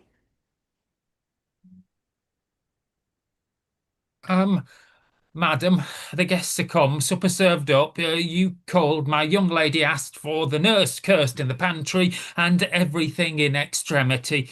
I must hence to wait. I beseech you, follow straight. We follow thee, Juliet, the county stays. Go, girl, seek happy nights to happy days. Shall this speech be spoken for our excuse, or shall we on without apology? The date is out of such prolixity we have no Cupid. Hoodwinked with a scarf, bearing a Tartar's painted bow of laugh. Scaring the ladies like a crow-keeper. But let them measure us by what they will. We'll measure them with a measure and be gone. Well, give me a torch. I am not for resembling. Being but heavy, I will bear the light. Nah, gentle Romeo, we must have you dance. Not I, believe me. You have dancing shoes with nimble soles. I have a soul of lead, so stakes me to the ground. I cannot move. Your lover, borrow Cupid's wings, and soar with them upon a common ground. I am to soar and pierce with his shaft, to soar with his light feathers, and to bound. I cannot bound a pitch above dull woe. Under love's heavy burden do I sink. And to sink in it should your burden love to great oppression for a tender thing. Is love a tender thing? It is too rough, too rude, too boisterous, and it pricks like thorn. If love be rough with love. Prick love for pricking and a bit love down. Give me a case to put my visage in. A visor for a visor. What care I, what curious eye doth quote deformities? Here are the beetle brows shall blush for me. Come, knock and enter, and no sooner in, but every man betake him to his legs. A torch for me. Let wantons light of heart tickle the senseless rushes with their heels. For I am proverbed with a grandier phrase. I'll be candle holder and look on. The game was ne'er so fair, and I am done. Let that done the mouse, the constable's own word. If thou done, we'll draw thee from the mire, or save your reverence, love, wherein thou stickest up to the ears. Come, we both daylight, ho. Nay, that's not so. I mean, sir, I delay. West or light in vain, lights by day. Take a good meaning, for judgment sits 5 times in that, ere once in our 5 wits. And when we mean well in going to this mask, but 'tis not twit to go. Why, may one ask? I dreamt a dream tonight. And so did I. Well, what was yours? But dreamers often lie. In bed, asleep, while I do dream things true. Oh, then I see. Queen Mab has been with you. She is the fairy's midwife, and she comes in shape no bigger than an agate stone on the forefinger of an older man, drawn with a team of little atomies of a man's noses at their low sleep. Her wagon spokes made of long spinner's legs, the cover of the wings of grasshoppers. Her traces of the smallest spider web, the colours of the moonshine watery beams, a whip of cricket's bone, the lash of film, a wagoner, a small grey coating nut, not half so big as the round little one prick from the lazy finger of May. A chariot is an empty hazelnut, made by the joiner squirrel, time out of mind fairy coachmakers. And in this she gallops night by night. Through lovers' brain, and then they dream of love. On conscious knees, that German cuts his straight, or lowers fingers who straight dream on fees, or ladies' lips who straight on kisses dream, which oft the angry mad with blisters plagues, because their breasts with sweetmeats tainted are. Sometimes she gallops over a clutcher's nose, and then dreams he of smelling out a suit. Or sometimes cometh he first with a tight pigtail tickling a partner's nose. Had he lay asleep, Then he dreams of another benefits. Sometimes he driveth on the soldier's neck, and then drip thee of cutting foreign strokes of breeches and emboscados, Spanish blades, of hell's 5 fathom deep, and then anon the lumps in his ears, at which he sat and waits. And being thus fretted, swears a prayer or two and sleeps again.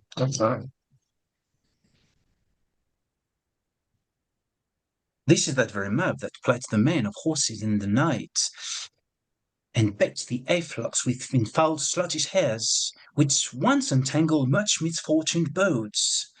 This is the hag, when maids lie on their backs, that presses them, learning them first to bear, making them women of good courage. This is she. Peace. Peace, Mercutio, peace. Thou talkest of nothing. True. I talk of dreams, which are the children of an idle brain, beget of nothing but vain fantasy, which is as thin in substance as the air, and more inconstant than the wind woos even now the frozen bottom of the north, and being angered, puffed away from thence, turning aside to the dew-dropping south. This wind you talk of blows us from ourselves. Supper is done, and we shall come too late. I fear too early, for my mind misgives.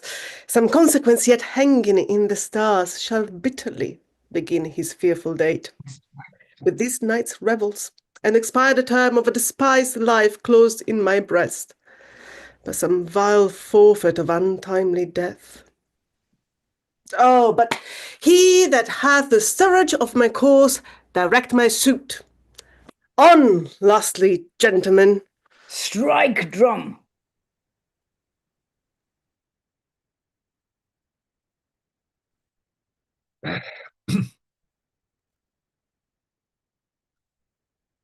Pot pain that he helps not to take away. He shift a trencher, he scrape a trencher. When good manners shall lie in one or two men's hands, and they unwashed too, 'tis a foul thing. Away with the joint stools. Remove the quart cupboard. Look to the plate. Good thou, save me a piece of marzipan, and as thou love me, let the porter let in Susan Grindstone and Nell, Anthony, and Pot Pan. Oh, boy, ready! You are looked for and called for and asked for and sought for in the great chamber. Here and there too. Cheerly, boys, be brisk a while. The longer liver take all.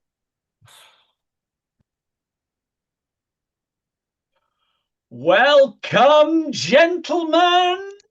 Ladies that have their toes unplagued with corns will walk about with you.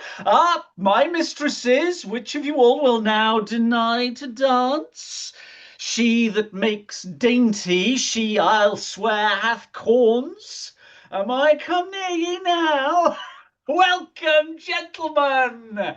I have seen the day that I have worn a visor and could tell a whispering tale in a fair lady's ear, such as would please.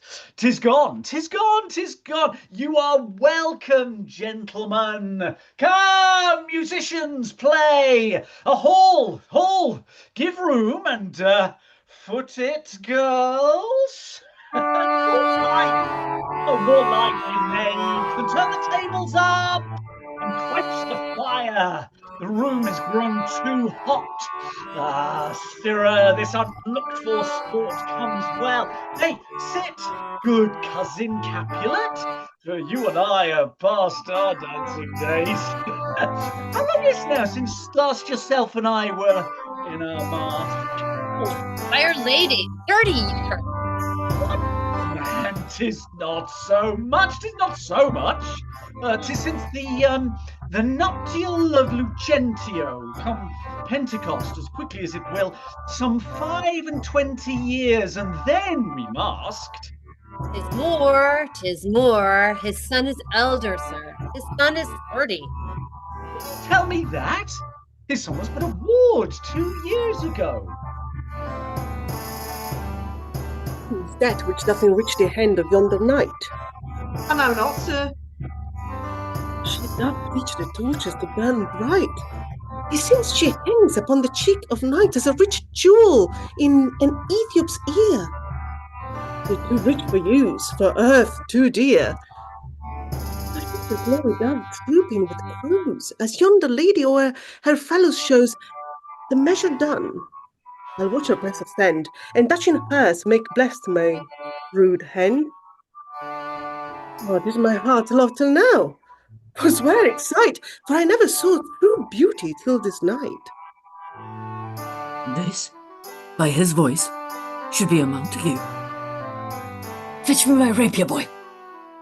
What dares the slave come hither, covered with an antic face, to fleer and scorn at our solemnities? Now by the stock and honour of my kin, to strike him dead, I hold it not a sin. Why, how now, kinsman? Wherefore storm you so? Uncle, this is a Montague, our foe. A villain that is hither come in spite, to scorn at our solemnity this night. Young Romeo, is it?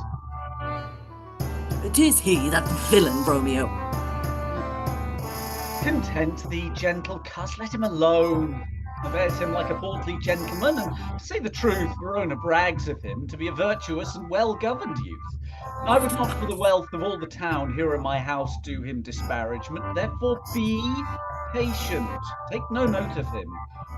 It is my will, the which, if thou respect, show a fair presence, and put off these frowns, an ill-beseeming semblance for a feast. It fits when such a villain is a guest. I'll not endure him. He shall be endured. What, goodman boy, I say he shall go too. Am I the master here, or you? Go too. Will not endure him. God shall mend my soul. You'll make a mutiny among the guests. You will set cock a hoop. You'll be the man. God, 'tis a shame. Go too, go too. You are a saucy boy. Is't so indeed? This trick may chance to scathe you. I know what. You must contrary me. Marry this time. Well said, my heart. You're a pringpox. Go. Be quiet, or more light for shape. I'll make you quiet. What? Surely my hearts? Patience, perforce with wilful column eating, makes my flesh tremble at their different greeting. I will withdraw, but this intrusion shall, now seeming sweet, convert to bitter gall.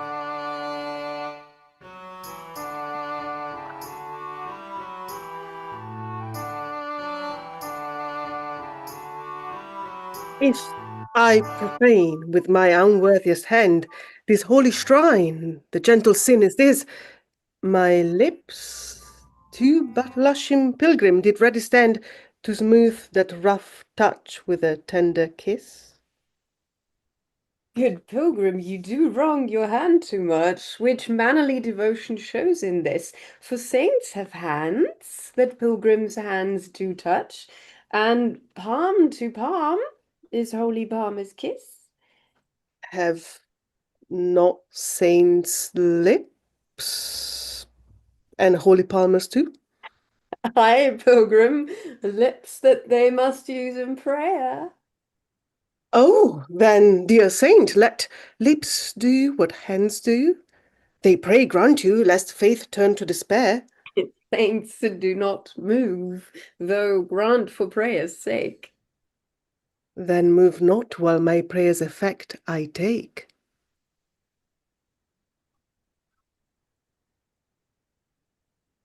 Thus from my lips by thine mine sin is purged. Then have my lips the sin that they have took. Oh, sin from my lip? Oh, trespass sweetly urged. Give me my sin again.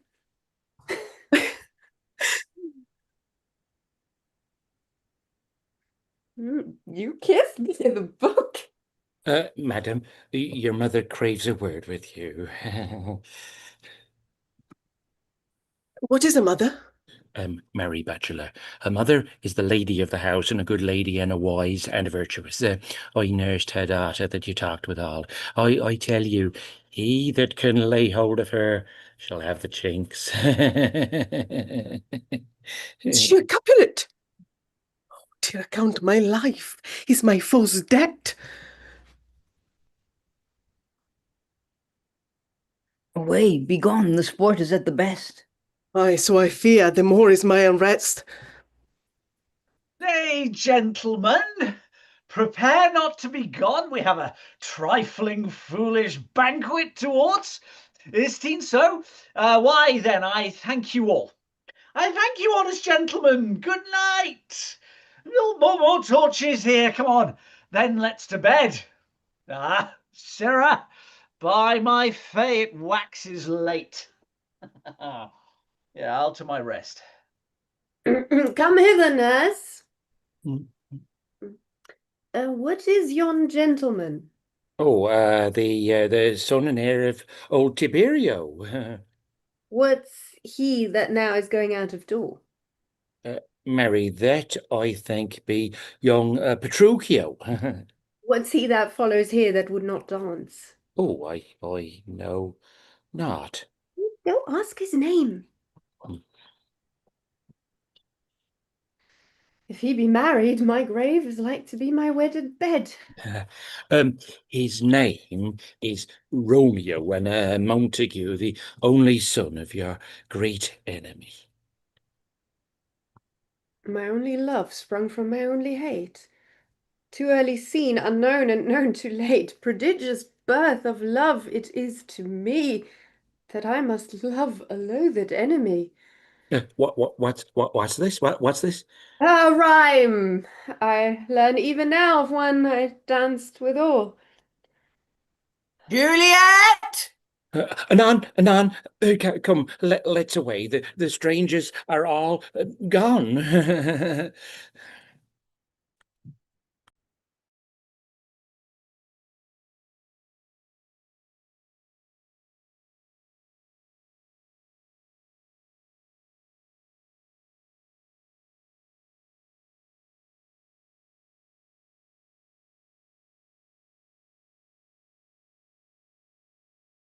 Now all desire doth in his deathbed lie, and young affection gapes to be his heir. That fair for which love ground for, and would die, with tender Juliet matched, is now not fair. Now Romeo is beloved. Is beloved and loves again, like bewitched by the charm of looks. But to his foes supposed he must complain, and she still loves sweet bait from fearful hooks. Being held a foe, he may not have access to breathe such woes. Vows as lovers as to swear, and she as much in love, her means much less to meet her new beloved anywhere. But passions lend them power, time means to meet, tempering extremities with extreme sweet. I go forward when my heart is here. Turn back, dull earth, and find thy center out.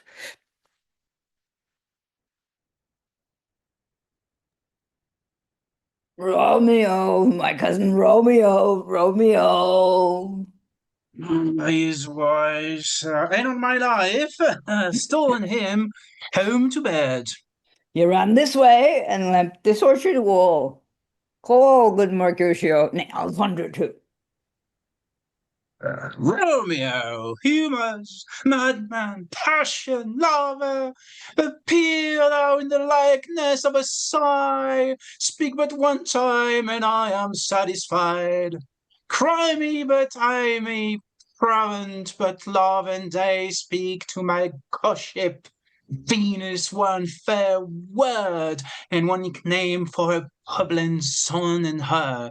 Young Abraham Cupid, be that shot so true, when King Cupid fell of the beggar maid.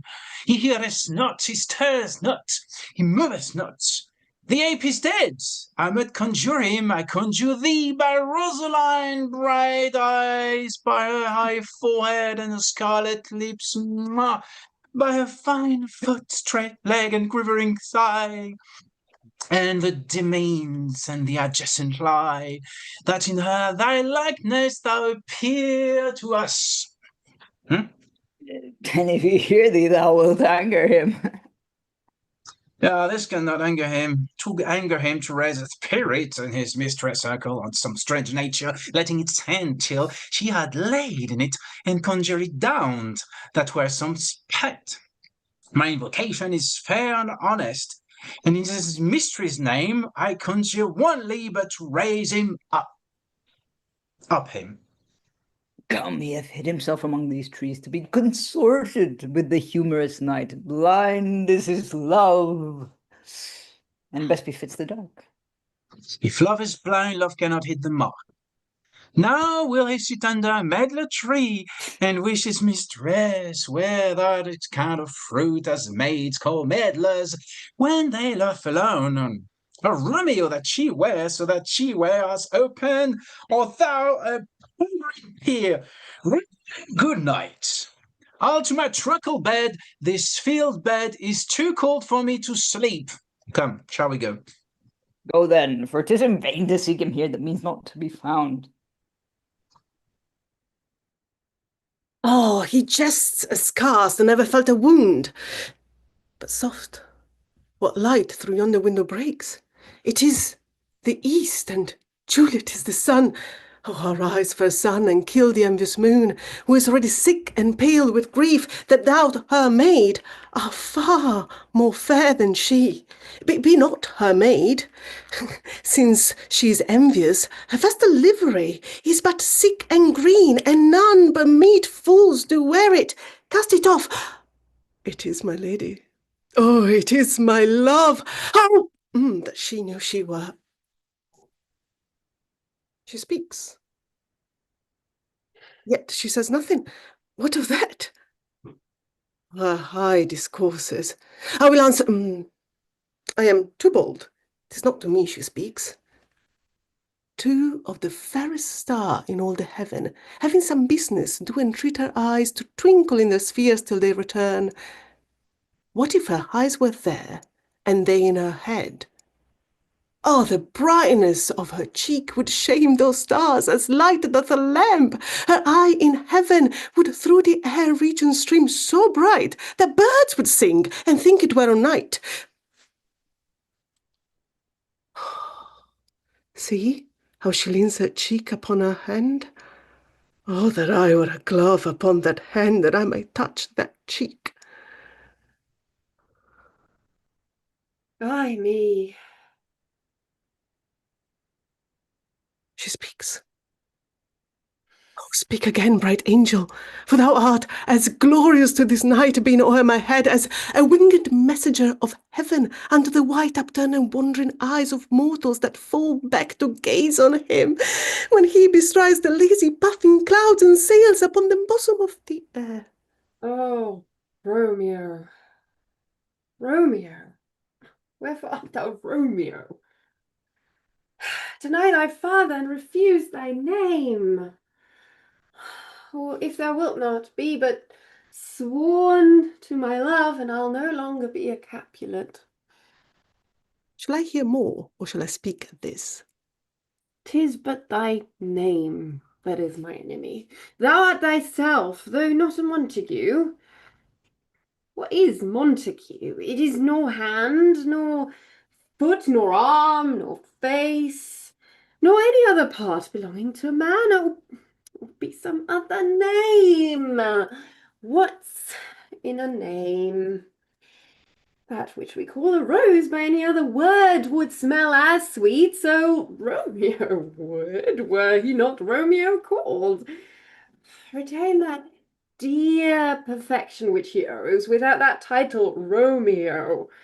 Doff thy name, and for thy name, which is no part of thee, take all myself.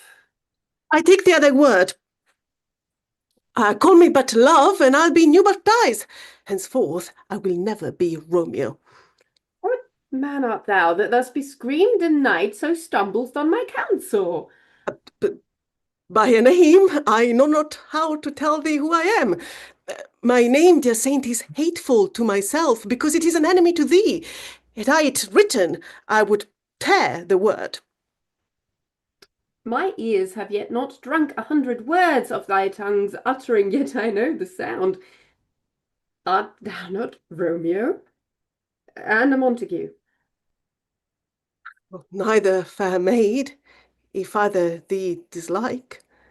How camest thou hither? Tell me, and wherefore? The orchard walls are high and hard to climb, and the place death, considering who thou art. If any of my kinsmen find thee here, Love's light wings did I perch these walls, for stony limits cannot hold love out, and what love can do, that dares love attempt. Therefore thy kinsmen are no stop to me. if they do see thee, they will murder thee. Alack, there lies more peril in thine eye than 20 of their swords. Look thou but sweet, and I am proof against their enmity. I would not for the world they saw thee here. I have night's cloak to hide me from their eyes. And but thou love me, let them find me here. My life were better ended in their hate than death prolonged wanting of thy love. By whose direction foundst thou at this place? By love, that first did prompt me to enquire.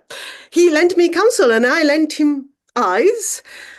I am no pilot, yet wert thou as far as the vast shore washeth with the farthest sea, I should adventure for such merchandise. Thou knowest the mask of night is on my face, else would a maiden blush bepaint my cheek. For that which thou hast heard me speak tonight, fain would I dwell on form, fain deny what I have spoke. But farewell compliment, dost thou love? Pronounce it faithfully, or if thou thinkest I am too quickly won, I'll frown and be peruse and say thee nay, so thou wilt woo, but else not for the world. In truth, Herr Montague, I am too fond, and therefore thou mayst think my behaviour light, but trust me, gentlemen, I will prove more true than those that have coined to be strange. I should have been more strange, I must confess. But that thou overheardst here, I was ware my true love's passion, therefore pardon me, and not impute this yielding to light love, which the dark night hath so discovered. Lady, by yonder moon I vow, that tips with silver all the fruit tree-tops. I swear not by the moon, the inconstant moon, that monthly changes in her circled orb, least that thy love prove likewise variable. What shall I swear by? Do not swear at all, for if thou wilt swear by thy gracious self, which is the god of my idolatry, and I'll believe thee. If my heart's dear love. Well, do not swear, although I joy in thee. I have no joy of this contract tonight. It is too rash, too unadvised, too sudden, too like the lightning which doth cease to be ere one can say it lightens. Sweet good night. This bud of love by summer's ripening breath may prove a beauteous flower when next we meet. Good night, as sweet repose and rest come to thy heart as that within my breast. Oh, will thou leave me so unsatisfied? Hello? And what satisfaction canst thou have tonight? The exchange of thy love's faithful vow for mine? I gave thee mine before thou didst request it, and yet I would it were to give again. Wouldst thou withdraw it? For what purpose, love? to be frank, and give it thee again. And yet I wish, but for the thing I have, my bounty is as boundless as the sea. My love is deep. The more I give to thee, the more I have. For both are infinite. I hear some noise within. Dear love and you.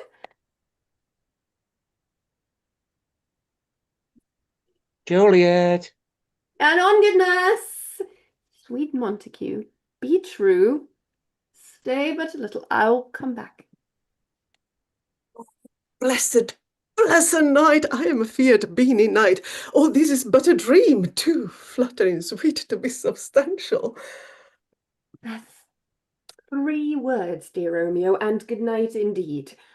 If that thy bent of love be honourable, thy purpose marriage, send me word tomorrow by one that I'll procure to come to thee, where and what time thou wilt perform the rite, and all my fortunes at thy feet I'll lay, and follow thee, my lord, throughout the world. Juliet. I come anon, but if thou meanest not well, I do beseech thee. Juliet. By and by I come. To cease thy strife, and leave me to my grief, tomorrow will I send. So thrive my soul. 1,000 times good night. 1,000 times the worst to want thy light. Love goes toward love as schoolboys from their books, but love from love towards school with heavy looks.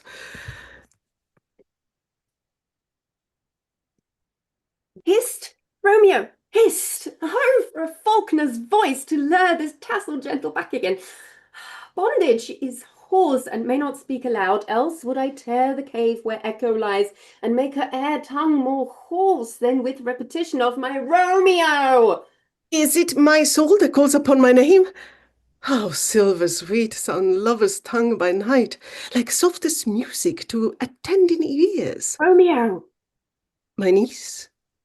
What o'clock tomorrow shall I send to thee? By the hour of 9.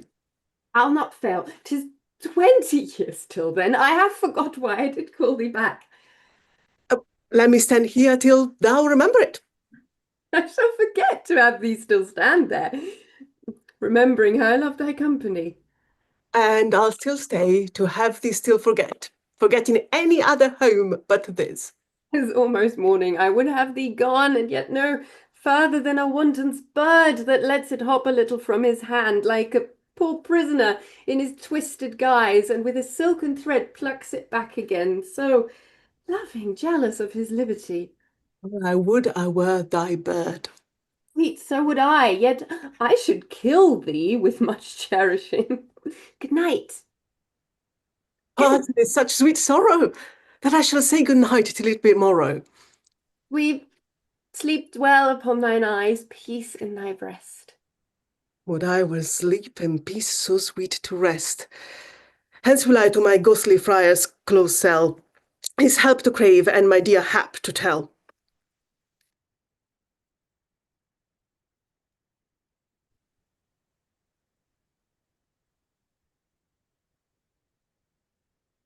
The grey thy morn smiles on the frowning night, checkering the eastern clouds with streaks of light, and fleckled darkness like a drunken reels from forth days past and Titan's burning wheels. Now here's the sun advance his burning eyes, to the day to cheer and night's dawn to try. I must upfill this osier cage of ours with baleful weeds and precious just lit flowers. The earth that's nature's mother in hers tomb, what is a burying grave that is a womb? And from a womb, children's of diverse kind, we sucking on a natural bosom find. Many for many virtues excellent, none but for some and yet all different. Oh, meikle is a powerful grace that lies in plants, herbs, stones, and their true qualities, for not so vile, that on earth doth slave, but to earth some special God doth give, nor aught so good, but trained from that fair use revolts from true birth, stumbling on abuse. Virtue itself turns vice, being misapplied and vice sometimes by action dignified. Within the infant rinds of this wick flower, poison hath residence and medicine power. For his being smelt, with that part cheers each part, being tasted, stays all senses with the heart. To such opposed kings and camp stand still, in man as well as herbs, grace, and rude will. And where the worser is predominant, full soon the canker death eats up that plant.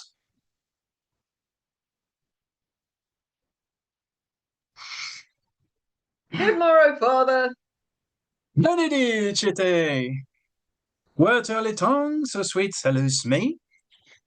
Young son, it argues a dispented eed, so soon to bid good morrow to thy bed.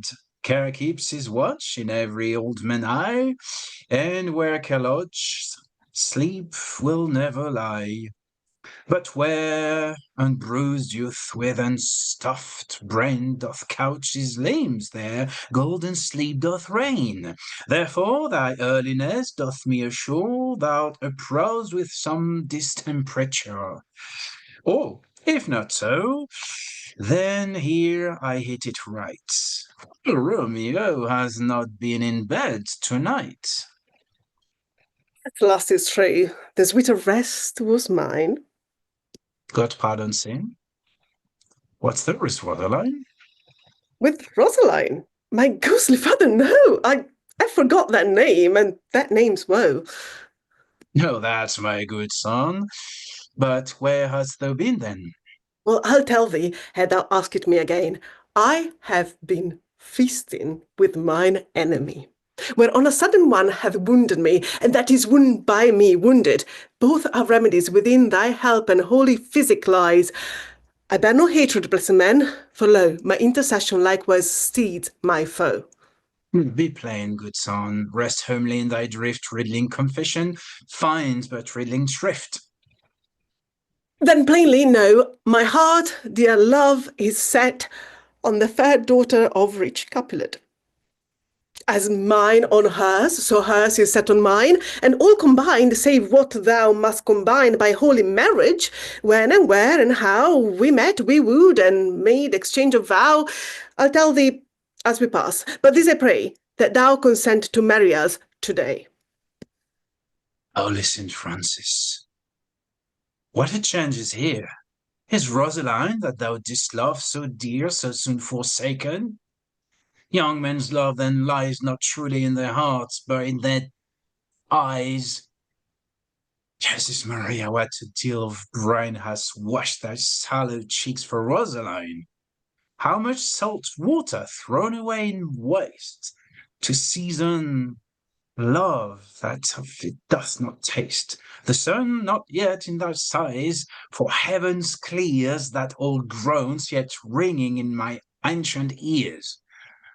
Lo, hereupon thy cheek to stain doth sit of an old tear that is not wet off yet, and here thou west thyself, and these wore thine, thou and these wars well for Rosaline. And art thou changed? Pronounce this sentence then. Women may fall where there is no strength in men. Thou chidst me off for loving Rosaline. For loving, for doting, not for loving, pupil mine. And bids me bury love. Not in a grave to lay one in, another to have. Well, I pray thee chide me not. Her I love now doth grace for grace and love for love allow. The other did not so. Oh, she knew well. Thy love did read by rote that could not spell. But come young, wherever. Come go with me. In one respect, I'll thy assistant be, for this alliance may so happy prove to turn your household rancor to pure love. Oh, let us hence, I stand on sudden haste. Wisely and slow, they stumble that run fast.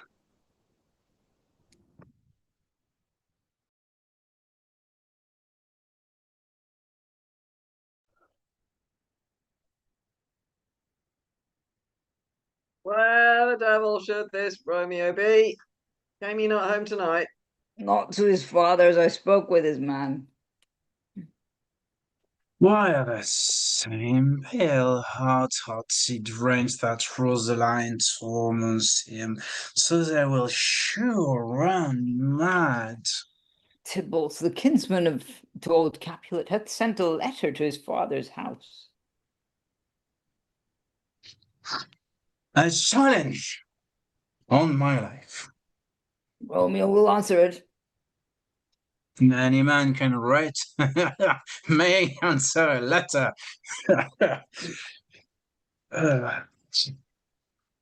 Nay, he will answer the letters. Master, how he dares, being dared. Alas, poor Romeo is already dead, stabbed with a white wench black eye. Ran through his ear with the love song, the very pain of his heart cleft with a blind bow, poised but shaft. And is a man to encounter Tybalt? Why, what is Tybalt?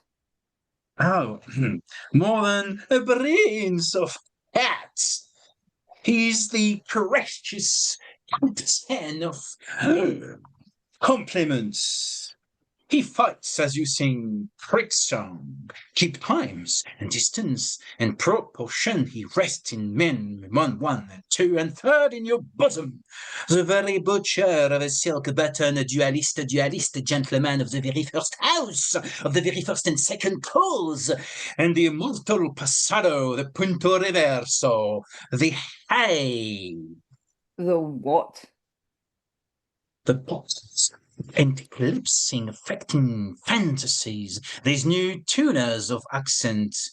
Chese is a very good blade, a very tall man, a very good whore.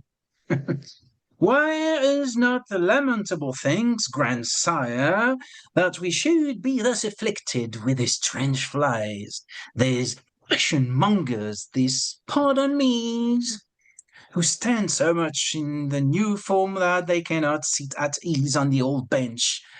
All their bones. Here comes Romeo, here comes Romeo.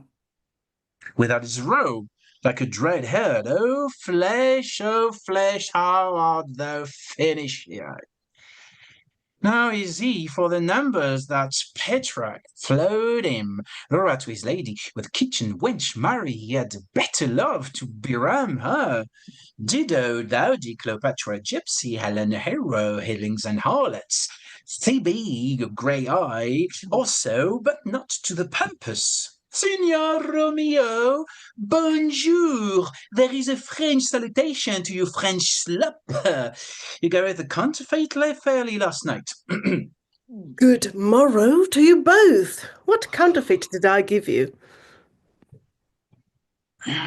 The slip, sir, the slip. Can you not conceive? Pardon, Mercutio, my business was great, and in such a case as mine, a man may strain courtesy. Now that's as much to say. Such as case as your constrains a man to bow in the house. Meaning to curtsy? Thou hast most kindly hit it. Oh, a most courteous exposition. Nay, but the very pink of curtsy. Oh, pink for flower. Right. Well then, is my pump well flowered? Oh, which follows me this jest? Now till thou sworn on thy pump, that when the single soul of it is one, that jest may remain after the wearing soul singular. A single-souled jest, solely singular for the singleness. In between us, good Benvolio, my wits faint. Wits and spurs, or I'll cry a match. Nay, if our wits run the wild goose chase, I am done, for thou hast more of the wild goose in one of thy wits than I am sure I have in one of my whole 5. Here for the goose.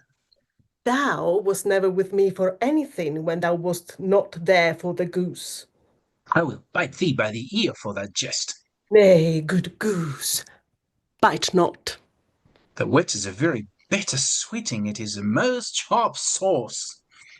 And is it not well served into a sweet goose? Oh, he's a wit of Cleverwell that stretch from an inch narrow to an ell broad.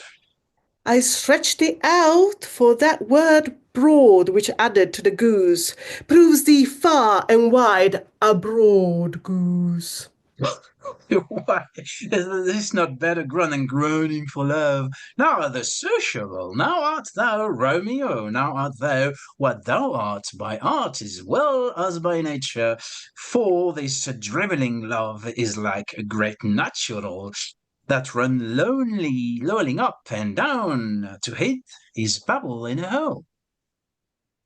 Stop there. Thou darest me to stop in my tail against the hair. Thou wouldst else have made thy tail large. Ere thou art deceived, I would have made it short, or I was come to the whole death of my tail, and meant indeed to occupy the argument no longer.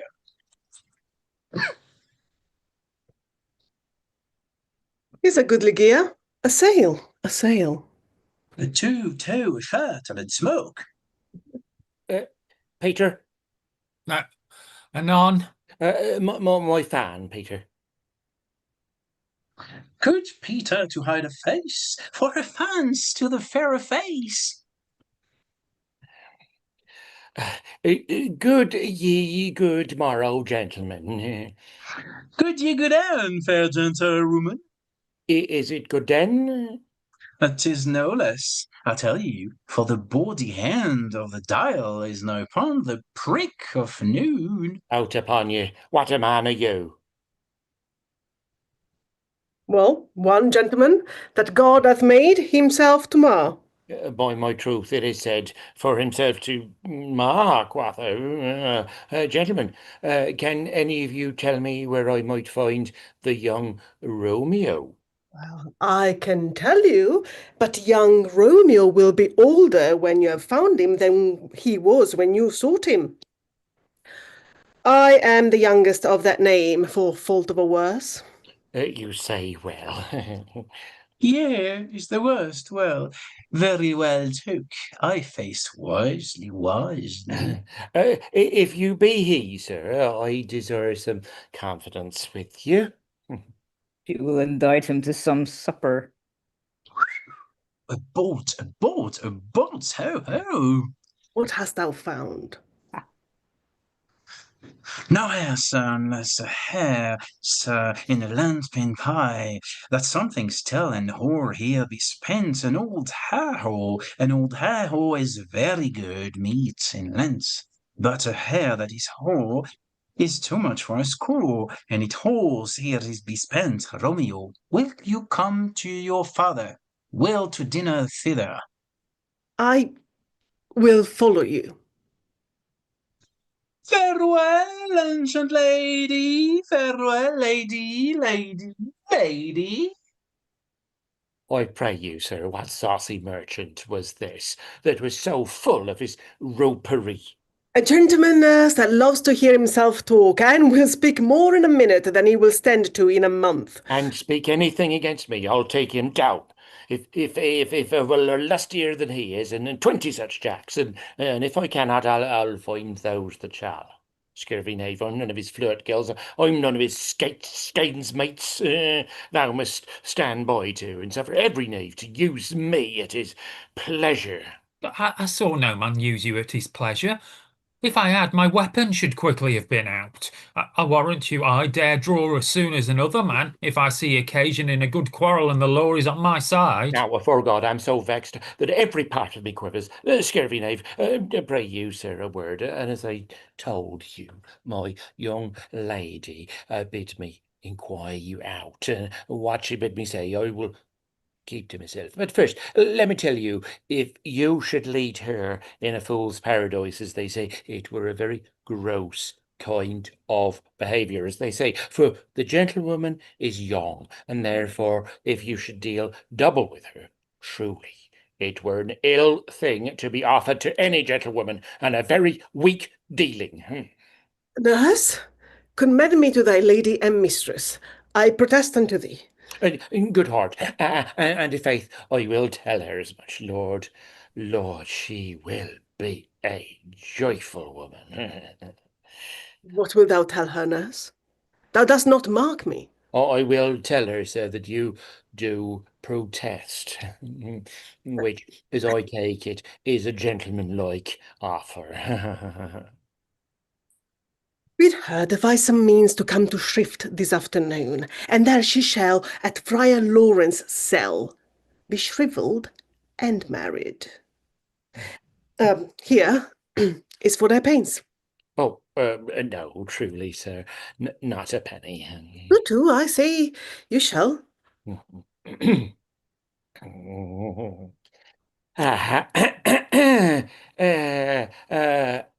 This afternoon, sir. Well, she shall be there.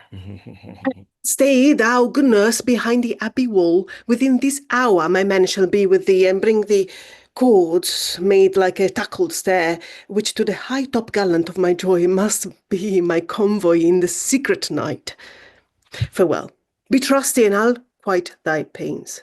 Farewell. Commend me to thy mistress. Now, God in heaven bless thee. Hark you, sir. Sayest thou, my dear nurse? Is your man secret? Did you ne'er hear say that two may keep counsel, putting one away? Warrant thee, my man is true as steel. Well, sir, my mistress is the sweetest lady, Lord, when his little prating thing. Oh, there is a nobleman in town, one Paris, that would fain lay knife aboard. But she, good soul, had as lief see a toad, a very toad, as see him. I anger her sometimes and tell her that Paris is the proper man, but I'll warrant you, when I say so, she looks as pale as any clout in the versal world. Doth not Rosemary and Romeo begin both with a letter? Ay, nurse, what of that? Both with an R. The mocker, that's the dog's name. R is for the no. I know it begins with some other letter.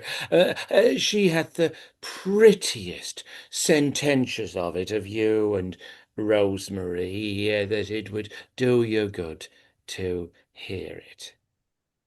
Commend me to thy lady. Oh, yeah, 1,000 times. Peter? Anon? Before and apace.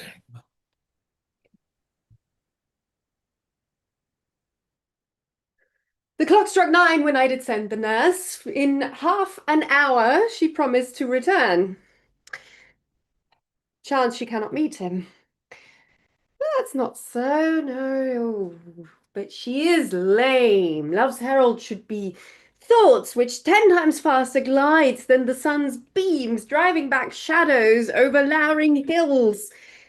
Therefore do nimble, pinioned doves draw love, and therefore hath the wind-swift Cupid wings. Now is the sun upon the highmost hill of this day's journey, and from 9 to 12 is 3 long hours, yet she is not come. Had she affections and warm, youthful blood, she would be as swift in motion as a ball. Oh, my words would bandy her to my sweet love, and his to me.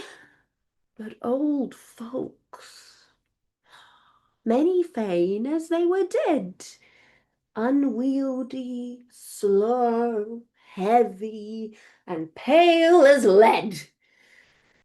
Oh, God, she comes. Honey nurse, what news? Hast thou met with him? Send thy man away. Peter, stay at the gate. Now, get sweet nurse. Oh, Lord, why lookest thou sad? Though news be sad, yet tell them merrily. If good thou shamest the music of sweet nerves by playing it to me with so sour a face. I am weary. Give me leave a while. Fie, how me bones ache. What a jaunt have I had.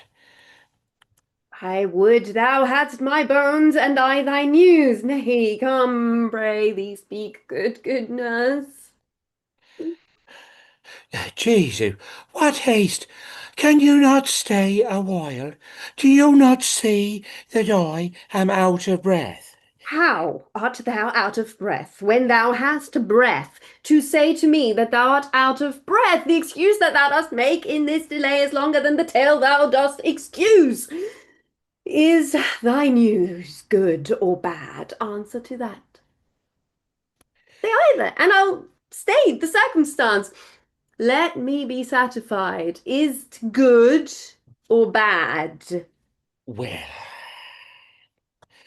you have made a simple choice. You know not how to choose a man. Romeo, no, not that his face be better than any man's, yet his legs excels all men's, and for a hand and a foot and a body, though they be not to be talked on, yet they are.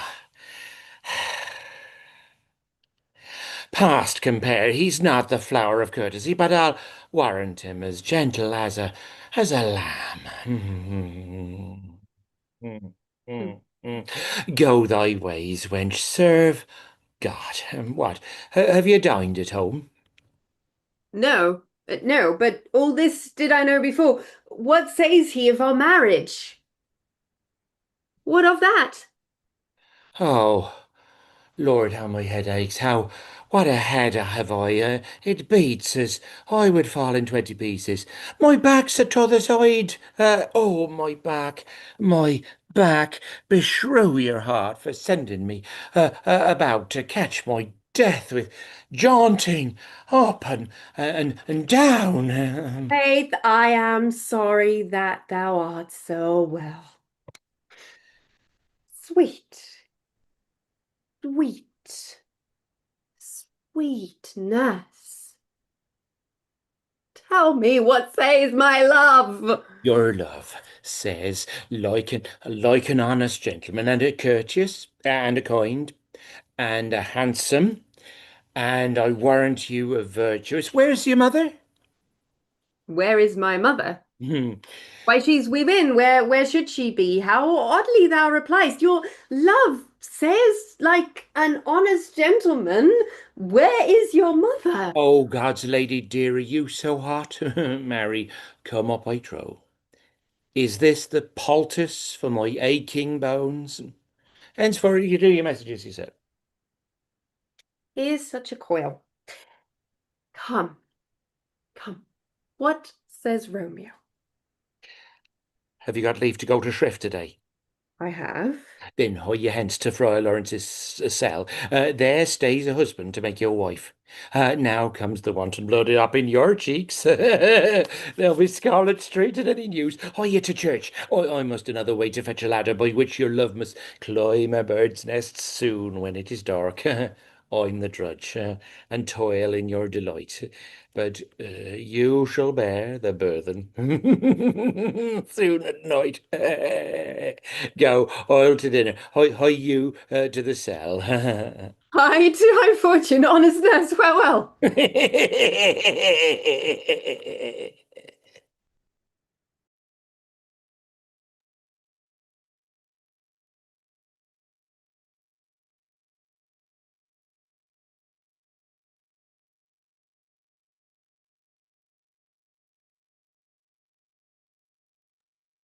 So smile the heavens upon this holy act, that after hours with sorrow chide us not. Amen. Amen. But come what sorrow can, it cannot countervail the exchange of joy that one short minute gives me in her sight. Do thou but close our hands with holy words, then love devouring death do what he dare. It is enough. I may call her mine. These violent delights have violent ends, and in their triumph dark like fire and powder. Which are they kiss consume. The sweetest honey is loathsome in his own deliciousness, and in the taste confounds the appetite. Therefore, love Moderately. Long love doth so.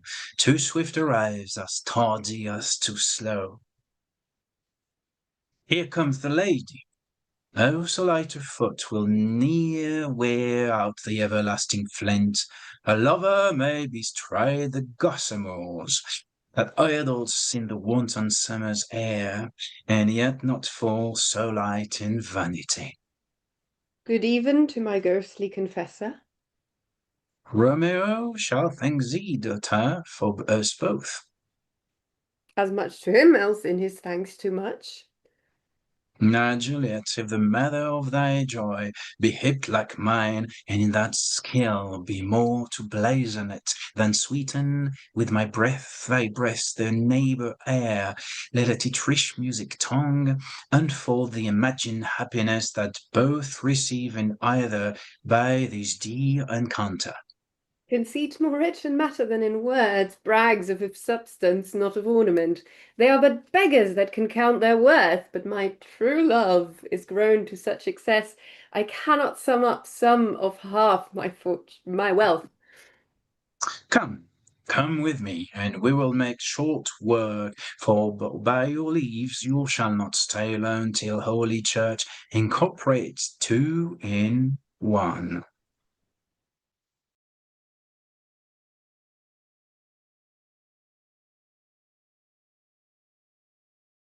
I pray thee, good I pray thee, good Mercutio, let's retire. The day is hot. The Capulet's abroad, and if we meet, we shall not escape a brawl, for now these hot days is the mad blood stirring. Oh, thou'rt like one of these fellows that when he enters the confine of a tavern, claps me his sword upon the table, and says, God send me no need of thee. By the operation of the second cup draws him on the drawer, then indeed there is no need. Am I like such a fellow? Yeah, come, thou'rt as hot a chuck in thy mood as any in Italy, and as soon moved to be moody, and soon moody to be moved. And what too? Nay, there is where two such we should have none shortly, for one would kill the other. Why thou wilt quarrel with a man that hath their hair more or hair less in his beard than thou hast. Thou wilt quarrel with a man for cracking nuts, having no other reason. But because thou hast hazel eyes, what eye? Oh, what eye? What such an eye would spy out such a quarrel? Thy head is full of quarrels as an egg is full of meat, and yet that head hath been beaten as idle as an egg for quarrelling. Thou hast quarrelled with a man for coughing in the street because he hath wakened thy dog that has lain asleep in the sun. Didst thou not fall out with the tailor for wearing his new doublet before Easter? With another for trying his new shoes, with all riband, and yet thou wilt tutor me from quarrelling? When I were so apt to quarrel as thou art, any man should buy the fee simple of my life for an hour and a quarter. The fee simple? Oh, simple. My head, here comes the Capulus. By my heel, I cannot. Follow me close, for I will speak with them. Gentlemen. Good den. A word with one of you. So, and but one word with one of us. Oh, couple it with something. Make it a word and a blow. You shall find me apt enough to that, sir, and you will give me occasion. How could you not take some occasion without a giving? Mercutio, thou consortst with Romeo. Who Consort? What, that makes us minstrel? And thou make minstrels of us. Look to hear nothing but discord. Here is my fiddlestick. Here is that shall make you dance. Come, consort.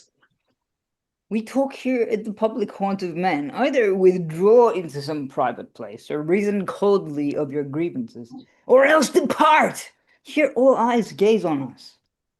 Now means I were made to look, and let them gaze. I will not budge for no man. Pleasure I. Well, peace be with you, sir. Here comes my man. But I'll be hanged, sir, if he wear your livery.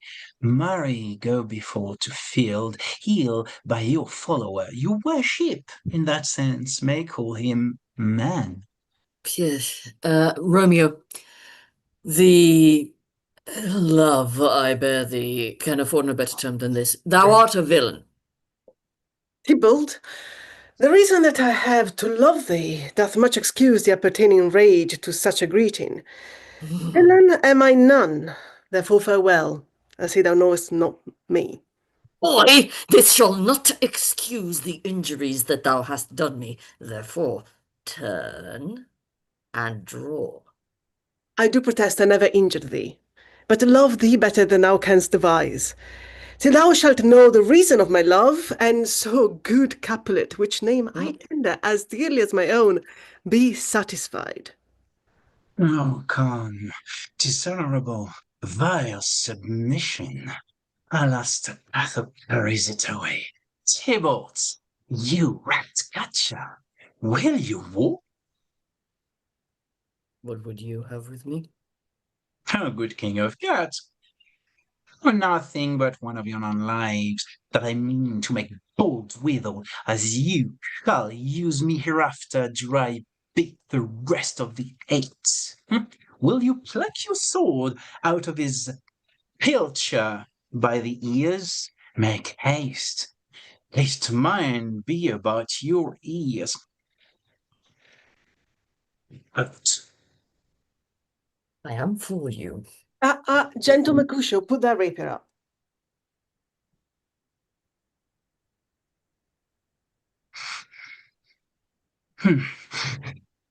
Come, sir.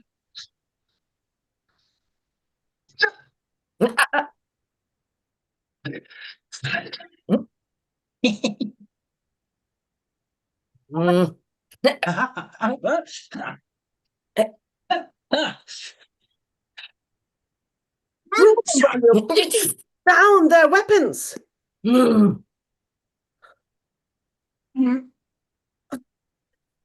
Gentlemen, what shame forbear this outrage!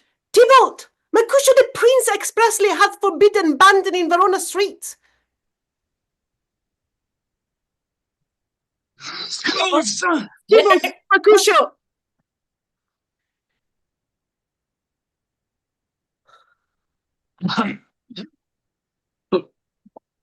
What?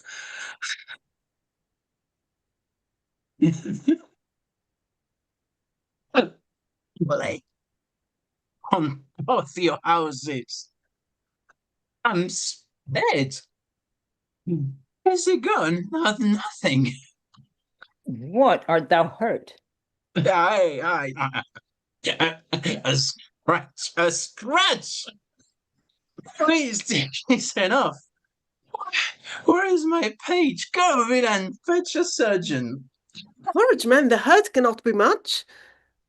No, 'tis not so deep. So wide, not so wide as the church door. 'Tis enough. It will serve. Ask for me tomorrow, and you shall find a grave man. I'm bettered. A warrant for this word. A plague on both your houses. What a dog, a rat, a mouse, a cat to scratch a man to death. A braggart, a rogue, a villain. This fight by the book of arithmetic, by the table came you between us. I was hurt under your arm. I thought all for the best. Come into some house, Menvania, or I shall faint. A plague on both your houses. You've made worms meat of me. It and suddenly to your house.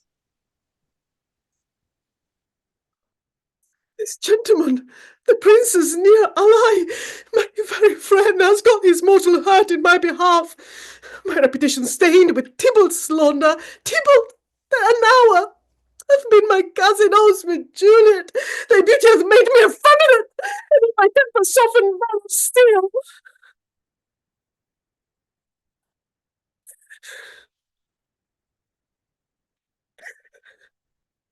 Romeo, Romeo. Brave Mercutio's dead. That gallant spirit hath aspired the clouds, which too untimely here did scorn the earth. His black fate on more days depend. 'Tis but begins. The woe others must end. Here comes the furious Tybalt back again. He gone in triumph in Mercutio's lane. Away to heaven, respective lenity, and fire and fury be my conduct now. Now, Tybalt, take thy villain back again.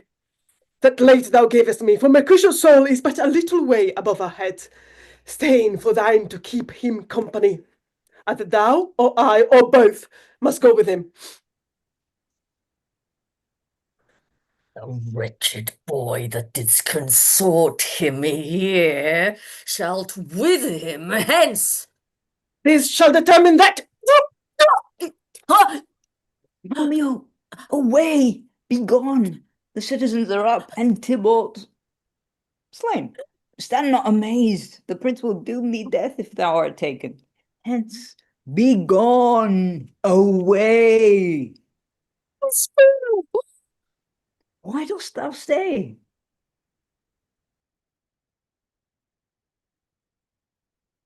Which way ran he that killed Mercutio, Tybalt, that murderer? Which way ran he? There lies that Tybalt. Up, sir, and go with me. I charge thee in the prince's name, obey. Where are the vile beginners of this fray? O noble prince, I can discover all the unlucky manage of this fatal brawl. There lies the man, slain by young Romeo, that slew thy kinsman, brave Mercutio. Tybalt, my cousin! Oh, my brother's child! Oh, prince, oh, cousin, husband! Oh, the blood is spilled of my dear kinsman. Prince, as thou art true, for blood of ours shed blood of Montague. Oh, cousin, cousin! Benvolio, who began this fray? Tybalt here slain, whose Romeo's hand did slay. Romeo, that spoke him fair, bid him bethink how nice the quarrel was, and urged withal your high displeasure. All this uttered with gentle breath, calm look, knees humbly bowed, could not take truce with the unruly spleen of Tybalt, deaf to peace. But that he tilts with piercing steel at bold Mercutio's breast, who all is hot, turns deadly point to point, and with a martial scorn, with one hand beats cold death aside, and with the other sends it back to Tybalt, whose dexterity retorts it. Romeo, he cries aloud, hold friends, friends part, and swifter than his tongue, his aged arm beats down their fatal points, and twixt them rushes underneath whose arm an envious thrust from Tybalt hit the life of stout Mercutio, and then Tybalt fled.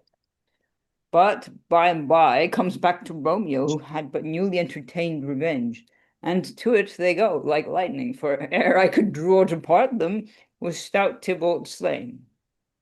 And as he fell, did Romeo turn and flee. This is the truth, or let Benvolio die.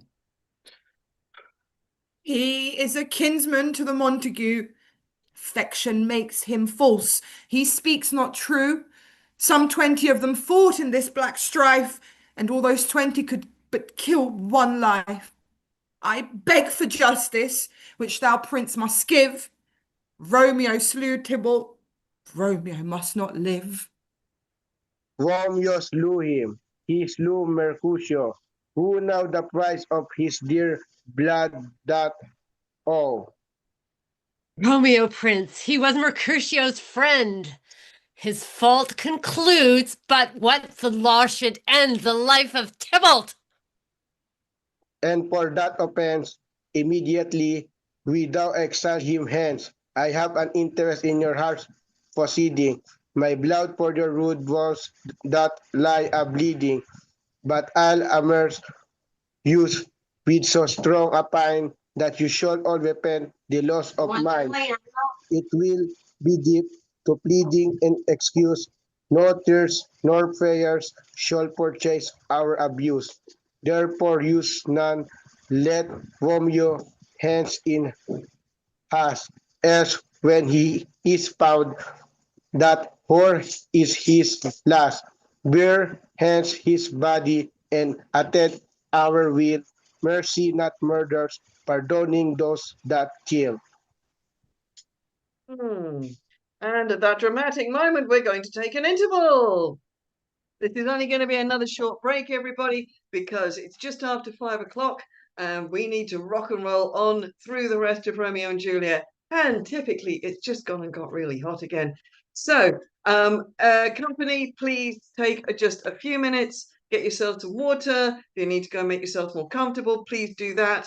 Audience, if you haven't and if you want to, or even if you have and you want to, please check the Ko-fi link on the screen and get, buy us another coffee. Much as I love Romeo and Juliet, I am struggling here. I think it's because it's getting hot again. So a little more caffeine would probably be a very good idea right about now. Just to give you a timing thing, we are barely 2 minutes away from doing 21 hours of non-stop Shakespeare. So we are very, very close to this now. So 21 hours, then we've got another 3. I know, look, hey, I managed that maths. Anybody who thinks I'm completely useless, I have my moments. Although I am basically completely useless when it comes to numbers. So we have a good hour we have about an hour and a half left of Romeo and Juliet, I suspect. Then we will have to take about a half an hour to prepare Julius Caesar, which is the brand new little play that we're going to finish off with. Well, a new edit. I mean, it was written 400 years ago. And everybody will be looking at their parts for the first time, pretty much. Although everybody who's got time during this, you got no excuse. So we'll be doing some quick preparation of that. So I think our 24 hours is going to be 24 and a half hours as it goes. And me personally, I want to keep it as close to 24 as possible because I'm going to fall asleep. Not that this hasn't been an awful lot of fun. I can't actually believe I've sat in this chair and basically ringmastered Shakespeare for 29 hours, 59 minutes, and another 15 seconds will make it 21 hours. So that is crazy, and I've played most of that time with most of these fabulous people. Isla's done, I think, the next most plays after. Me, I've been here all the time. Alexandra's been here all the time. I think Isla is next because Isla didn't do Pericles, but she's done everything else that we've done, and she's hanging around for the audience choice and everything. So many respects and points for the dedication from our youngest player this afternoon. Great fun we're having playing with you. And everybody else, I don't care if you've been here for the whole time or if you've just popped in. I'm just so delighted that you're here. I'm so glad that we've got Siegfried having playing an absolute blinder, even though we only get to do one play with you. We had one play with Simon back at the beginning of the 24 hours. It was lovely to have him for Pericles. We just had Angela pop back up for Much Ado. All these are people who played a lot with us during COVID, during lockdown, and now we don't see them so much because they've gone out into the world and have lives a bit more. And it's just great when they come back and they want to play again, because again, we all get to play together. And we had Arin, who came back and played for Othello in the middle of the night. That was wonderful too, because again, they're very busy now. So this is just amazing. All of this amazing. All the new people that have come through. What an opportunity. So if you'd like to buy us a coffee, I mean, we're just having an absolute ball now. But again, we did design this as a jolly for us, but as an entertainment and as a money raiser. So if you are able, if you feel like it, please hop on to the coffee link. The coffee link is going to stay live, by the way. The links, the watch links that you've got, as far as I know, they're going to go on working. I mean, obviously, we won't be live anymore, but if you want to watch anything back that you missed or watch anything over again, then you can. And if you still want to pay us, if you'd like to give us another a coffee for something else that you watched, you can, because the coffee link will stay live. So, yes, the gift goes on giving for a little bit longer. Okay, we are now 21 hours and 1 minute. So I think it's time to get back to Romeo and Juliet, because we left it at a very exciting moment. I'm giggling because the King of Cats has just come out to have a word with my with our household cat and company mascot. So we're going back into Capulet's house, because sweet young Juliet has no idea what just happened in the town, no idea at all. She is simply waiting impatiently for her wedding night. So Juliet, swiftly followed by, who comes into you? Yes, of course it is, Nurse. Juliet and Nurse, let me know, are you ready to start the second I'm half? here. Do we have a Juliet? Oh, not quite yet. Juliet was eating chocolate. One sec. Ah, Juliet's eating chocolate. Okay, so if you are not in the next scene, could we have cameras off, please? And please check your mics. Make sure we don't have any relayed sound. There we go. Thanking everybody very much. Right, I'm going to vanish. See you guys hopefully at the end. Possibly before that, you never know.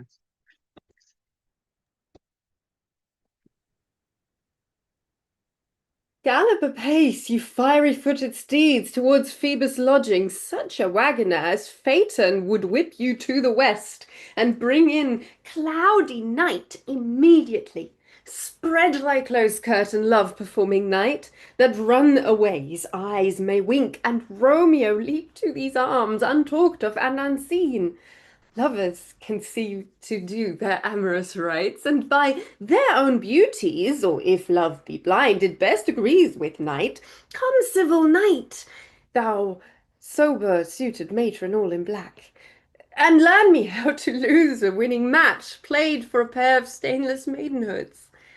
Hood my unmanned blood bating in my cheeks with thy black mantle, till strange love grow bold. Think true love acted simple modesty.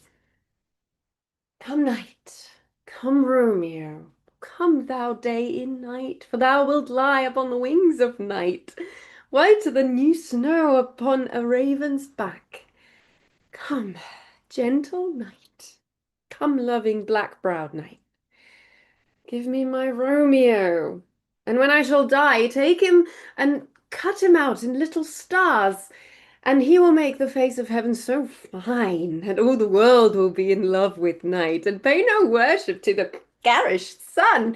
Oh, I have bought the mansion of love, but not possessed it.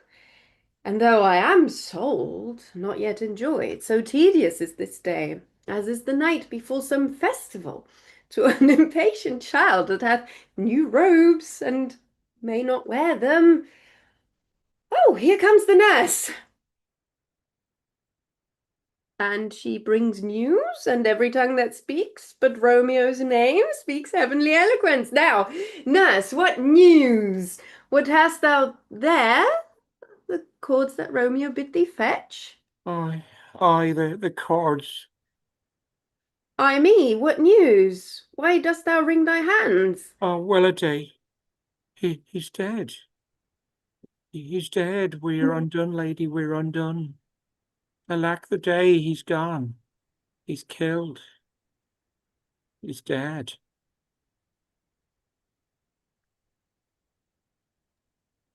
Can heaven be so envious?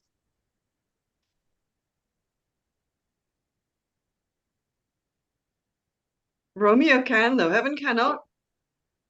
Oh, Romeo, Romeo, whoever would have thought it? Romeo! Civil art thou that dost torment me thus. This torture should be wrought in dismal hell. Hath Romeo slain himself?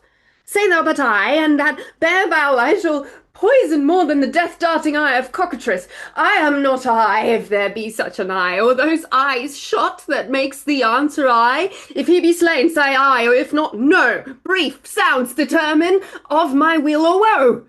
I saw the wound. I saw it with mine eyes.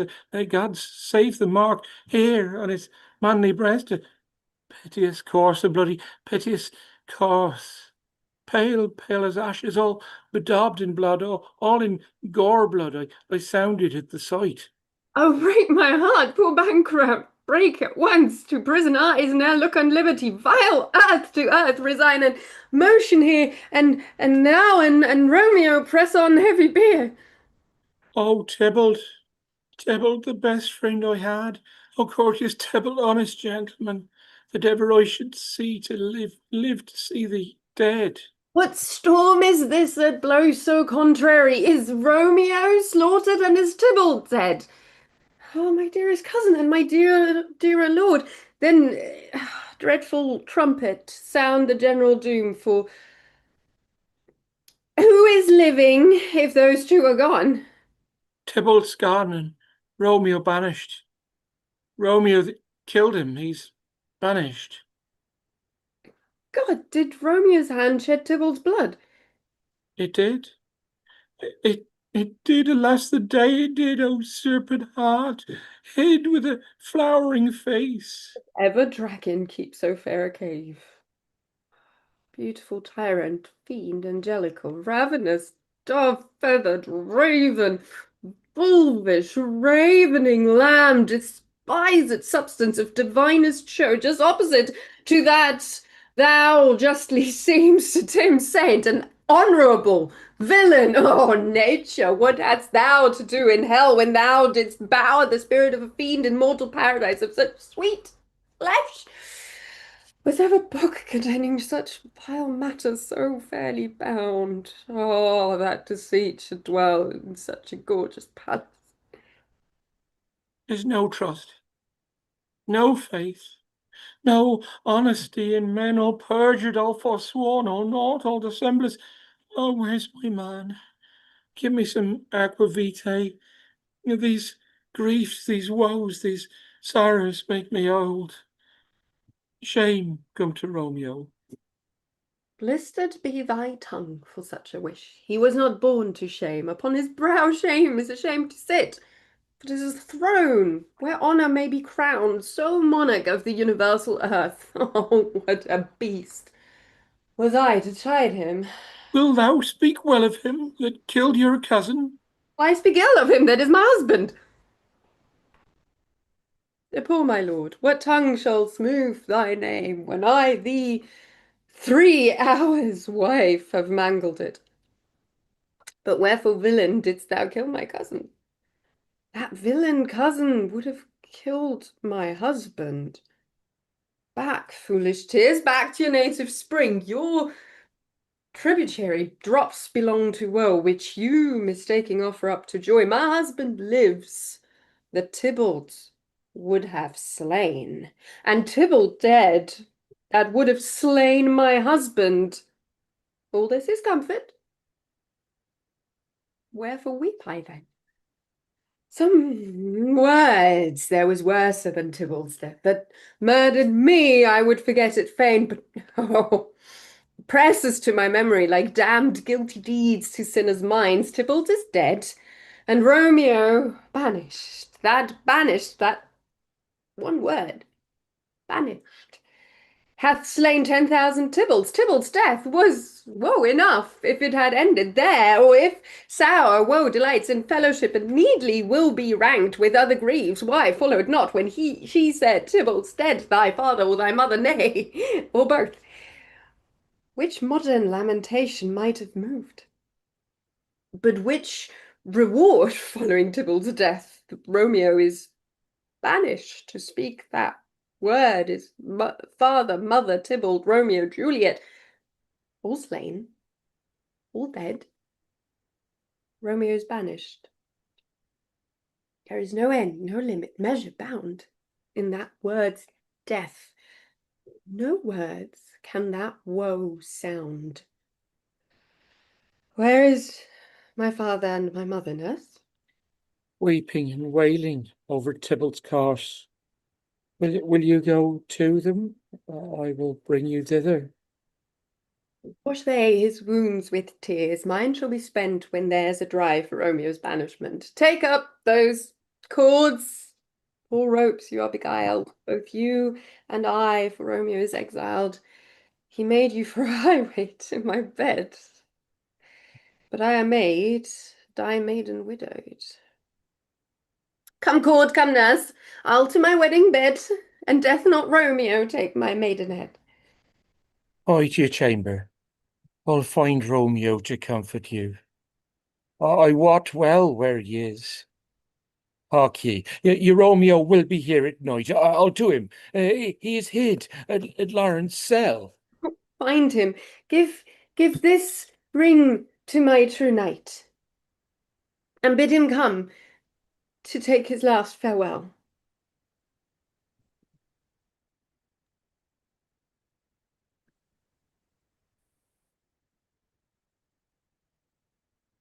Romeo, come forth. Come forth, thou fearful man. Affliction is enamoured of thy parts, and thou art wedded to calamity. Father, what news? What is the prince's doom? What sorrow crave acquaintance at my hand that I yet know not? Too familiar is my dear son with such sour company. I bring thee tidings of the prince's doom. What? Less than doomsday? Is the prince's doom? A gentler judgment vanished from his lips. Not body's death, but body's banishment. Banishment. Be merciful, say death. For exile hath more terror in his look, much more than death. Do not say banishment. Here from Verona art thou banished. Be patient, for the world is broad and wide. There is no world without Verona walls, but purgatory, torture, hell itself. Hence, banished is banished from the world, and world exile is death, then banished is death. Misterm, calling death banished. Thou cutt'st my head off with a golden axe, and smilest upon the stroke that murders me. Oh, deadly sin, oh, rude unthankfulness! Thy fault our law calls death, but the kind prince, taking thy part, have rushed aside the law and turned that black word death to banishment. This is dear mercy, and thou seest it not. Oh, 'tis torture, and not mercy. Heaven is here, where Juliet lives, and every cat and dog and little mouse, every unworthy thing, live here in heaven and may look on her, but Romeo may not. More validity, more honourable state, more courtship lives in carrion flies than Romeo. They may seize on the white wonder of dear Juliet's hand, and steal immortal blessings from her lips, who even in pure and vestal modesty still blush as thinking their own kisses sin. These may flies do, when I from this must fly. And sayest thou yet that exile is not death? But Romeo may not. He is banished. Hast thou no poison mixed, no sharp ground knife, no sudden mean of death, though near so mean, but banished to kill me? Banished. Oh, friar, the dumb tears of that world in hell, howlings attended. How was then the heart, being a divine, a ghostly confessor, a sin absolver, and my friend professed to mangle me with that word? Banish it! That fond man, hear me speak. Oh, thou wilt speak again of banishment. I'll give thee armour to keep off that word, adversity's sweet milk, philosophy, to comfort thee, though thou art banished. As philosophy can make a Juliet, this plan a town, reverse a prince's doom, it helps not, it prevails not, talk no more. Well, then I see that madmen have no ears. How should they, when wise men have no eyes? Me despair with thee of thy estate. Thou canst not speak of that thou dost not feel. Where thou was young as Juliet, my love, an hour but married, Tybalt murdered, doting like me, and like me banished, then mightest thou speak, then mightest thou tear thy hair and fall upon the ground as I do now, taking all measures of an unmade grave. Arise, one knocks. Romeo, hide thyself. Hide thyself. Not I, unless the breath of heart-sick groans mislike enfolds me from the surge of eyes. Oh, hark how they knock. Who's the... Romeo, arise, thou wilt be taken. Stay a while, stand up. Run to my study by and by. God's will, what simpleness is this? I come. Who knocks so hard? Whence come you? What's your will? Let me come in, and you shall know my errand. I come from Lady Juliet. Oh, welcome then. Oh, holy friar, oh, tell me, holy friar, where's my lady's lord? Where's Romeo? There, on the ground, with his own tears made drunk. Oh, he was even in my mistress' case, just in her case, oh, woeful sympathy, piteous predicament. Even so lies she, blubbering and weeping and blubbering. Stand up, stand up, stand, and you be a man for Juliet's sake. For her sake, rise and stand. Why should you fall in so deep an oh? Nurse. Sir, death's the end of all. Speakest thou of Juliet? How is it with her? Doth not she think me an old murderer, now I've stained the childhood of her joy? With blood removed but little from her own. Where is she? How does she? And what says my concealed lady of our concealed love? Well, she says nothing, sir, but weeps, and now falls on her bed, and then starts up, and then Tybalt calls, and then on Romeo cries, and then down falls again. As if that name shot from the dead level of a gun did murder her, as that name's cursed hand murdered her kinsman. Oh, tell me, friar, tell me, in what vile part of this anatomy doth my name lodge? Tell me, that I may suck the hateful mention. Thy desperate hand. Art thou a man? Thy form cries out thou art, thy tears are womanish, thy wild acts denote the unreasonable fury of a beast. Thy dear love sworn, but now hollow perjury, killing that love which thou hast vowed to cherish. Thy wit, the ornament to shape and love, misshapen in the conduct of them both, like powder in a skilless soldier's flask, is set by a fire by thine own ignorance, and thou dismembered in thine own defence. What roused thee, man? The Juliet is alive, for whose dear sake thou wast but lately dead. There art thou happy. Tybalt would kill thee, but thou slewest Tybalt. There art thou happy.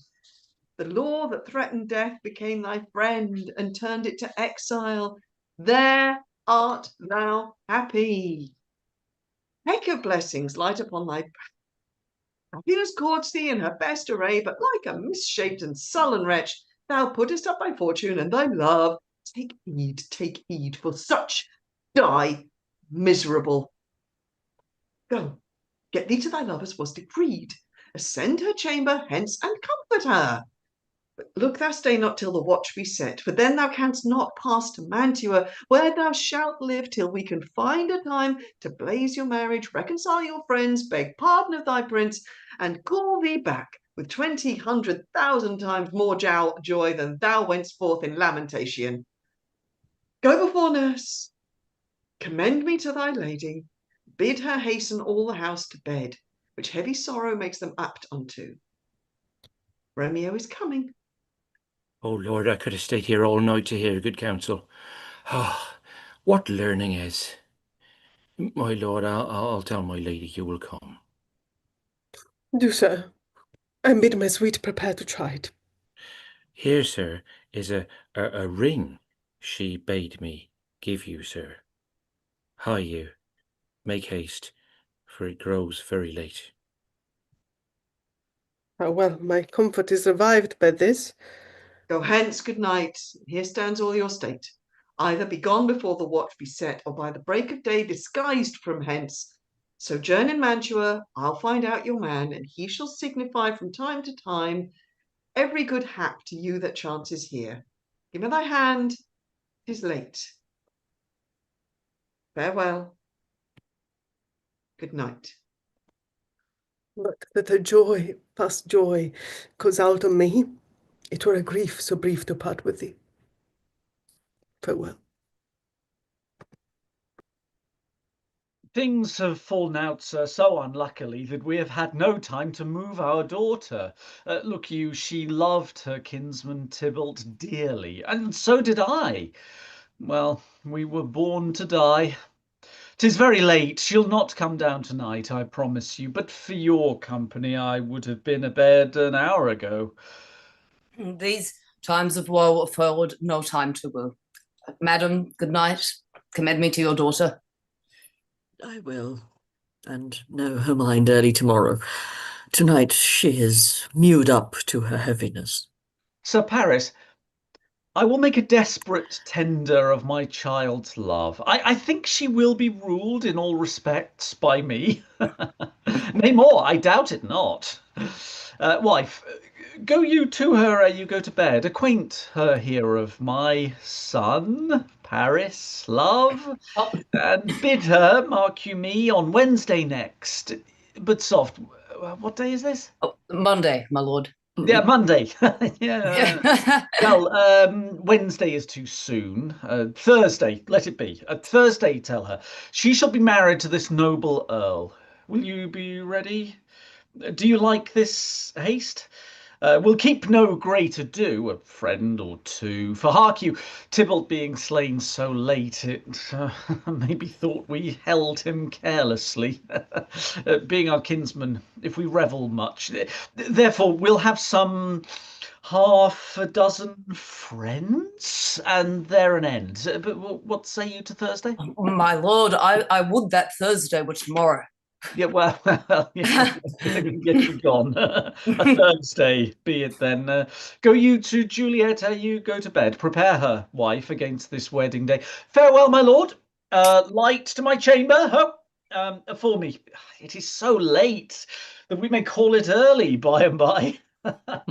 Good night. Good night.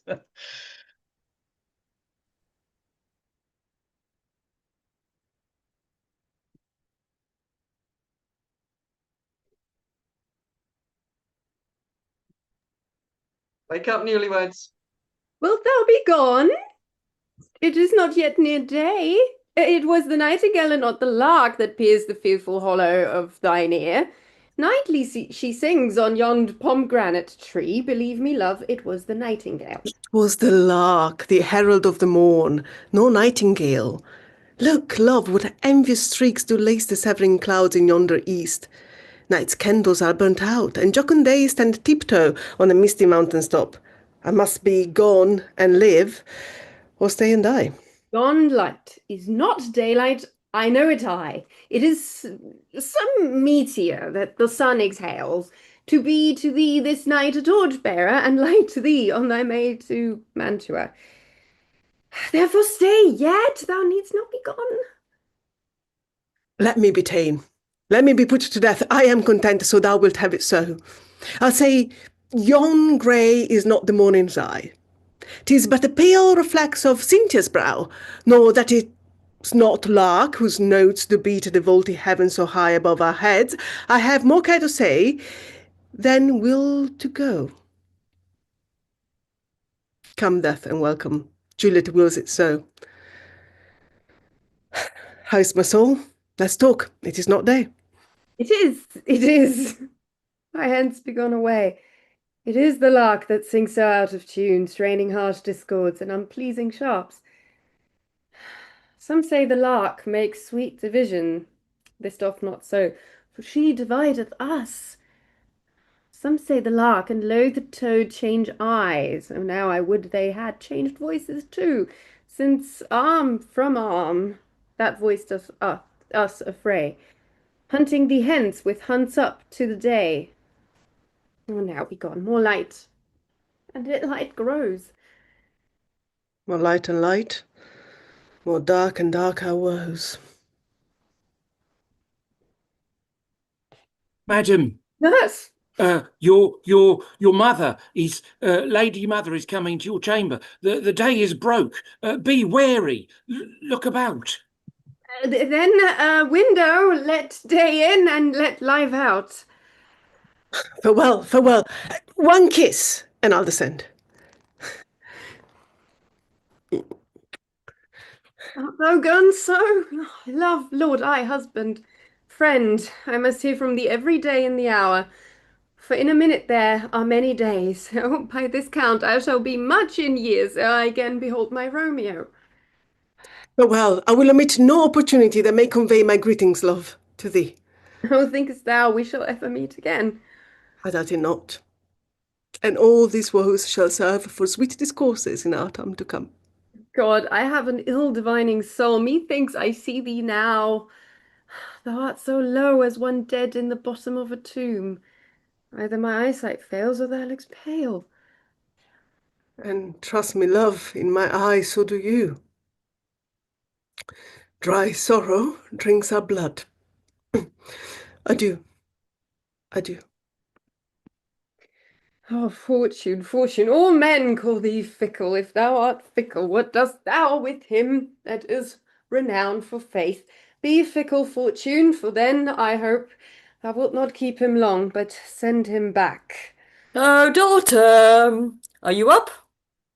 Who is that calls? Is it my lady mother? Is she not down so late, or up so early? What accustomed cause procures her hither? Right, how now, Juliet? Madam, I am not well. Never more weeping for your cousin's death. What, wilt thou wash him from his grave with tears? And if thou couldst not make him live. Therefore have done. Some griefs shows much of love, but much of grief shows still some want of wit. Yet let me weep, for such feeling loss. So shall you feel the loss, but not the friend which you weep for. Feeling so the loss, I cannot choose but ever weep the friend. Oh, girl, thou weeps not so much for his death as that the villain lives that slaughtered him. What villain, madam? That same villain Romeo. Villain and he be many miles asunder. God, pardon I do with all my heart. And yet no man like he doth grieve my heart. That is because the traitor lives. I, madam, from the reach of these my hands would none but I might venge my cousin's death.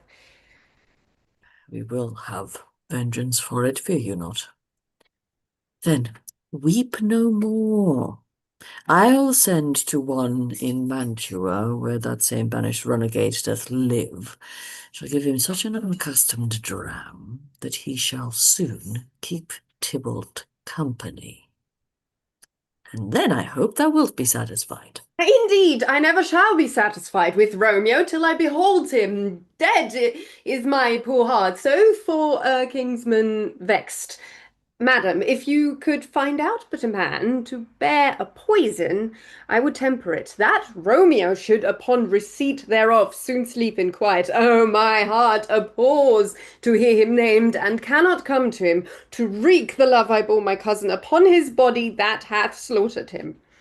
Find out the means, and I'll find such a man. But now, I'll tell thee joyful tidings, girl. And joy comes well in such a needy time. What are they, beseech your ladyship? Well, thou hast a careful father, child, one who, to put thee from thy heaviness, hath sorted out a sudden day of joy that thou expect'st not, nor I looked not for. Madam, in happy time, what day is this? Harry, my child, early next Thursday morn, the gallant, young, and noble gentleman of County Paris at St. Peter's Church shall happily make thee a joyful bride. Now, by St. Peter's Church and Peter too, he shall not make me there a joyful bride.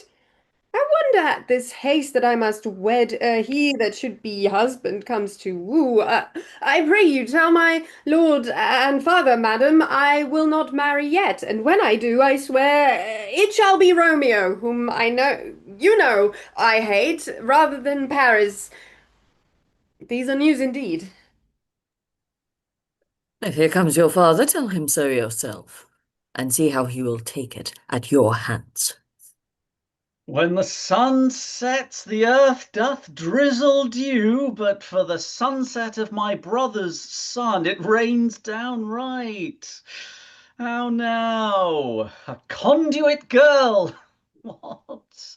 Still in tears, evermore showering in one little body? Thou counterfeits a bark, a sea, a wind, for still thy eyes, which I may call the sea, do ebb and flow with tears. The bark, thy body, is sailing in this salt flood. The winds, thy sighs, who raging with the tears, and they with them, without a sudden calm, will overset thy tempest-tossed body. How now, wife? Have you delivered to her our decree? Aye, sir, but she will none. She gives you thanks. I would the fool were married to her grave. Soft. Take me with you. Take me with you, wife. How? Will she none? Doth she not give us thanks? Is she not proud? Doth she not count her blessed, unworthy as she is, that we have wrought so worthy a gentleman to be her bridegroom? Not proud you have, but thankful that you have. Proud can I never be of what I have, but thankful even for hate that is meant love. How now? How? Chopped logic? What is this? Proud, and I thank you, and I thank you not? Thank me no thankings, nor proud me no prouds, but fettle your fine joints gainst Thursday next to go with Paris to St. Peter's Church, or I will drag thee on a hurdle thither. Out, you green sickness carrion! Out, you baggage, you tallow face! What, are you mad? Good father, I beseech you on my knees. Hear me with patience, but speak a word. Hang thee, young baggage! Disobedient wretch! I tell thee what, get thee to church a Thursday, or never after look me in the face. Speak not, reply not, do not answer me. My fingers itch, wife. We scarcely thought us blessed that God had lent us but this one only child, but now I see this one is one too much, and that we shall have a curse in having her. Out on her, Hilding! God in heaven bless her. Ye were to blame, my lord, to rate her so. And why, my lady Wisdom? Hold your tongue. Good Prudence, smatter with your gossip. Go. I speak no treason. Oh, God, gone then. May one not speak? Peace, you mumbling fool! Utter your gravity or a gossip's bowls, for here we need it not.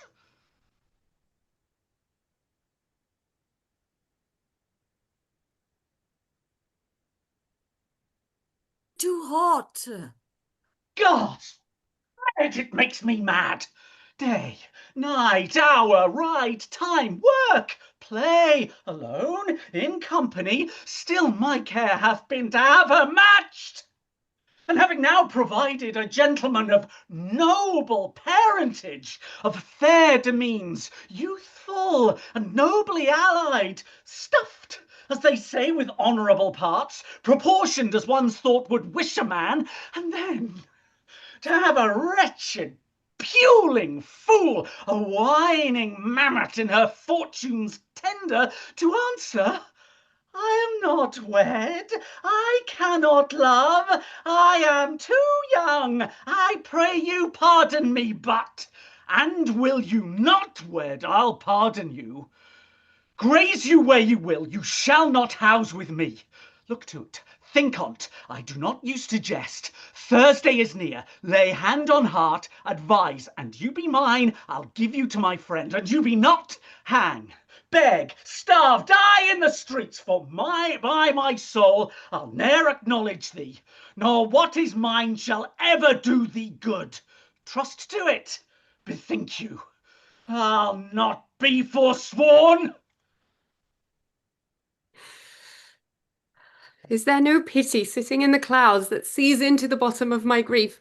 Sweet, my mother, cast me not away, delay this marriage for a month, a week. Or if you do not, make bridal bed in that dim monument where Tybalt lies. Talk not to me,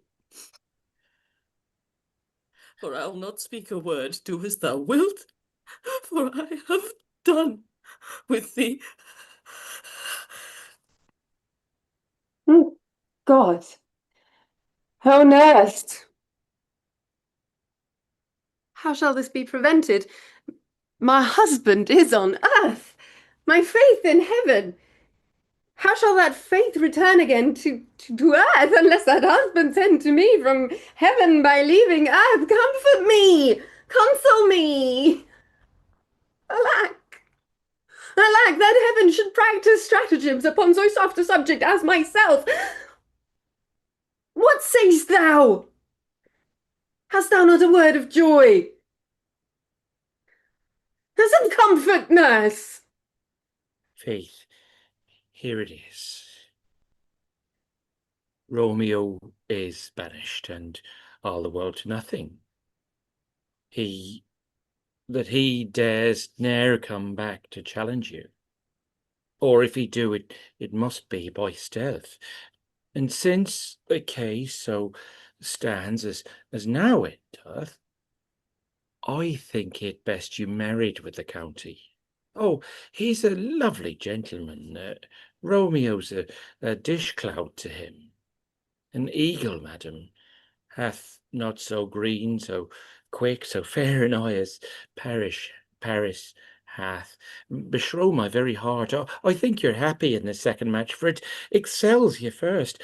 Or if it did not, ye first is dead, or 'twas as good he were, as living here, and you no use of him. Speakest thou from thy heart? And from my soul too, or else beshrew them both. Amen. What? Well, thou hast comforted me marvellous much. Go in and tell my lady I am gone, having displeased my father to Lawrence cell to make confession and to be absolved. Marry, I will, and this is wisely done. Ancient damnation, O most wicked fiend! It is more sin to wish me thus forsworn, or to dispraise my lord with that same tongue which she hath praised him with above compare so many thousand times. Go, counsellor. Thou and my bosom henceforth shall be twain. I'll to the friar to know his remedy. If all else fails, myself have power to die. On Thursday, sir. The time is very short. My father Capulet will have it so, and I am nothing slow to slack his haste. You say you do not know the lady's mind. And even is the course, but I like it not. Immoderately, she weeps for Tybalt's death, and therefore have I little talked of love. For Venus smiles not in a house full of tears. Now, sir, her father counts it as dangerous that she doth give her sorrow so much sway, and in his wisdom hastes our marriage to stop the inundation of her tears, which, too minded by herself alone, may be put from her by society. Now do you see the reason for this haste? Would I knew not why it should be so. Look, sir, here comes the lady towards myself. I happily met my lady and my wife. That may be, sir, when I may be a wife. Well, that must be, love, on Thursday next. What must be shall be. That's a certain text. Came you to make confession to this father? To answer that, I should confess to you. Do not deny to him that you love me. I will confess to you that I love him. So will you? I'm sure that you love me. If I do so, it will be of more price being spoke behind your back than to your face. Poor soul. Oh, thy face is much abused with tears. The tears have got small victory by that, for it was bad enough before their spite. Oh, thou wrongst it more with tears than with that report. That is no slander, sir, which is a truth, and what I spake it to thy face. Thy face is mine, and thou hast slandered it. It may be so, for it is not mine own. Are you at leisure, Holy Father, now, or shall I come to you at evening mass? My leisure serves me, pensive daughter, now. My lord, you must entreat the time alone. God shield, I should deserve devotion. Juliet, on Thursday early, I will rouse thee. Till then, adieu, and keep this holy kiss.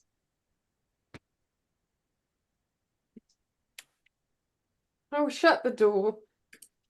And when thou hast done so, come weep with me. Past hope, past care, past help. Oh, Juliet, I already know thy grief. It streams me past the compass of my wits. I hear thou must, and nothing may prorogue it, on Thursday next be married to this county. Tell me not, friar, that thou hearest of this, unless thou tell me how I may prevent it. If in thy wisdom thou canst give no help, do thou but call my resolution wise. And with this knife I'll help it presently. God joined my heart and Romeo's, thou our hands, and this hand by thee to Romeo's sealed shall be the label to another dead. Or my true heart with treacherous revolt turn to another, this shall slay them both. Therefore, out of thy long experience time, give me some present counsel, or behold, twixt my extremes and me, this bloody knife shall play the umpire, arbitrating that with the commission of thy years and art could to no issue of true honour bring. Be not so long to speak, I long to die, if what thou speakst, speak not of remedy. Hold, daughter. Do spy a kind of hope, which craves as desperate an execution as that is desperate, which we would prevent, if rather than to marry County Paris, thou hast the strength of will to slay thyself, then is it likely thou wilt undertake a thing like death, to chide away this shame that copes with death himself to scape afoot, And if thou darest, I'll give thee remedy. Oh, bid me leap rather than marry Paris from off the battlements of any tower, or walk in thievish waves, or bid me lurk where serpents are, chain me with roaring bears, or hide me nightly in the charnel house, covered quite with dead men's rattling bones, with wrecky shanks and yellow chapel skulls, or bid me go into a new-made grave and hide me with a dead man in his grave. Things that to hear them told have made me tremble. I will do it without fear or doubt, to live an unstained wife to my sweet love. Hold! There. Go home, be merry. Give consent to marry Paris. Wednesday is tomorrow.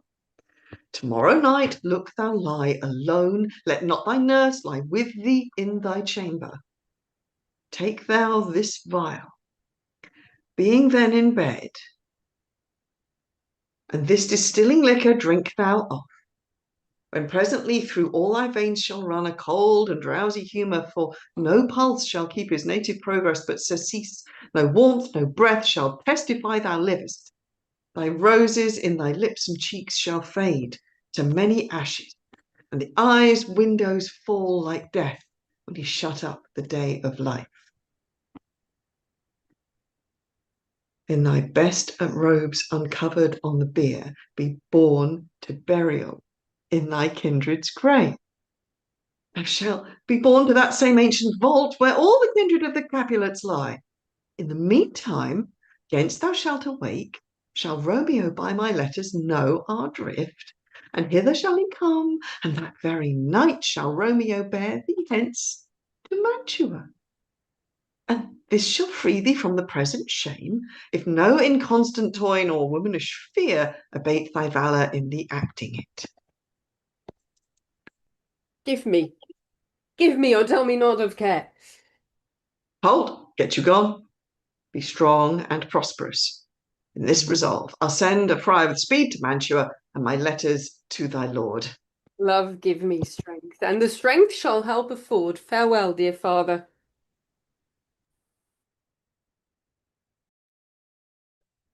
So many guests invite as here are writ. Sirrah, go hire me 20 cunning cooks. But you shall have none ill, sir, for I'll try if they can lick their fingers. How canst thou try them so? Well, marry, sir, 'tis an ill cook that cannot lick his own fingers. Therefore, he that cannot lick his fingers goes not with me. Oh, go, be gone. We shall be much unfurnished for this time. What, is my daughter gone to Friar Lawrence? Aye, forsooth. Well, he may chance to do some good on her. A peevish, self-willed harlotry it is. See, where she comes from, shrift with merry look. How now, my headstrong? Where have you been gadding? Where I have learned me to repent the sin of disobedient opposition to you and your behests, and am enjoined by Holy Lawrence to fall prostrate here to beg your pardon. Pardon, I beseech you. Henceforward I am ever ruled by you. Send for the county. Go tell him of this. I'll have this knot knit up tomorrow morning. I met the youthful lord at Lawrence cell, and gave him what become love I might, not stepping o'er the bounds of modesty. Why, I am glad on't. This is well. Stand up. This is as 't should be. Let me see the county. I marry, go, I say, and fetch him hither. Now, afore God, this reverend holy friar, all our whole city is much bound to him. Nurse, will you go with me into my closet to help me sort such needful ornaments as you think fit to furnish me tomorrow? No, not till Thursday. This time enough. Go, nurse, go with her. We'll to church tomorrow. We shall be short in our provision. 'Tis now near night. Tash, I will stir about, and all things shall be well. I warrant thee, wife, go thou to Juliet, help to deck up her. I'll not to bed tonight, let me alone. I'll play the huswife for this once. What ho! They are all forth. Well, I will walk myself to County Paris to prepare him up against tomorrow. My heart is wondrous light, since this wayward girl is so reclaimed.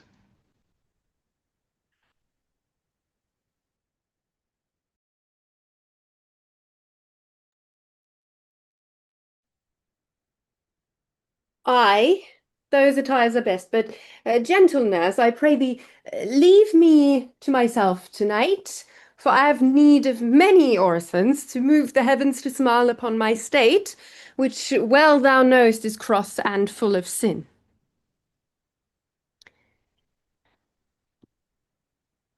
What? Are you busy, ho? Need you my help? No, madam, we have called such necessaries as are be hopeful for our state tomorrow, so please you let me now be left alone, and let the nurse this night sit up with you, for I am sure you have your hands full all in this so sudden business. Good night. Get thee to bed, and rest, for thou hast need. Farewell. God knows when we shall meet again. I have a faint cold fear thrills through my veins that almost freezes up the heat of fire. I'll call them back again to comfort me. Nurse, what should she do here? My dismal scene. I needs must act alone. Come, Vile. What if this mixture do not work at all? Shall I be married then, tomorrow morning? No, this shall forbid it. Lie thou there? What if it be a poison which the friar subtly hath ministered to have me dead? Least in this marriage he should be dishonoured, because he married me before to Romeo. I fear it is, and yet methinks it should not, for he hath still been tried a holy man. How if, when I am laid into the tomb, I wait before the time that Romeo come to redeem me? There's a fitful point. Shall I not then be stifled in the vault?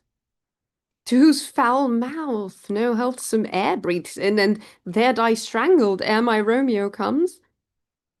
Or if I live, is it not very like the horrible conceit of death and night, together with the terror of the place, as in a vault, an ancient receptacle where for these many 100 years the bones of all my buried ancestors are packed, where bloody Tybalt, yet but green in earth, lies festering in his shroud, as they say, at some hours in the night spirits resort.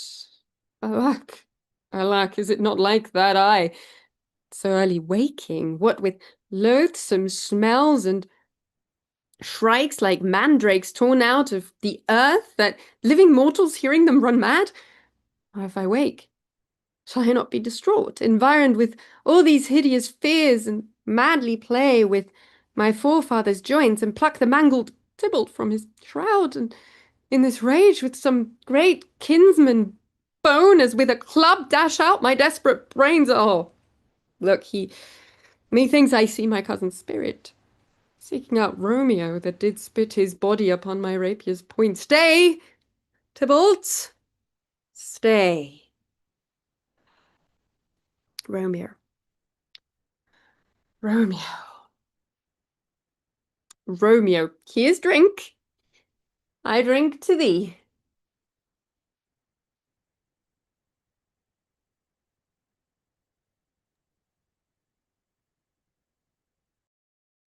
Hold. Take these keys and fetch more spices.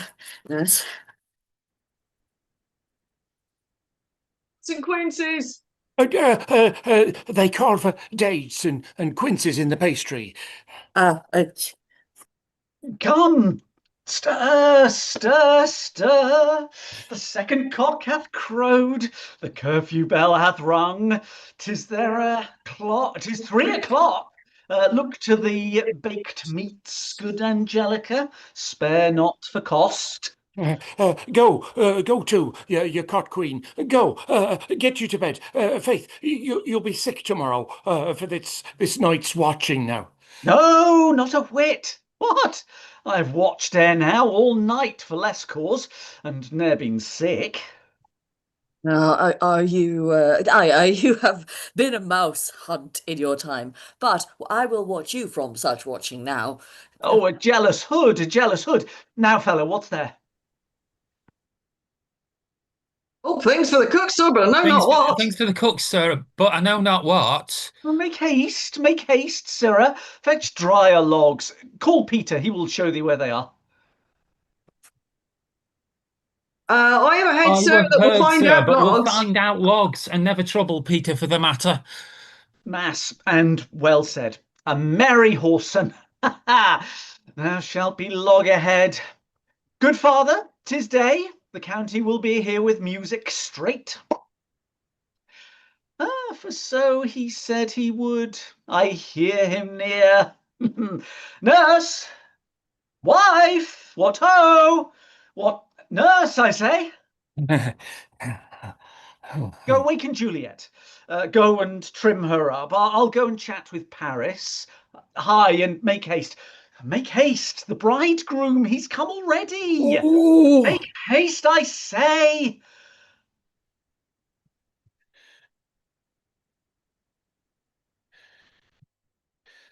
Oh, mistress. What, mistress? Juliet, I weren't she. What lamb, why, lady, fie, you slug a bed, what?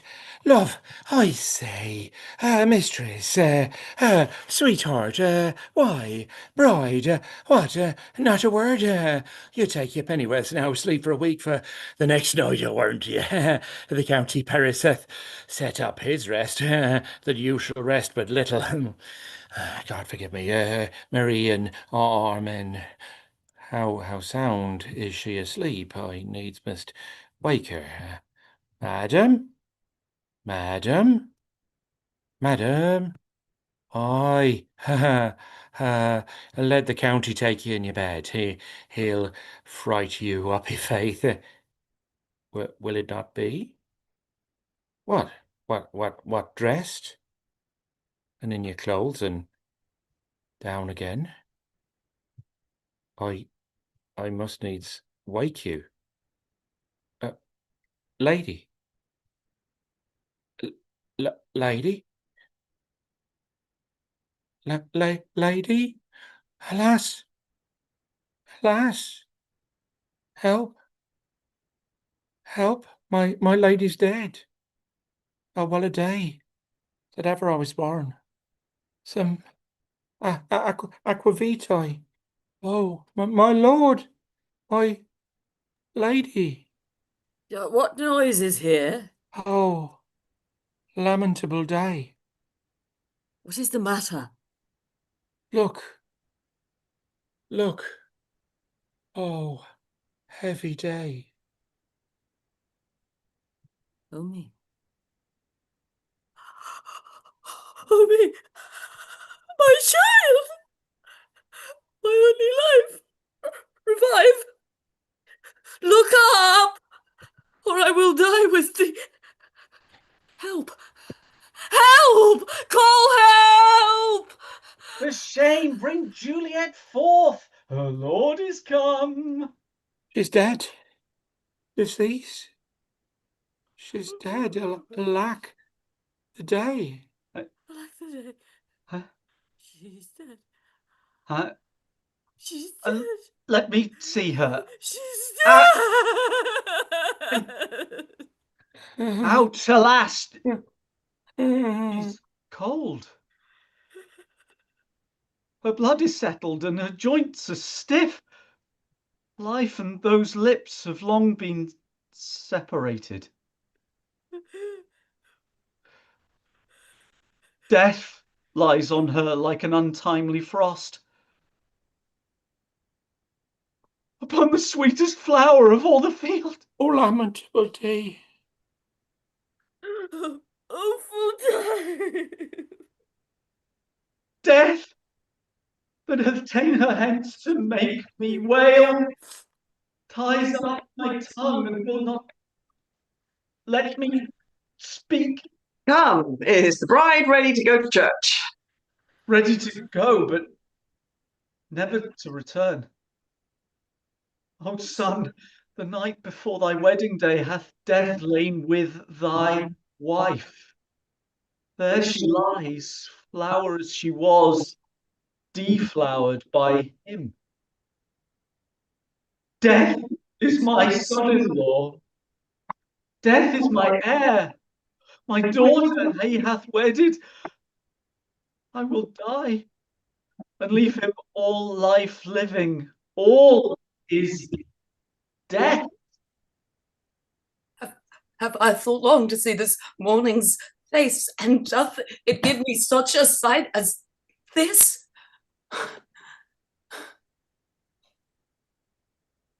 Happy, wretched, hateful day, most miserable hour. There time sore and lasting labour of his pilgrimage. But one poor and loving child, but one thing to rejoice and solace in, and cruel death hath cast it from my side. Oh, woe, oh, woeful, woeful, woeful day, most lamentable day, most woeful day that ever I did yet behold. Oh day, oh hateful day! Never was seen so black a day as this. Oh woeful day! Oh woeful day! Beguiled, divorced, wronged, spited, slain most detestable death by thee, beguiled by cruel, thee quite overthrown, O love, O life, not life, but love in death. Despised, distressed, hated, martyred, killed. Uncomfortable time, why camest thou now to murder our solemnity? Child, my own soul, not my child, and not thou, like my child is dead. With my child, my joys are buried. He's hope for shame. Confusion's care lives not within these confusions. Heaven and yourself have part in this affair, maid. Now heaven hath all, and all the better is it for the maid. Your part in her you could not keep from death, but heaven keeps his part in eternal life. The most you sought was her promotion, but 'twas your heaven she should be advanced. And weep ye now, seeing she is advanced. Dry up your tears and stick your rosemary on this fair course, as if custom is, and in her best array bear her to church. For though some nature bids us lament, yet nature's tears are reason's merriment. All things that we ordained festival turn from their office to black funeral. Our instruments to melancholy bells, our wedding cheers to a sad burial feast. Our solemn hymns to sullen dirges change, our bridal flowers to serve for a buried corse, and all things change them to the contrary. Sir, go you in, and madam, go with him. And go, Sir Paris, everyone prepare to follow this fair course under her grave. The heavens do lower upon you for some ill. Move them no more by crossing their high will.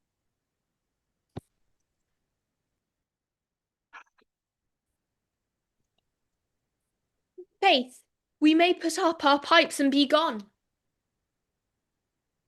Honest good fellows, I'll put up for. Well, you know, it is a pitiful case. I've on my troth, the case may be amended. Musicians, oh, musicians, heart's ease, heart's ease. Oh, and you will have me live, play heart's ease. Why Heartsease? Oh, musicians, because my heart itself plays. My heart is full. There's no time to play now. You will not then? No. I will then give it to you soundly. What will you give us? No money on my faith, but the gleek. I will give you the minstrel. And I will give you the serving creature. Then I will lay the serving creature's dagger on your pate. I will carry no crotchets. I'll ray you, I'll bar you. Do you note me? And you ray us and far us, you note us. Make you put up your dagger and put out your wit, then have at you with my wit. I will dry beat you with an iron wit and put up my iron dagger. Answer me like men. When griping griefs the heart doth wound, then music with her silver sound. Why? Silver sound? Why music with her silver sound? What say you, Simon Cackling? Marry, sir, because silver hath a sweet sound. Praetest, what say you, Hugh Rebeck? Say silver sound because you missions sound for silver. Praetest too, what say you, James Soundpost? Faith, I know not what to say. Oh, I cry you mercy. You are the singer. I will say it for you. It is music with her silver sound, because musicians have no gold for sounding. Then music with her silver sound will speedily doth lend redress. What a pestilent knave is the same. Hang him, Jack. Come, we'll in here, tarry for the mourners, and so to dinner. If I may trust the fluttering truth of sleep, my dreams presage some jollyful news at hand. My bosom's lord sits lightly in his throne, and all this day an accustomed spirit lifts me above the ground with cheerful thoughts. I dreamt my lady came and found me dead. A strange dream that gives a dead man leave to think, and breathed such life with kisses in my lips that I revived and was an emperor. Oh me, how sweet is love is self-possessed, when but love's shadow are so rich in joy. Oh, news from Verona? How now, Balthazar? Dost thou not bring me letters from the friar? How doth my lady? Is my father well? How doth my lady Juliet? That I ask again, for nothing can be ill if she be well. Then she's well and nothing can be ill. Her body sleeps in Capel's monument, and her immortal part with angels live. I saw her laid low in her kindred's vaults, and presently took post to tell it to you. Pardon me for bringing these ill news, since you did leave it for my office, sir. Is it even so?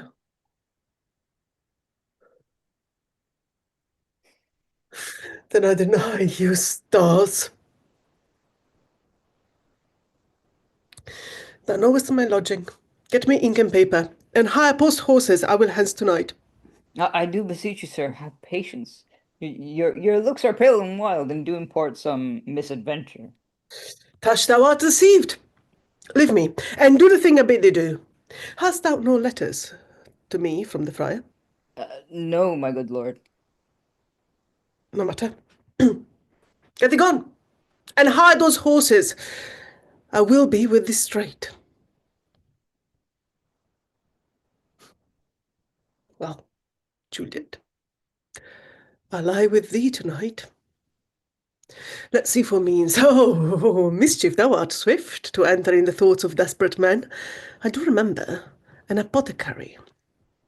and hereabouts dwells, which late I noted in tattered weeds, with overwhelming brows, cullen of simples, meagre were his looks, sharp misery had worn out to all the bones. And in his needy shop a tortoise hung, an alligator stuffed, and other skins of ill-shaped fishes, and about his shelves a beggarly account of empty boxes. Green earthen pots, bladders and musty seeds, remnants of packthread, and old cakes of roses were thinly scattered to make up a show. Noting this penury, to myself I said, and if a man did need a poison now, whose sale is present death in Mantua, here lives a caitiff wretch would sell it him. Oh, this is the same thought that did but forerun my need, and this same needy man must sell it me. As I remember, this should be the house. Being holiday, the beggar's shop is shut. What ho! Apothecary! Here calls a lad. Come hither, men. I'll see thou art poor. Hold, there is 40 ducats. Let me have a drum of poison, such soon speeding gear as will disperse itself through all the veins, that the life-weary taker may fall dead, and that the trunk may be discharged of breath as violently as hasty powder fired doth hurry from the fatal cannon's womb. Such mortal drugs I have, but Mantua's law is death to any he that utters them. Art thou so bare and full of wretchedness, and fearst to die? Famine is in thy cheek. Need and oppression stareth in thy eyes. Contempt and beggary hangs upon thy back. The world is not thy friend, nor the world lows. The world affords no law to make thee rich. Then be not poor, but break it and take this. My poverty, and not more will consents. I pray thy poverty, and not thy will. Put this in any liquid that thou hast, and drink it off. And if you had the strength of 20 men, it would dispatch you straight. There is thy gold. Was poison to men's souls, doing more murder in this loathsome world than those poor compounds that thou mayst not sell. I sell thee poison. Thou hast sold me none. Farewell. Buy food, and get thyself in flesh. Come, cordial and not poison. Go with me to Juliet's grave, for there must I use thee.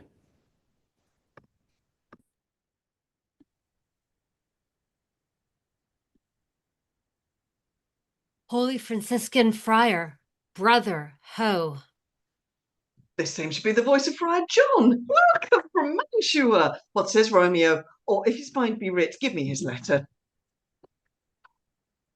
Going to find a barefoot friar out, one of our order to associate me, here in the city visiting the sick, and finding him the searchers of the town, suspecting that we were both in a house where the infectious pestilence did reign, sealed up his door and would not let us forth, so that my speed to Mantua was stayed. Who bear my letter then to Romeo? I could not send it. Here it is again, nor get a messenger to bring it thee. So fearful were they of infection up to my cell. Okay. Unhappy fortune, by my brotherhood, this letter was not nice, but full of charge of dear import, and the neglecting it may do much danger. Friar John, go hence, get me an iron crow, and bring it straight unto my cell. Brother, I'll go and bring it thee. Now must I to the monument alone. Within these 3 hours will fair Juliet wake. She will beshrew me much that Romeo hath no notice of these accidents, but I will write again to Mantua, keep her at my cell till Romeo come. Poor living corse, closed in a dead man's tomb.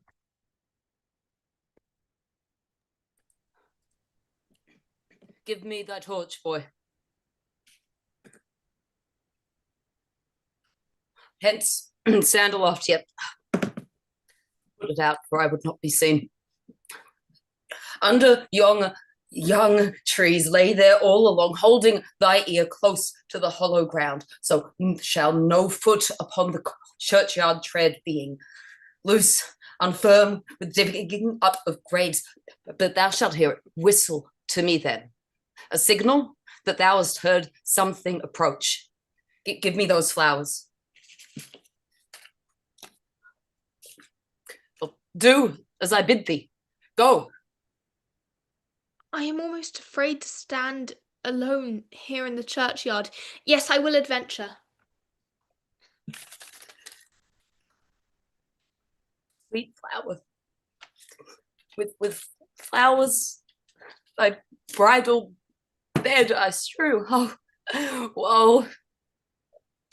Thy canopy is dust and stones, with which sweet water nightly I will dew, or wanting that with tears, distilled by moans, thy obsequies that I for thee will keep, nightly shall be to strew thy grave and weep.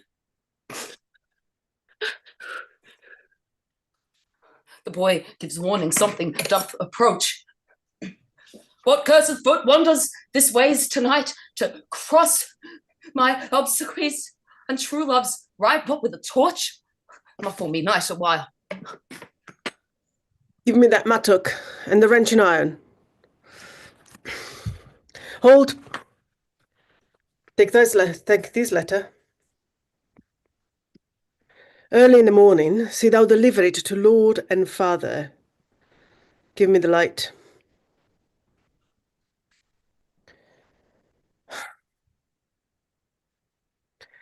Upon thy life I charge thee, whate'er thou hearst or seest, stand all aloof, and do not interrupt me in my course.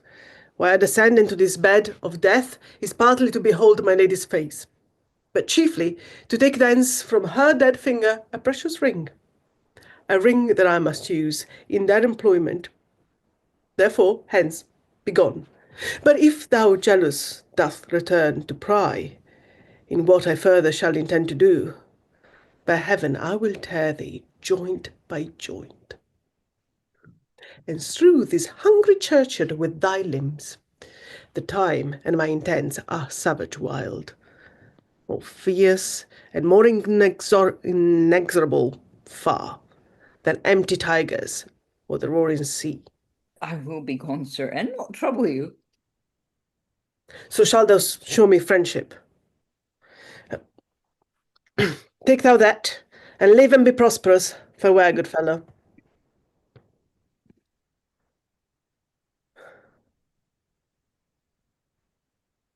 All the same, I'll hide me hereabout. His looks I fear, and his intents I doubt.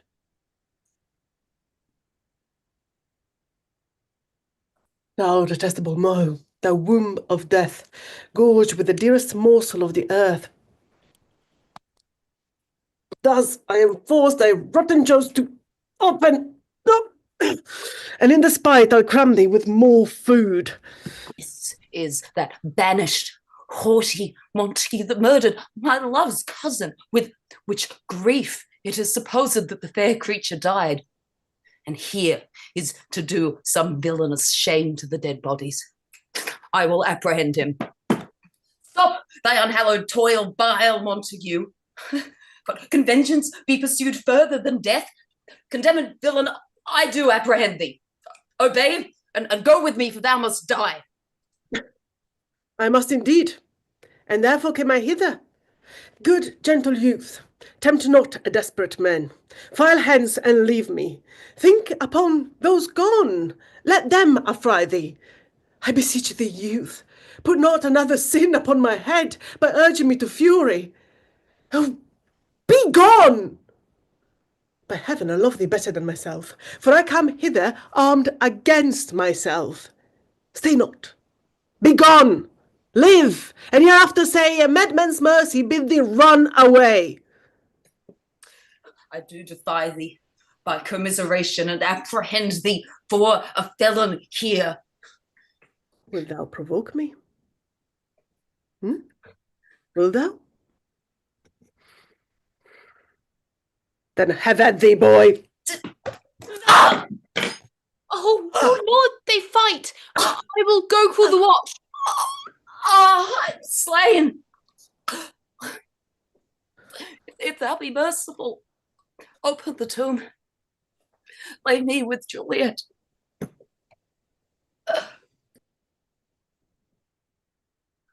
In faith I will. Let me peruse thy face. Mercutius kinsman, noble County Paris. Wait, what said my man? When my betossed soul did not attend him as we rode, I think he told me Paris should have married Juliet. Said he not so? Or did I dream it so? Or am I mad, hearing him talk of Juliet to think it was so? Give me thy hand. One writ with me in sour misfortune book, I'll bury thee in a triumphant grave.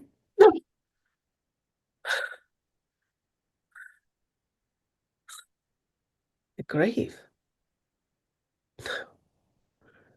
A lantern. Slaughtered youth. For here lies Juliet, and her beauty makes this vault a feasting presence full of light. Death, lie thou there, by a dead man's interred. How oft, when men are at the point of death, have they been merry? Which their keepers call a lighting before death. Oh, how may I call this a lightning? Oh, my love, my wife, death that has sacked the honey of thy breath, and hath had no power yet upon thy beauty. Thou art not conquered. Beauty's ensign yet is crimson in thy lip and in thy cheeks, and death pale flag is not advanced there. Tybalt, liest thou there in bloody sheet? Oh, what more favour can I do thee, than with the hand that cut thy youth in twain to sunder his that was thine enemy? Forgive me, cousin. Oh, dear Juliet, why art thou yet so fair? I will believe, shall I believe, that unsubstantial death is amorous? Or that the lean abhorred monster keeps thee here in darkness to be his paramour? For fear of that I still will stay with thee, and never from his palace of dim night depart again. Here will I remain, with worms that are thy chambermaids. Oh, here will I set up my everlasting rest, and shake the yoke of inauspicious stars from the world-wearied flesh. Eyes, look your last. Arms, take your last embrace. Lips, oh, you doors of breath, seal with a righteous kiss a dateless bargain to engross in death.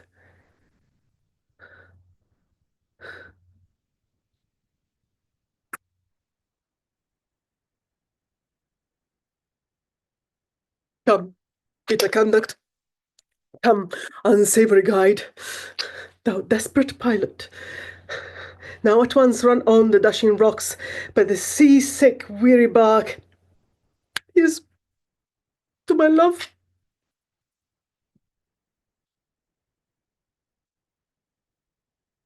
Oh, true apothecary, thy drugs are quick. Thus, with a kiss, I die. Francis, be my speed. How oft tonight have my old feet stumbled at graves? Who's there? Here's one, a friend, then one that knows you well. Bliss be upon you. Tell me, my good friend, what torch is yond that vainly lends his light to grubs and eyeless skulls? As I discern, it burneth in the Capel's monument. It doth so, holy sir, and there's my master, one that you love. Who is it? Romeo. How long have you been there? Full half an hour. Go with me to the vault. I dare not, sir. My master knows not, but I am gone hence, and fearfully did menace me with death if I did stay to look on his intents. Stay then, I'll go alone. Fears comes upon me, oh, much I fear some ill unlucky thing. As I did sleep under this young tree here, I dreamt my master in another fort, and that my master slew him. Romeo! Alack, what blood is this that stains the stony entrance of the sepulchre? What mean these masterless and gory swords to lie discoloured in this place of peace? Romeo! Oh, pale. Who else? Paris, too. And steeped in blood. What an unkind hour is guilty of this lamentable chance! Oh,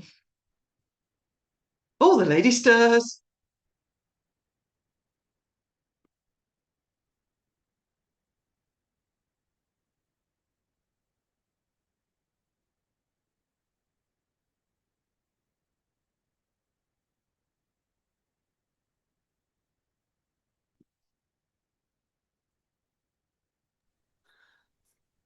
Oh, comfortable friar, where's my lord? I do remember well where I should be, and there I am. Where's my Romeo?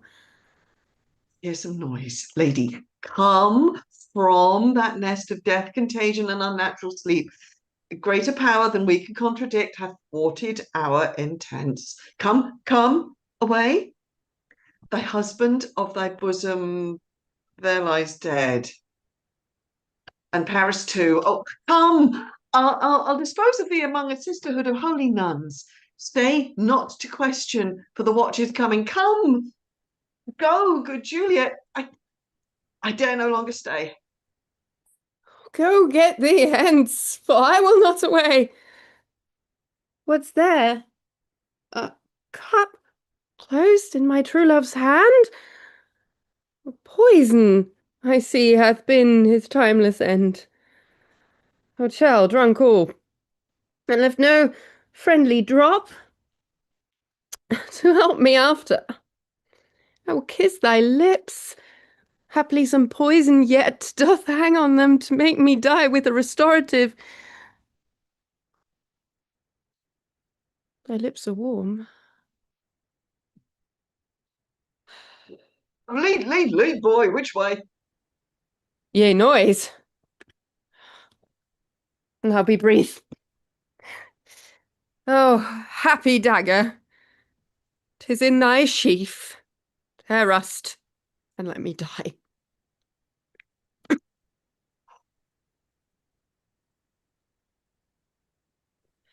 This is the place there where the torch doth burn. Ground is bloody. Search over the churchyard. Go some of you, whoe'er you find, attach. Pitiful sight. Here lies the county slain, and Juliet bleeding, warm, and newly dead, who here hath laid 2 days buried. Go, you, tell the prince, run to the Capulets, raise up the Montagues, get some other search. We see the ground whereon these woes do lie, but the true ground of all these piteous woes we cannot without circumstance descry. Go on. Ah! We found him in the churchyard.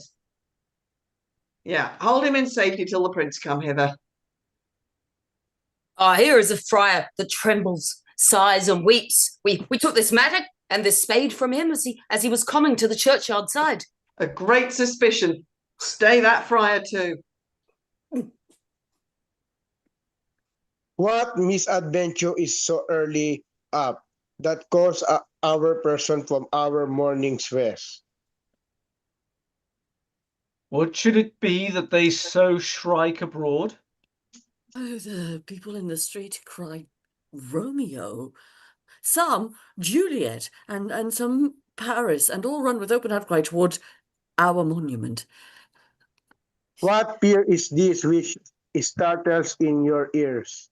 Sovereign, here lies the county Paris slain, and Romeo dead, and Juliet dead before.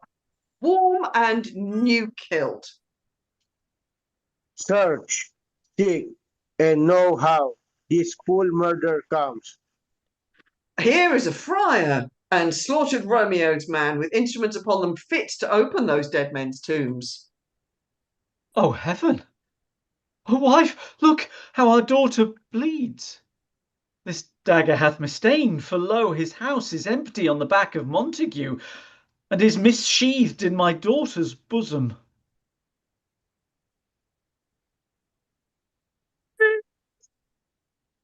Night of death is as a bell that warns my old age to a sepulchre. Come, Montog, for thou art early up, to see thy son and her now early down. Alas, my liege, my wife is dead tonight. Grief of my son's exile hath stopped her breath.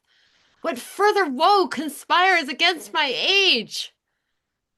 Look, and thou shalt see. Oh, thou untaught, what manners is in this, to press before thy father to a grave? Seal up the mouth of outrage for a while, till we can clear these ambiguities and know their spring, their head, their true descent, and then I will be general of your woes, and lead you even to death. Meantime, forbear, and let mischance be slave to patience, bring forth the parties of suspicion. I am the greatest, able to do least, yet most suspected at the time and place, doth make against me of this direful murder. And here I stand both to impeach and purge, myself condemned and myself excused. They then say at once, what do those know in this? I will be brief.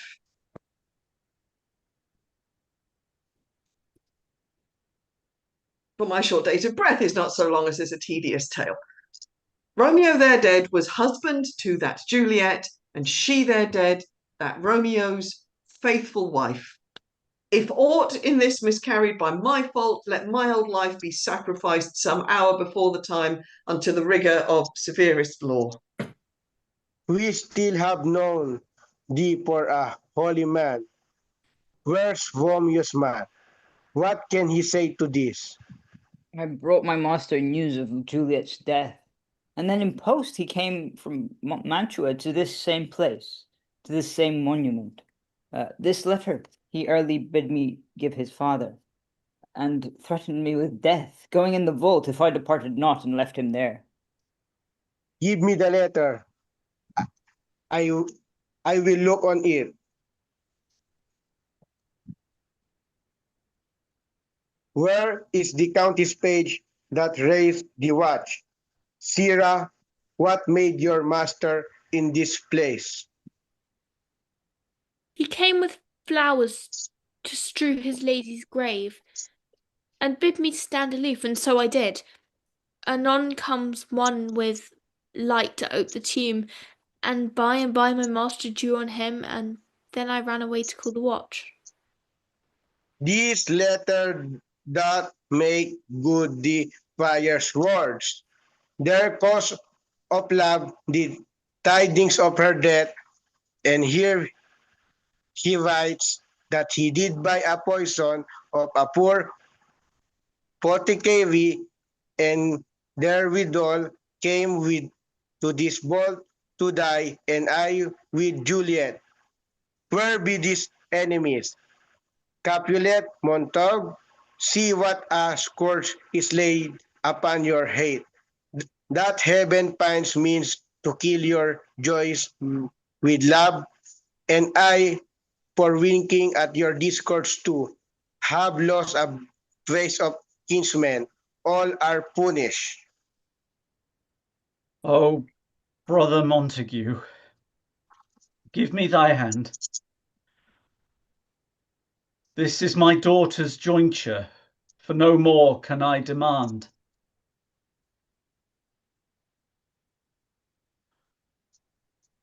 But I can give thee more, for I will raise her statue in pure gold, that while Verona by that name is known, there shall no figure at that rate be set as that of the true and faithful Juliet.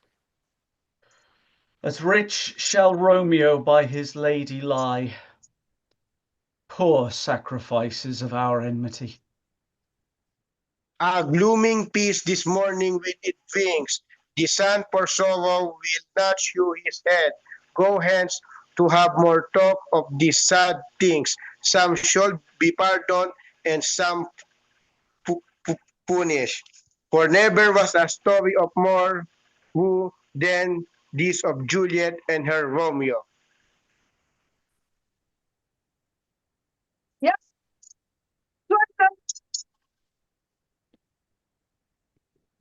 Well done, everybody. We shed players Yes. left and right and centre in the middle of that. Yes. So many Great things job, changed. everyone. But we made it to the end. Thank you, John. Thank you for joining Yes. us. Thank you for printing for us. Right. So that's the end of the advertised program. Now we have to do quite a lot of resetting because we're going to go over the 24 hours, but we're still going to keep it in as close as we can. We're currently on 22 hours and 37 minutes. We've got a 90-minute play. We need to set up a new stream and a new link, which we will send to you because we have to switch streamers and we have to work out how to do this play. So, Valet, if people want to watch the final play, do we have names of people who want to watch? Do we have email addresses? It will be the same as this. They just find us on YouTube Okay. or our Facebook account. So if you want to watch, their side is the same. Okay, if you want to watch, or if people on any rest of the company want to watch, or whatever, then just we will be there, and we will be there as soon as we can. Don't look for us in under half an hour. I think it's going to take us that, but we will get ourselves back up and running as fast as we can. Yeah, well, it's 7:15 now. Why should they? Basically, we'll be back online as soon as we can. Hopefully from about 7 o'clock, but we'll have to see. Okay, so thank you everybody for watching. Right, Valentina, what do we do first? What do we do second? I'm gonna close this one and I'm gonna give you a call. Righto. Right. See you all very, very soon. Yeah. Yes. Yeah. Bye. And everybody who's in Julius Caesar, you've got the email.